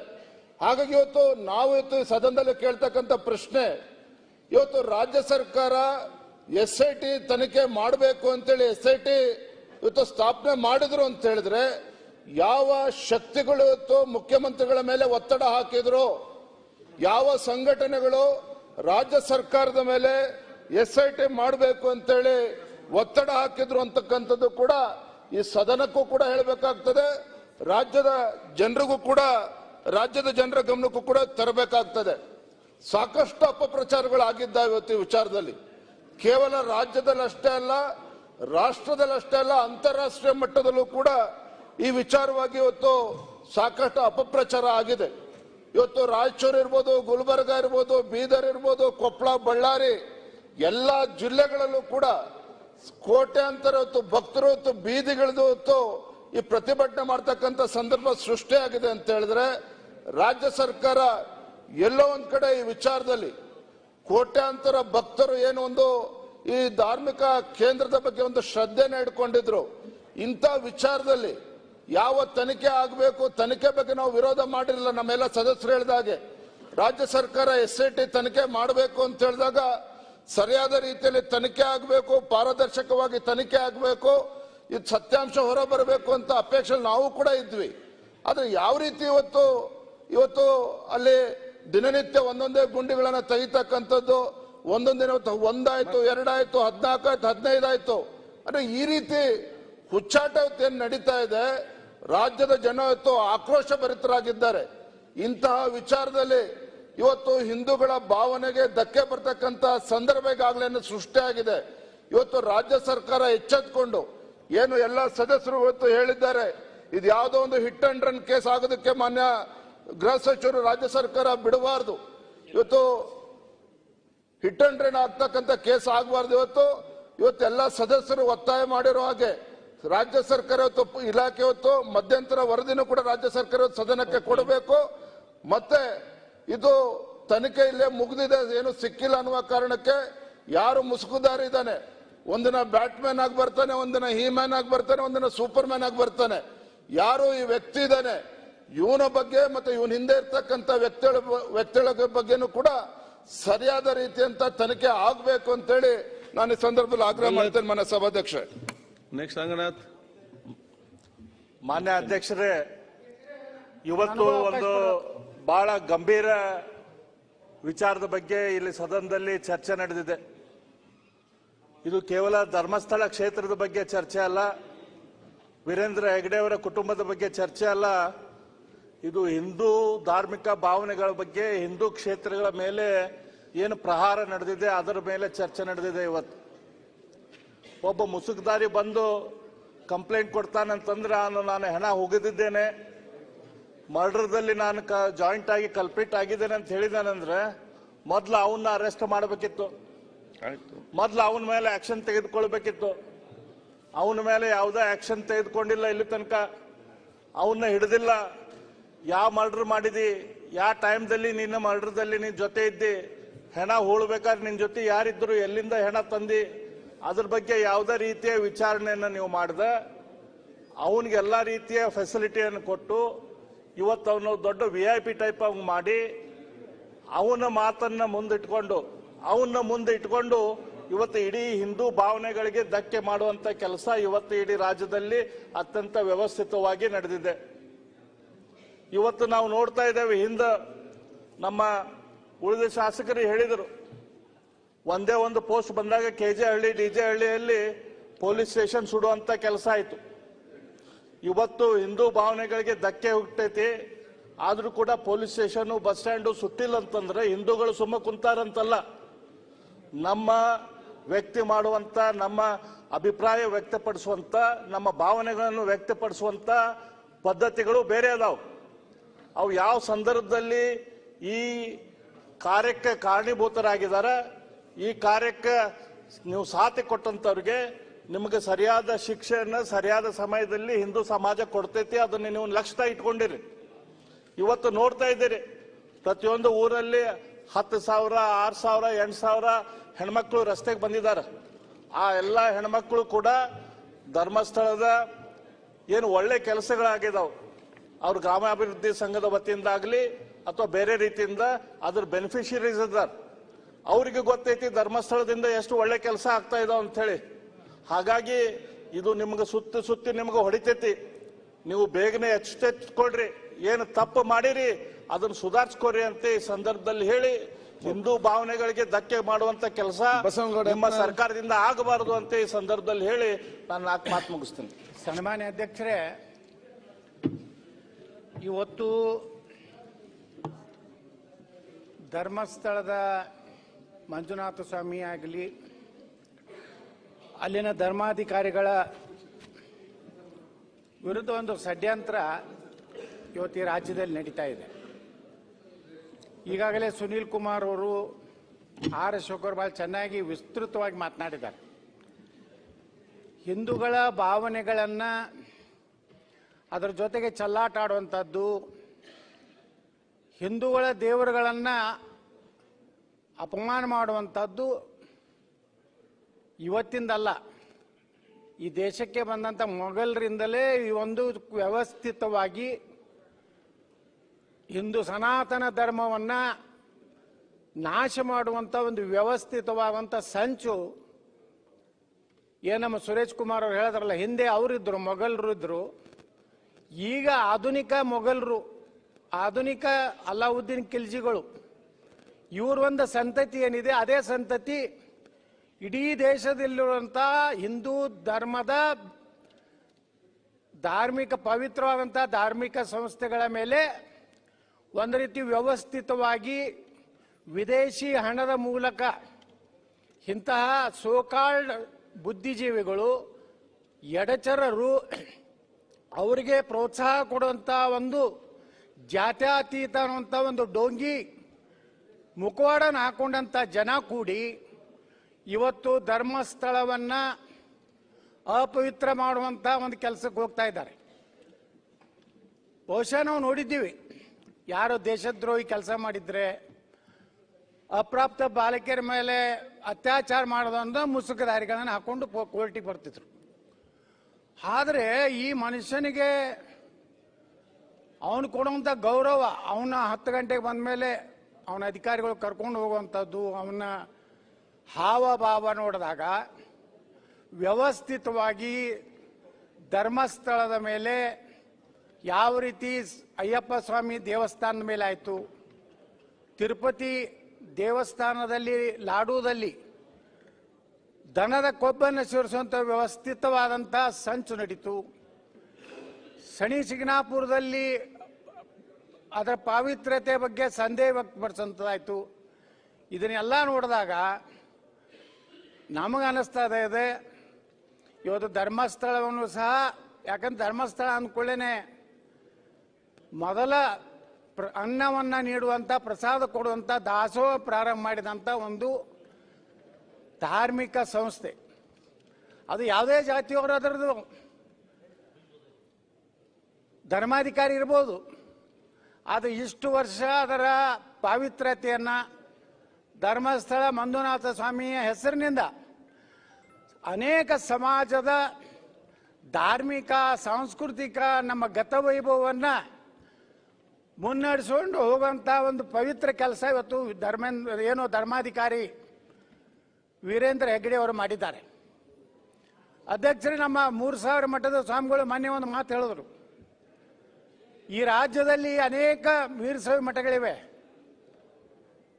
ಆದರೆ ಇವತ್ತು ಭಜನಾ ಮಂಡಳಿಗಳು ಸುಮಾರು 3,000 ರಿಂದ 4,000 ಭಜನಾ ಮಂಡಳಿಗಳನ್ನು ಪ್ರೋತ್ಸಾಹ ನೀಡಿ ಇಡೀ ನಮ್ಮ ಸನಾತನ ಧರ್ಮದ ವೈಭವವನ್ನು ಹಿಡಿಯುವಂಥ ಕೆಲಸ ಇವತ್ತು ಧರ್ಮಾಧಿಕಾರಿಗಳು ಮಾಡಿದ್ದಾರೆ. ನಿಮ್ಗೆ ಏನೋ ಒಂದು ಘಟನೆ ಸೌಜನ್ಯ ಒಂದು ಹೆಸರು ಮಾತ್ರ ತಗೊಂಡು ಯಾವನೋ ಒಬ್ಬ ಹೇಳ್ತಾನೆ, ಒಬ್ಬ ಅಂಥದಕ್ಕೊಂದು SIT ನೇಮಕ ಮಾಡಿದ್ದೇ ಮೊದಲೇ ದೊಡ್ಡ ತಪ್ಪು. ಮೊದಲು ಅವನ ತನಿಖೆ ಮಾಡಬೇಕಾಗಿತ್ತು, ಅವನ ಎಷ್ಟು ಯೋಗ್ಯದಾನೆ, ಅವನ ಇತಿಹಾಸ ಏನಿದೆ, ಅವನ ಚರಿತ್ರೆ ಏನು, ಅವ ಎಲ್ಲಿಂದ ಬಂದ. ಅಶೋಕರು ಹೇಳಿದ್ರಲ್ಲ, ಅವರೊಂದು ಮತ್ತೊಂದು ಧರ್ಮಕ್ಕೆ ಧರ್ಮಾಂತರ ಆಗಿದ್ದಾನೆ ಅಂತೇಳಿ.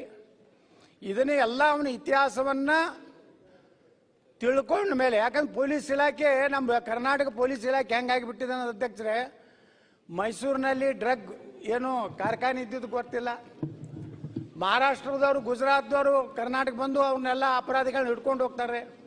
ನಮ್ಮ ಗೃಹ ಮಂತ್ರಿಗಳ ಒಂದು 2-3 ಉತ್ತರ ನನ್ನ ಗಮನಕ್ಕೆ ಬಂದಿಲ್ಲ, ಪರಿಶೀಲಿಸಿ ಹೇಳುತ್ತೇನೆ. ಈಗ ನಾನು ಚರ್ಚೆ ಮಾಡುತ್ತೇನೆ. ಇದನ್ನು ಬಿಟ್ಟರೆ ನಮ್ಮ ಗೃಹ ಮಂತ್ರಿಗಳ ಉತ್ತರ ಯಾವುದೂ ನೇರವಾಗಿ ಗೃಹ ಮಂತ್ರಿಗಳು ಈ ವಿಷಯದಲ್ಲಿ ಒಂದು ಗಟ್ಟಿ ನಿರ್ಣಯ ತೆಗೆದುಕೊಳ್ಬೇಕಾಗಿತ್ತು. ಅವನ ಇತಿಹಾಸ ನೋಡದೆ ಯಾವನೋ ಒಬ್ಬವ ಈ ನಮ್ಮ ರಾಜ್ಯದಲ್ಲಿ ಅಲ್ಲ ದೇಶದಲ್ಲೇ ಈ ಯೂಟ್ಯೂಬರ್ಗಳದ್ದು ಒಂದು ಹಾವಳಿ ಜಾಸ್ತಿ ಆಗಿದೆ ಅಧ್ಯಕ್ಷರೇ. ಇಷ್ಟು ಕೆಟ್ಟ ಪರಿಸ್ಥಿತಿ ಆಗಿದೆ ಯೂಟ್ಯೂಬರ್ಗಳದು. ಅವರು ವೈಯಕ್ತಿಕ ಚಾರಿತ್ರ್ಯ ಹರಣ ಮಾಡುವಂಥ ಎಲ್ಲ ರಾಜಕಾರಣಿಗಳು ಎಲ್ಲರದು ಈ ರಾಜ್ಯದಲ್ಲಿ ಇಂಥ ಯೂಟ್ಯೂಬರ್ಗಳು ಕೂಡ್ಕೊಂಡು ಒಂದು ಪವಿತ್ರವಾದಂತಹ ನಮ್ಮ ಧರ್ಮ, ಅವೇನು ಸಂಬಂಧ ಇಲ್ಲ ನಮ್ಮ ಧರ್ಮಕ್ಕೆ, ಅವ ಯಾವುದೋ ಬೇರೆ ಧರ್ಮದವ, ಅವನ ಹೈಲೈಟ್ ಮಾಡೋದು, ಅವ ಏನೇನು ಕತೆಗಳನ್ನು ಕಟ್ಟಿ ಈ ರೀತಿ ಹಂಗಾದ್ರೆ ನಾಳೆ ಹೇಳ್ತಾನೆ ಅವನು ಮುಸುಕದಾರಿ ಧರ್ಮಸ್ಥಳ ಮಂಜುನಾಥ ದೇವಸ್ಥಾನ ಕೆಳಗೆ ಹೋಗಿದ್ದಾರೆ ಅಂದ್ರೆ ಅದನ್ನು ಹಾಡ್ತೀರಾ? ಈಗ ಬಾಹುಬಲಿ ಗುಡ್ಡಕ್ಕೆ ಬೆನ್ನ ಹತ್ತದ್ರಿ ಅಂದ್ರೆ ಇನ್ನೂ ಎಷ್ಟು ದಿವಸ ಈ SIT ಅವ್ರು ಈ ಕೆಲಸ ಮಾಡೋರು? ನಾನು ಕೇಳಿದ್ರೆ SITಯನ್ನು ಇವತ್ತೇ ಕ್ಲೋಸ್ ಮಾಡಬೇಕು, ಮಾಡಿ ಮಧ್ಯಂತರ ರಿಪೋರ್ಟ್ ಬೇಕಾಗಿಲ್ಲ ನಮಗೆ. ಈಗ 13 ಕಡೆ ನೀವು ಹಡ್ಡಿ ನೋಡಿರಿ, ಏನು ಸಿಕ್ಕಿಲ್ಲ. 20 ಅಡಿ ತಳಗೆ ಯಾರು ಹಾಡ್ತಾರೇನ್ರಿ? ನಾವು ವೀರಶೈವ ಲಿಂಗಾಯತರದೀವಿ, ನಾವೆಲ್ಲ ನಮ್ಮನ್ನು ಉಳ್ತಾರೆ. ಎಷ್ಟು 6, 3, 6 ಫೂಟು ಎಲ್ಲರಿಗೆ ನಮ್ಮ ಲಿಂಗಾಯತರೊಳಗೆ.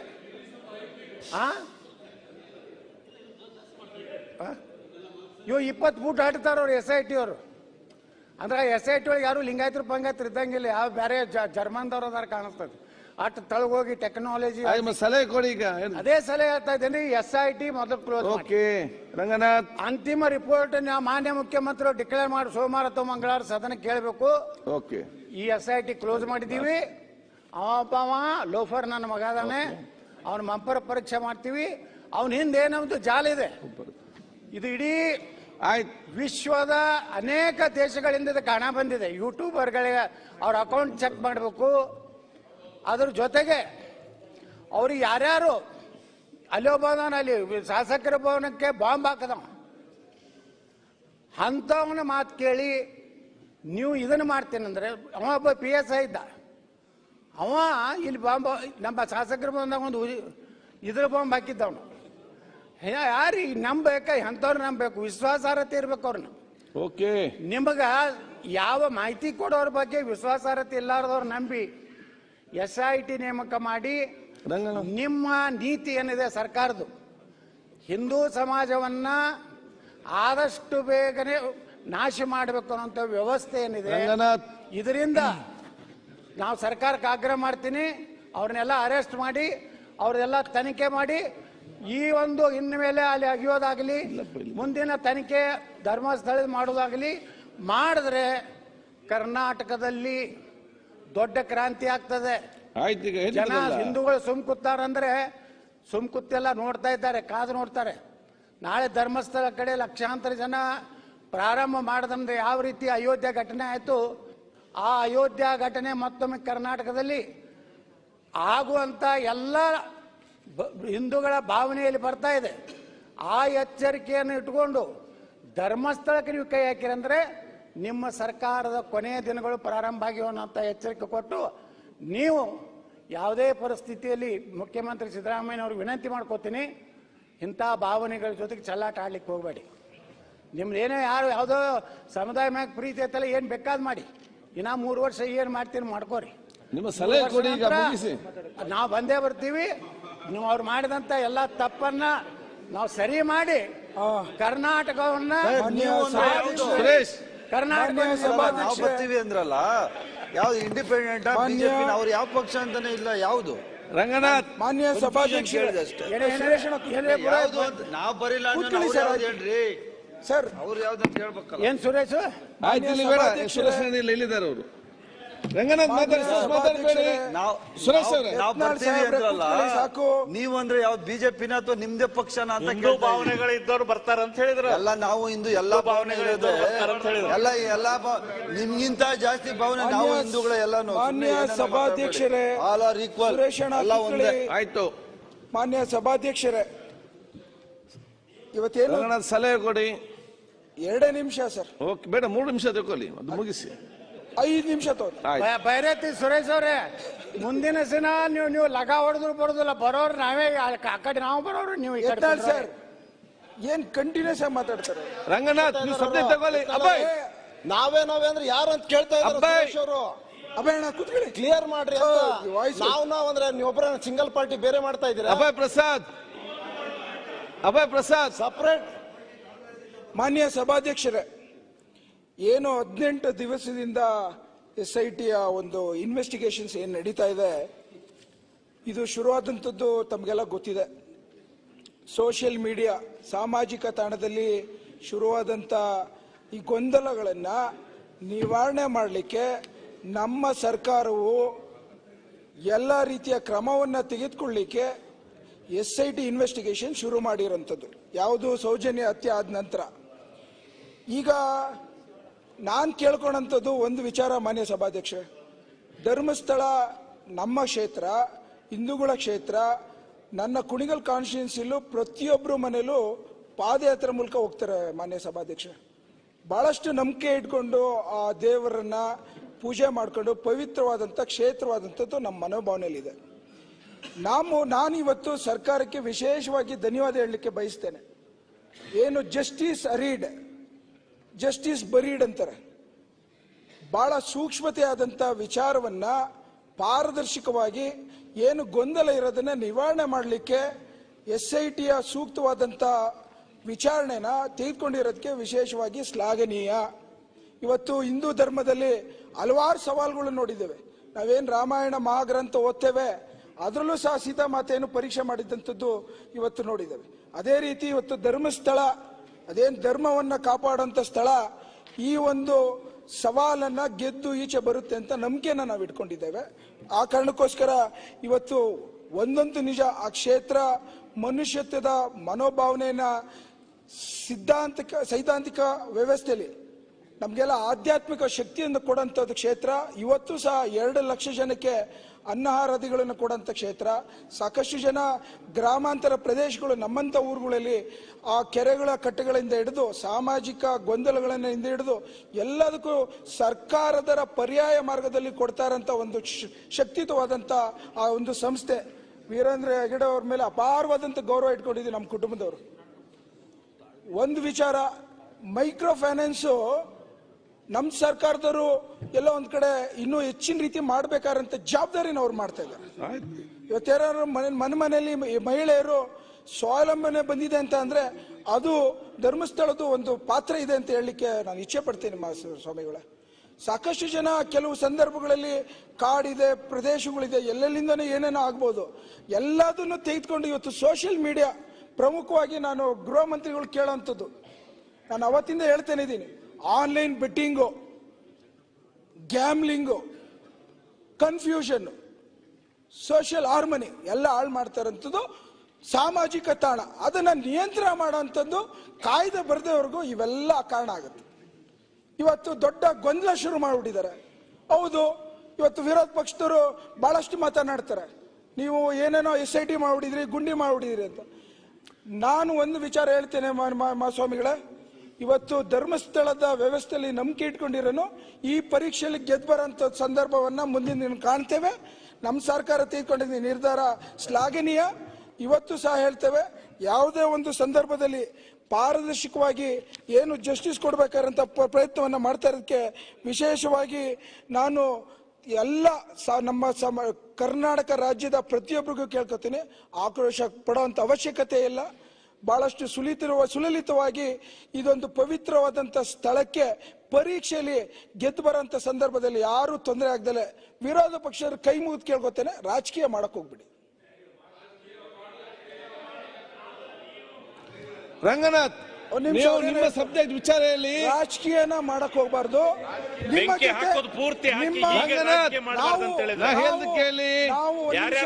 ಆ ಕಡೆ ಈ ಕಡೆ ಇಬ್ರು ಕೂಡ ಮಾತಾಡ್ತಿದ್ದೀರಿ, ವಿಚಾರ ಬಗ್ಗೆ ಚರ್ಚೆ ಮಾಡಿ.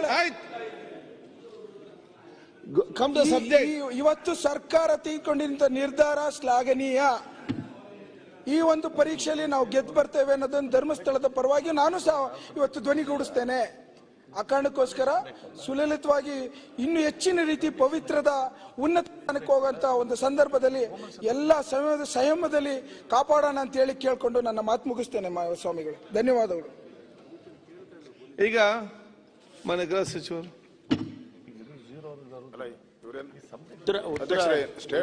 ರಿಪ್ಲೈ ಮಾಡ್ತೀರಾ? ಇಲ್ಲ, ಉತ್ತರ ಸೋಮವಾರ ಕೊಡ್ತೇನೆ. ಪ್ರಿಲಿಮಿನರಿ ಆಗಿ ಒಂದಷ್ಟು. ನಮಗೇನ್ ಸ್ವಲ್ಪ ಭಯ ಇದೆ ಅಂತಂದ್ರೆ, ಈ ಮುಸುಕುದಾರಿ ಸರ್ಕಾರಕ್ಕೆ ಮುಸುಕು ಹಾಕ್ಬಿಟ್ಟವನೆ, ನಿಮ್ ವರದಿಗೆ ಏನಾನ ಮುಸುಕು ಹಾಕ್ಬಿಟ್ಟವನು, ಅದಕ್ಕೆ ಸ್ವಲ್ಪ ನೀಟಾಗಿ ನೋಡ್ಕೊಂಡು ಕೊಡಿ. ಎರಡು ಮಾತು ಹೇಳ್ಬೋದಲ್ಲ. ನೀವೇನಾದ್ರೆ ಈಗ ಏನೋ ಹೇಳ್ತೀರಿ, ಅದಕ್ಕೆ ಕ್ಲಾರಿಫಿಕೇಶನ್ ಎಲ್ಲ ಆಗುತ್ತೆ ಸೋಮವಾರ ಒಟ್ಟಿಗೆ. ಇಲ್ಲ, ಏನು ಜಾಸ್ತಿ ಹೇಳಕ್ ಹೋಗಲ್ಲ, ಒಂದು 2 ಪಾಯಿಂಟ್ ಹೇಳ್ತೀನಿ ಅಷ್ಟೇ. ಇಲ್ಲ ಅಧ್ಯಕ್ಷರೇ, ಮಾನ್ಯ ಅಧ್ಯಕ್ಷರೇ, ಗೃಹ ಮಂತ್ರಿಗಳೇ, ನಾನು ಇನ್ನೊಂದು ವಿಷಯ ಇದೆ, ಅದಾದ್ಮೇಲೆ ತಾವು ಹೇಳ್ಬಿಡ್ಬೋದು. ಅಧ್ಯಕ್ಷರೇ, ಒಂದು ವಿಷಯ, ಮೊನ್ನೆ ವಿಜೇಂದ್ರ ಅವರು ಕೊಪ್ಪಳ ವಿಷಯ ಪ್ರಸ್ತಾಪ ಮಾಡಿದ್ರಲ್ಲ, ಅದ್ರ ಬಗ್ಗೆ ಅವರು ಉತ್ತರ ಹೇಳೋದಕ್ಕಿಂತ ಮುಂಚೆ ನಮ್ಮನ್ನು ಮಾತಾಡ್ಲಿಕ್ಕೆ ಕೇಳಿದ್ದೀರಿ. ಇವತ್ತು ಉತ್ತರ ಕೊಡೋದಿಲ್ಲ, 2-3 ಮಿನಿಟ್ಸ್ ಅಲ್ಲಿ. ಇವತ್ತಲ್ಲ, ಇವತ್ತು ಅದ್ರ ಬಗ್ಗೆ ಉತ್ತರ ಕೊಡೋದಿಲ್ಲ, ನಾಳೆ ಸೋಮವಾರ ಆ ವಿಷಯ ಕೂಡ ಇವಾಗ ನಾನು ಪ್ರಸ್ತಾಪ ಮಾಡಿ ಸೋಮವಾರ ಒಟ್ಟಿಗೆ ಸೋಮವಾರ ಅವರು. ಅಲ್ಲ, ಈಗ ಬೇಡ, ಈಗ ಯಾವ್ದ್ರ ಬಗ್ಗೆ ಚರ್ಚೆ ನಡೀತಾ ಇದೆ? ಈಗ ಯಾವ್ದ್ರ ಬಗ್ಗೆ ಚರ್ಚೆ ನಡೀತಾ ಇದೆ? ಅಲ್ಲ, ಮೊನ್ನೆ ವಿಜೇಂದ್ರ ಅವರು ಆ ಸಬ್ಜೆಕ್ಟೇ ಬೇರೆ ಅಲ್ವಾ? ಈ ಸಬ್ಜೆಕ್ಟ್ ಚರ್ಚೆ ಆಗಿದೆ, ಉತ್ತರ ಕೊಡ್ತಾರೆ, ತದನಂತರ ಆ ಸಬ್ಜೆಕ್ಟ್ ಮಾತಾಡುವ. ಸೋಮವಾರ ಮಾತಾಡ್ಲಿಕ್ಕೆ ಕೊಡ್ತೇವೆ. ಮಾನ್ಯ ಅಧ್ಯಕ್ಷರೇ, ತಾವು ಈ ಚರ್ಚೆಗೆ ಅನುಮತಿಯನ್ನು ಕೊಡ್ತಕ್ಕಂಥ ಸಂದರ್ಭದಲ್ಲೇ ನಾನು ಪ್ರಸ್ತಾಪ ಮಾಡಿದೆ. ಇದು ಇನ್ವೆಸ್ಟಿಗೇಷನ್ ನಡೀತಾ ಇದೆ, ಅನೇಕ ವಿಚಾರಗಳನ್ನು ಮಾನ್ಯ ಗೌರವಾನ್ವಿತ ವಿರೋಧ ಪಕ್ಷದ ನಾಯಕರು, ಸದಸ್ಯರು ಪ್ರಸ್ತಾಪ ಮಾಡಬಹುದು. ಇನ್ವೆಸ್ಟಿಗೇಷನ್ಸ್ಗೆ ಇದು ಬೇರೆ ಬೇರೆ ರೀತಿಯಲ್ಲಿ ರೂಪಗಳನ್ನು ತಗೋಬಹುದು ಅಂತೇಳಿ ನಾನು ಪ್ರಸ್ತಾಪ ಮಾಡಿದೆ. ಆದರೂ ತಮ್ಮ ತೀರ್ಮಾನಕ್ಕೆ ನಾವೆಲ್ಲರೂ ಕೂಡ ಯಾವತ್ತೂ ಕೂಡ ಒಪ್ತೇವೆ. ತಾವು ಚರ್ಚೆಗೆ ಅವಕಾಶವನ್ನು ಕೊಟ್ರಿ. ನನ್ನ ಒಂದೇ ವಿನಂತಿ ಮಾನ್ಯ ಸದಸ್ಯರುಗಳಲ್ಲಿ, ಈ ವಿಚಾರ ರಾಜಕೀಯ ತಿರುವನ್ನು ತಗೋಬಾರ್ದು, ಜೊತೆಗೆ ಧಾರ್ಮಿಕ ತಿರುವನ್ನು ಕೂಡ ತಗೋಬಾರ್ದು. ನಾವು ಸರ್ಕಾರ ನಾವು ಯಾವುದೇ ಒತ್ತಡಕ್ಕೆ ಮಣಿದು SITಯನ್ನು ನಾವು ಮಾಡಿಲ್ಲ. Let me make it very clear. Sir, Dinesh Gundu Rao ಅವರು ಹೇಳಿದ್ರಲ್ಲ ಸರ್, ಅಧಿಕೃತವಾಗಿ ಒಬ್ಬ ಗೃಹ ಸಚಿವನಾಗಿ ಹೇಳ್ತಾ ಇದ್ದೇನೆ, ನಾವು ಯಾವುದೇ ಒತ್ತಡಕ್ಕೆ ನಾವು ಮಣಿದಿಲ್ಲ, ಮಣಿಯೋದು ಇಲ್ಲ. ನಮ್ಮ ದೃಷ್ಟಿಕೋನ ಓನೇ ಸತ್ಯ ಹೊರಗಡೆ ಬರಬೇಕು, ನ್ಯಾಯ ಕೊಡಬೇಕು. ಧರ್ಮಸ್ಥಳದ ವಿಚಾರದಲ್ಲಿ ನಮಗೆಲ್ಲ ಅಪಾರವಾದ ಗೌರವ ಇದೆ, ಭಕ್ತಿ ಇದೆ. ನಾನು ಅನೇಕ ಸಂದರ್ಭದಲ್ಲಿ ಭೇಟಿ ಕೊಟ್ಟಿದ್ದೇನೆ. ನಾನು ಅಬ್ದುಲ್ ಕಲಾಂ ಅವ್ರನ್ನ ಕರ್ಕೊಂಡು ಹೋಗಿದ್ದೆ ಅಲ್ಲಿ. ಅವರು ರಾಷ್ಟ್ರಪತಿಗಳಾಗಿದ್ದಂಥ ಸಂದರ್ಭದಲ್ಲಿ I was the minister in waiting to take him to Dharmasthala. ಅಲ್ಲಿನ ಸಂದರ್ಭದಲ್ಲಿ ಅವರು ಇಸ್ಲಾಂ ಧರ್ಮಕ್ಕೆ ಸೇರಿದ್ದವರಾಗಿದ್ದಾರೆ ಅಂತ ಹೇಳಿ ಅವರನ್ನು ಬೇರೆ ರೀತಿಯಲ್ಲಿ ಕಾಣಲಿಲ್ಲ. ಅಂತಹ ಸ್ಥಳ ಅದು ಧರ್ಮಸ್ಥಳ ಅಂತ ಹೇಳಿದರೆ ಇಡೀ ಕೋಟಿ ಕೋಟಿ ಜನರಿಗೆ, ನಮ್ಮ ರಾಜ್ಯದಲ್ಲಿ ಅಷ್ಟೇ ಅಲ್ಲ, ಬೇರೆ ರಾಜ್ಯದಲ್ಲಿ ಇದೆ, ಬೇರೆ ದೇಶಗಳಲ್ಲಿ ಭಕ್ತಿ ಇರ್ತಕ್ಕಂಥವ್ರು ಭಾಳ ಜನ ನಡ್ಕೊಳ್ತಾರೆ. ಅದ್ರ ಬಗ್ಗೆ ಯಾರಿಗೂ ಕೂಡ ಡೌಟು ಬೇಡ, ಅದ್ರ ಬಗ್ಗೆ ಬೇರೆ ವಿಚಾರದಲ್ಲಿ ಯೋಚನೆ ಮಾಡೋದು ಬೇಡ.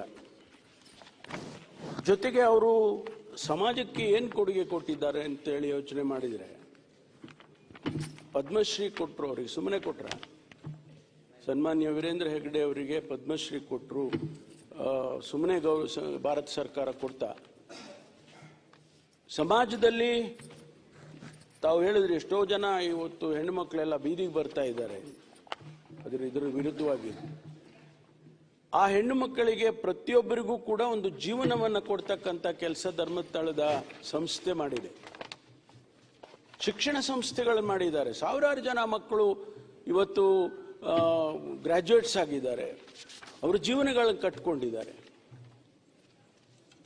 ಆದರೆ ಇವ್ರ ಮೇಲೆ ಬಂದಂಥ ಆಪಾದನೆಗೆ ಸತ್ಯ ಹೊರಗಡೆ ಬರಬಾರ್ದಾ? ಅದನ್ನು ಹಾಗೆ ಇಟ್ಕೊಂಡು ಜೀವಂತವಾಗಿ ಅದನ್ನು ಹಾಗೆ ಇಟ್ಟು ನಾವು ಅವ್ರ ಮೇಲೆ ಆಪಾದನೆ ಇಡಬೇಕಾ?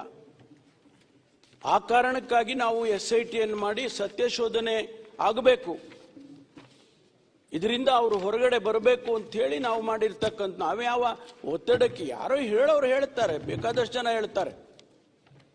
ಇವತ್ತು ಆ ವ್ಯಕ್ತಿ ಬಂದು ತೋರಿಸಿದಾನೆ, ಹೌದು, ನ್ಯಾಯದ ದೃಷ್ಟಿಯಿಂದ ನಾವು ಮಾಡುವಂಥ ಕೆಲಸ ಪೊಲೀಸ್ ಮಾಡುವಂಥ ಕೆಲಸ ಮಾಡ್ತಿದ್ದಾರೆ. ಹಂಗಂತೇಳಿ ಅವನು ಏನು ಹೇಳಿದ್ರು ಕೇಳ್ಕೊಂಡು ಏನು ಹೇಳಿದ್ರು ಮಾಡ್ಕೊಂಡು ಹೋಗುವಂಥ ಪರಿಸ್ಥಿತಿಗೆ ಪೊಲೀಸ್ ಇಲಾಖೆ ಬರೋದಿಲ್ಲ. There is an end to it. ಅಂತ್ಯ ಆಡಲೇಬೇಕು, ಆಡ್ತೀವಿ. ಅವತ್ತಿಗಾದ್ರೂ ಸತ್ಯ ಆಚೆ ಬರುತ್ತೆ. ಅವತ್ತು ಆ ವ್ಯಕ್ತಿ ಏನು ಹೇಳಿದಾನೆ, ಇವತ್ತು ಅದು ಅಸತ್ಯ ಆಗಿದ್ರೆ ಕಾನೂನಲ್ಲಿ ಅವನ ಮೇಲೆ ಶಿಕ್ಷೆ ಮಾಡೋದಕ್ಕೆ ಅವಕಾಶ ಇಲ್ವಾ? ಈಗ ಹೊಸದಾಗಿ ಬಂದಿರತಕ್ಕಂಥ BNSS ನಲ್ಲಿ ಅದಕ್ಕೆ ಅವಕಾಶ ಕೊಟ್ಟಿದ್ದಾರೆ. ಯಾರು ಸುಳ್ಳು ಆಪಾದನೆ ಮಾಡ್ತಾರೆ, ಯಾರು ಅಸತ್ಯ ಮಾಡ್ತಾರೆ ಅಂಥವ್ರ ಮೇಲೆ ಕಾನೂನು ಕ್ರಮ ತಗೊಳ್ಳೋದಕ್ಕೂ ಕೂಡ ಇವತ್ತು ಅವಕಾಶ ಇದೆ. ಆದ್ರಿಂದ ಸುಲಭನಾಗಿ ಯಾರೋ ಏನೋ ಹೇಳಿದ್ರು, ತಪ್ಪು ದಾರಿಗೆ ತಗೊಂಡು ಹೋದ್ರು ಅದನ್ನ ಅಂತ ಹೇಳಿ ತಿಳ್ಕೊಳ್ಳೋದು ಬೇಡ. ಸರ್ಕಾರ ಏನ್ ಮಾಡಿದೆ? ಸರ್ಕಾರ ಅಲ್ಲಲ್ಲ, 2 ನಿಮಿಷ ಮುಗಿಸ್ತೀನಿ. ಏನ್ ಮಾಡಿದೆ ಸರ್ಕಾರ? ಇಷ್ಟೊಂದು ತಾವು ಮಾತಾಡಿದಂತೆ ಎಲ್ಲರೂ ಕೂಡ ಸರ್ಕಾರ ತಪ್ಪು ಮಾಡಿದೆ, ಸರ್ಕಾರ ಏನ್ ತಪ್ಪು ಮಾಡಿದೀವಿ? What is the mistake we have done? We just want to know the truth. ಅದು ಬಿಟ್ಬಿಟ್ಟು ಎಲ್ಲ ಸರ್ಕಾರ ಹೀಗಾಗಿದೆ ಅಂತೇಳಿ. ಆಮೇಲೆ ಧಾರ್ಮಿಕ ವಿಚಾರಗಳನ್ನು ತಾವು ಮಾತಾಡಿದ್ರಿ. ಯಾರಾದರೂ ನಾವು ಸರ್ಕಾರದ ವತಿಯಿಂದ ಮುಖ್ಯಮಂತ್ರಿಗಳಾಗ್ಲಿ, ನಾನಾಗ್ಲಿ, ಉಪಮುಖ್ಯಮಂತ್ರಿಗಳಾಗ್ಲಿ, ಯಾರಾದರೂ ಸಚಿವರು ಆ ವಿಚಾರದಲ್ಲಿ ಏನಾದರೂ ಪ್ರಸ್ತಾಪ ಮಾಡಿದೀವ? We have given them a free hand. ಒಂದು ಫೋನ್ ಕಾಲ್ ಮಾಡಲಿಲ್ಲ ನಾವು ಯಾರು ಕೂಡ ಆ ಮುಖ್ಯಸ್ಥರಿಗೆ. ಯಾಕೆಂದ್ರೆ ಸತ್ಯ ಆಚೆ ಬರ್ಬೇಕು. ನಾಳೆ ನೀವು ಹೇಳ್ತೀರಿ, ಹೌದು ನೀವು ಇನ್ಸ್ಟ್ರಕ್ಷನ್ಸ್ ಕೊಟ್ಟಿದ್ದೀರಿ, ನಿಮ್ಮ ಸೂಚನೆ ಮೇಲೆ ನಡೀತಾ ಇದೆ ತನಿಖೆ ಅಂದ್ರೆ ತನಿಖೆ ಆಗೋದಿಲ್ಲ ಅದು. ಆದ್ರಿಂದ ನಾವು ಇವತ್ತು ಮಾನ್ಯ ಅಧ್ಯಕ್ಷರೇ ಈ ವಿಚಾರ ನ್ಯಾಯಯುತವಾಗಿರಬೇಕು, ಸತ್ಯ ಹೊರಗಡೆ ಬರಬೇಕು, ಇದರಲ್ಲಿ ರಾಜಕೀಯ ಬರಬಾರ್ದು, ಧರ್ಮನೂ ಬರಬಾರ್ದು, ನ್ಯಾಯ ಬರಬೇಕು. The truth has to come out in the framework of the law. ಅಷ್ಟನ್ನ ನಾನು ಹೇಳ್ತೇನೆ. ಉತ್ತರವನ್ನ ನಾನು ಸೋಮವಾರ ಕೊಡ್ತೇನೆ. ಧನ್ಯವಾದಗಳು. ಓಕೆ, ಇವತ್ತು ಬಹುಶಃ ನಾಳೆ ಸ್ವಾತಂತ್ರ್ಯೋತ್ಸವ ದಿನ ಸಂದರ್ಭದಲ್ಲಿ ನಮ್ಮ ಸದಸ್ಯರೆಲ್ಲ ಕೂಡ ಅದೇ ಎಲ್ಲರಿಗೂ ಶುಭಾಶಯ ನಾನು ಕೂಡ ಸಲ್ಲಿಸ್ತೇನೆ. ಒಂದು ಎರಡನೇ ಬಲ ಸಂತೋಷದ ಇದನ್ನೆಲ್ಲ ಆಚರಿಸಿ, ಅದೇ ರೀತಿಯಲ್ಲಿ ಇವತ್ತು ನಾವೆಲ್ಲ ಸ್ವಲ್ಪ ಬೇಗ ಇವತ್ತು ಇದನ್ನು ನಾವು ಕ್ಲೋಸ್ ಮಾಡ್ತೇವೆ. ಅದಕ್ಕಾಗಿ ಸದನ ಒಂದು ಸೋಮವಾರ ಬೆಳಿಗ್ಗೆ 10 ಗಂಟೆಗೆ ನಾವು ಪ್ರಾರಂಭಿಸುತ್ತೇವೆ. ಇಲ್ಲ ಬೆಳಿಗ್ಗೆ ಮುಂಚೆ ನಂದೊಂದು ಅಬ್ಸರ್ವೇಷನ್ ಮಾನ್ಯ ಯಾಕೆ ಆಮೇಲೆ ಕೊಡಿ ರಿಪ್ಲೈ ಅಲ್ಲ, ಯಾಕೆಂದ್ರೆ ಇದು ಒಬ್ಬ ವ್ಯಕ್ತಿ ಕಂಪ್ಲೇಂಟ್ ಕೊಟ್ಟ ಮೇಲೆ, ಧರ್ಮಸ್ಥಳದ ಪೊಲೀಸ್ ಸ್ಟೇಷನಲ್ಲಿ ಕಂಪ್ಲೇಂಟ್ ಕೊಟ್ಟ ಮೇಲೆ ಅವರಿಗೆ ಮ್ಯಾಜಿಸ್ಟ್ರೇಟ್ ಮುಂದೆ ನೀವು ಹೇಳಿಕೆ ಕೊಡಬೇಕು ಅಂತೇಳಿ ಸೂಚನೆ ಕೊಟ್ಟು ಅವರು 164 ಸ್ಟೇಟ್ಮೆಂಟನ್ನು ಮ್ಯಾಜಿಸ್ಟ್ರೇಟ್ ಮುಂದೆ ಮಾಡ್ತಾರೆ. ಆ ಆಧಾರದ ಮೇಲೆ ಮತ್ತು ಸಾರ್ವಜನಿಕವಾಗಿ ಬಹಳಷ್ಟು ಚರ್ಚೆಗಳು, ಒತ್ತಡಗಳು ಬಂದ ಆಧಾರದ ಮೇಲೆ ನಾವು ಅದನ್ನ ಸ್ಥಳೀಯ ಪೊಲೀಸ್ನವ್ರು ಮಾಡೋದು ಬೇಡ, ಅದಕ್ಕೆ ಒಂದು ಸ್ಪೆಷಲ್ ಆಗಿ ಇನ್ವೆಸ್ಟಿಗೇಷನ್ ಮಾಡೋಣ ಅಂತೇಳಿ ಅವರ ಸೂಚನೆ ಮೇಲೆ, ಯಾರು ನಮ್ಮ ಮ್ಯಾಜಿಸ್ಟ್ರೇಟ್ ಸೂಚನೆ ಮೇಲೆ ಇನ್ವೆಸ್ಟಿಗೇಟ್ ಮಾಡಿ ಅಂತ ಅವ್ರು ಹೇಳಿದಾಗ ನಾವು ಅದಕ್ಕೆ ಒಂದು SIT ಮಾಡ್ತೀವಿ. 13/7/25 ಒಂದು SIT ಮಾಡಿ ಅದಕ್ಕೆ ಆದಂಥ ಒಂದು ಸ್ಪೆಷಲ್ ಪ್ರೊವಿಷನ್ಸ್ ಮಾಡಿ ಎಲ್ಲ ಕೊಡ್ತೇವೆ. ಈಗ ಇನ್ವೆಸ್ಟಿಗೇಷನ್ ನಡೀತಾ ಇದೆ ಮಾನ್ಯ ಸಭಾ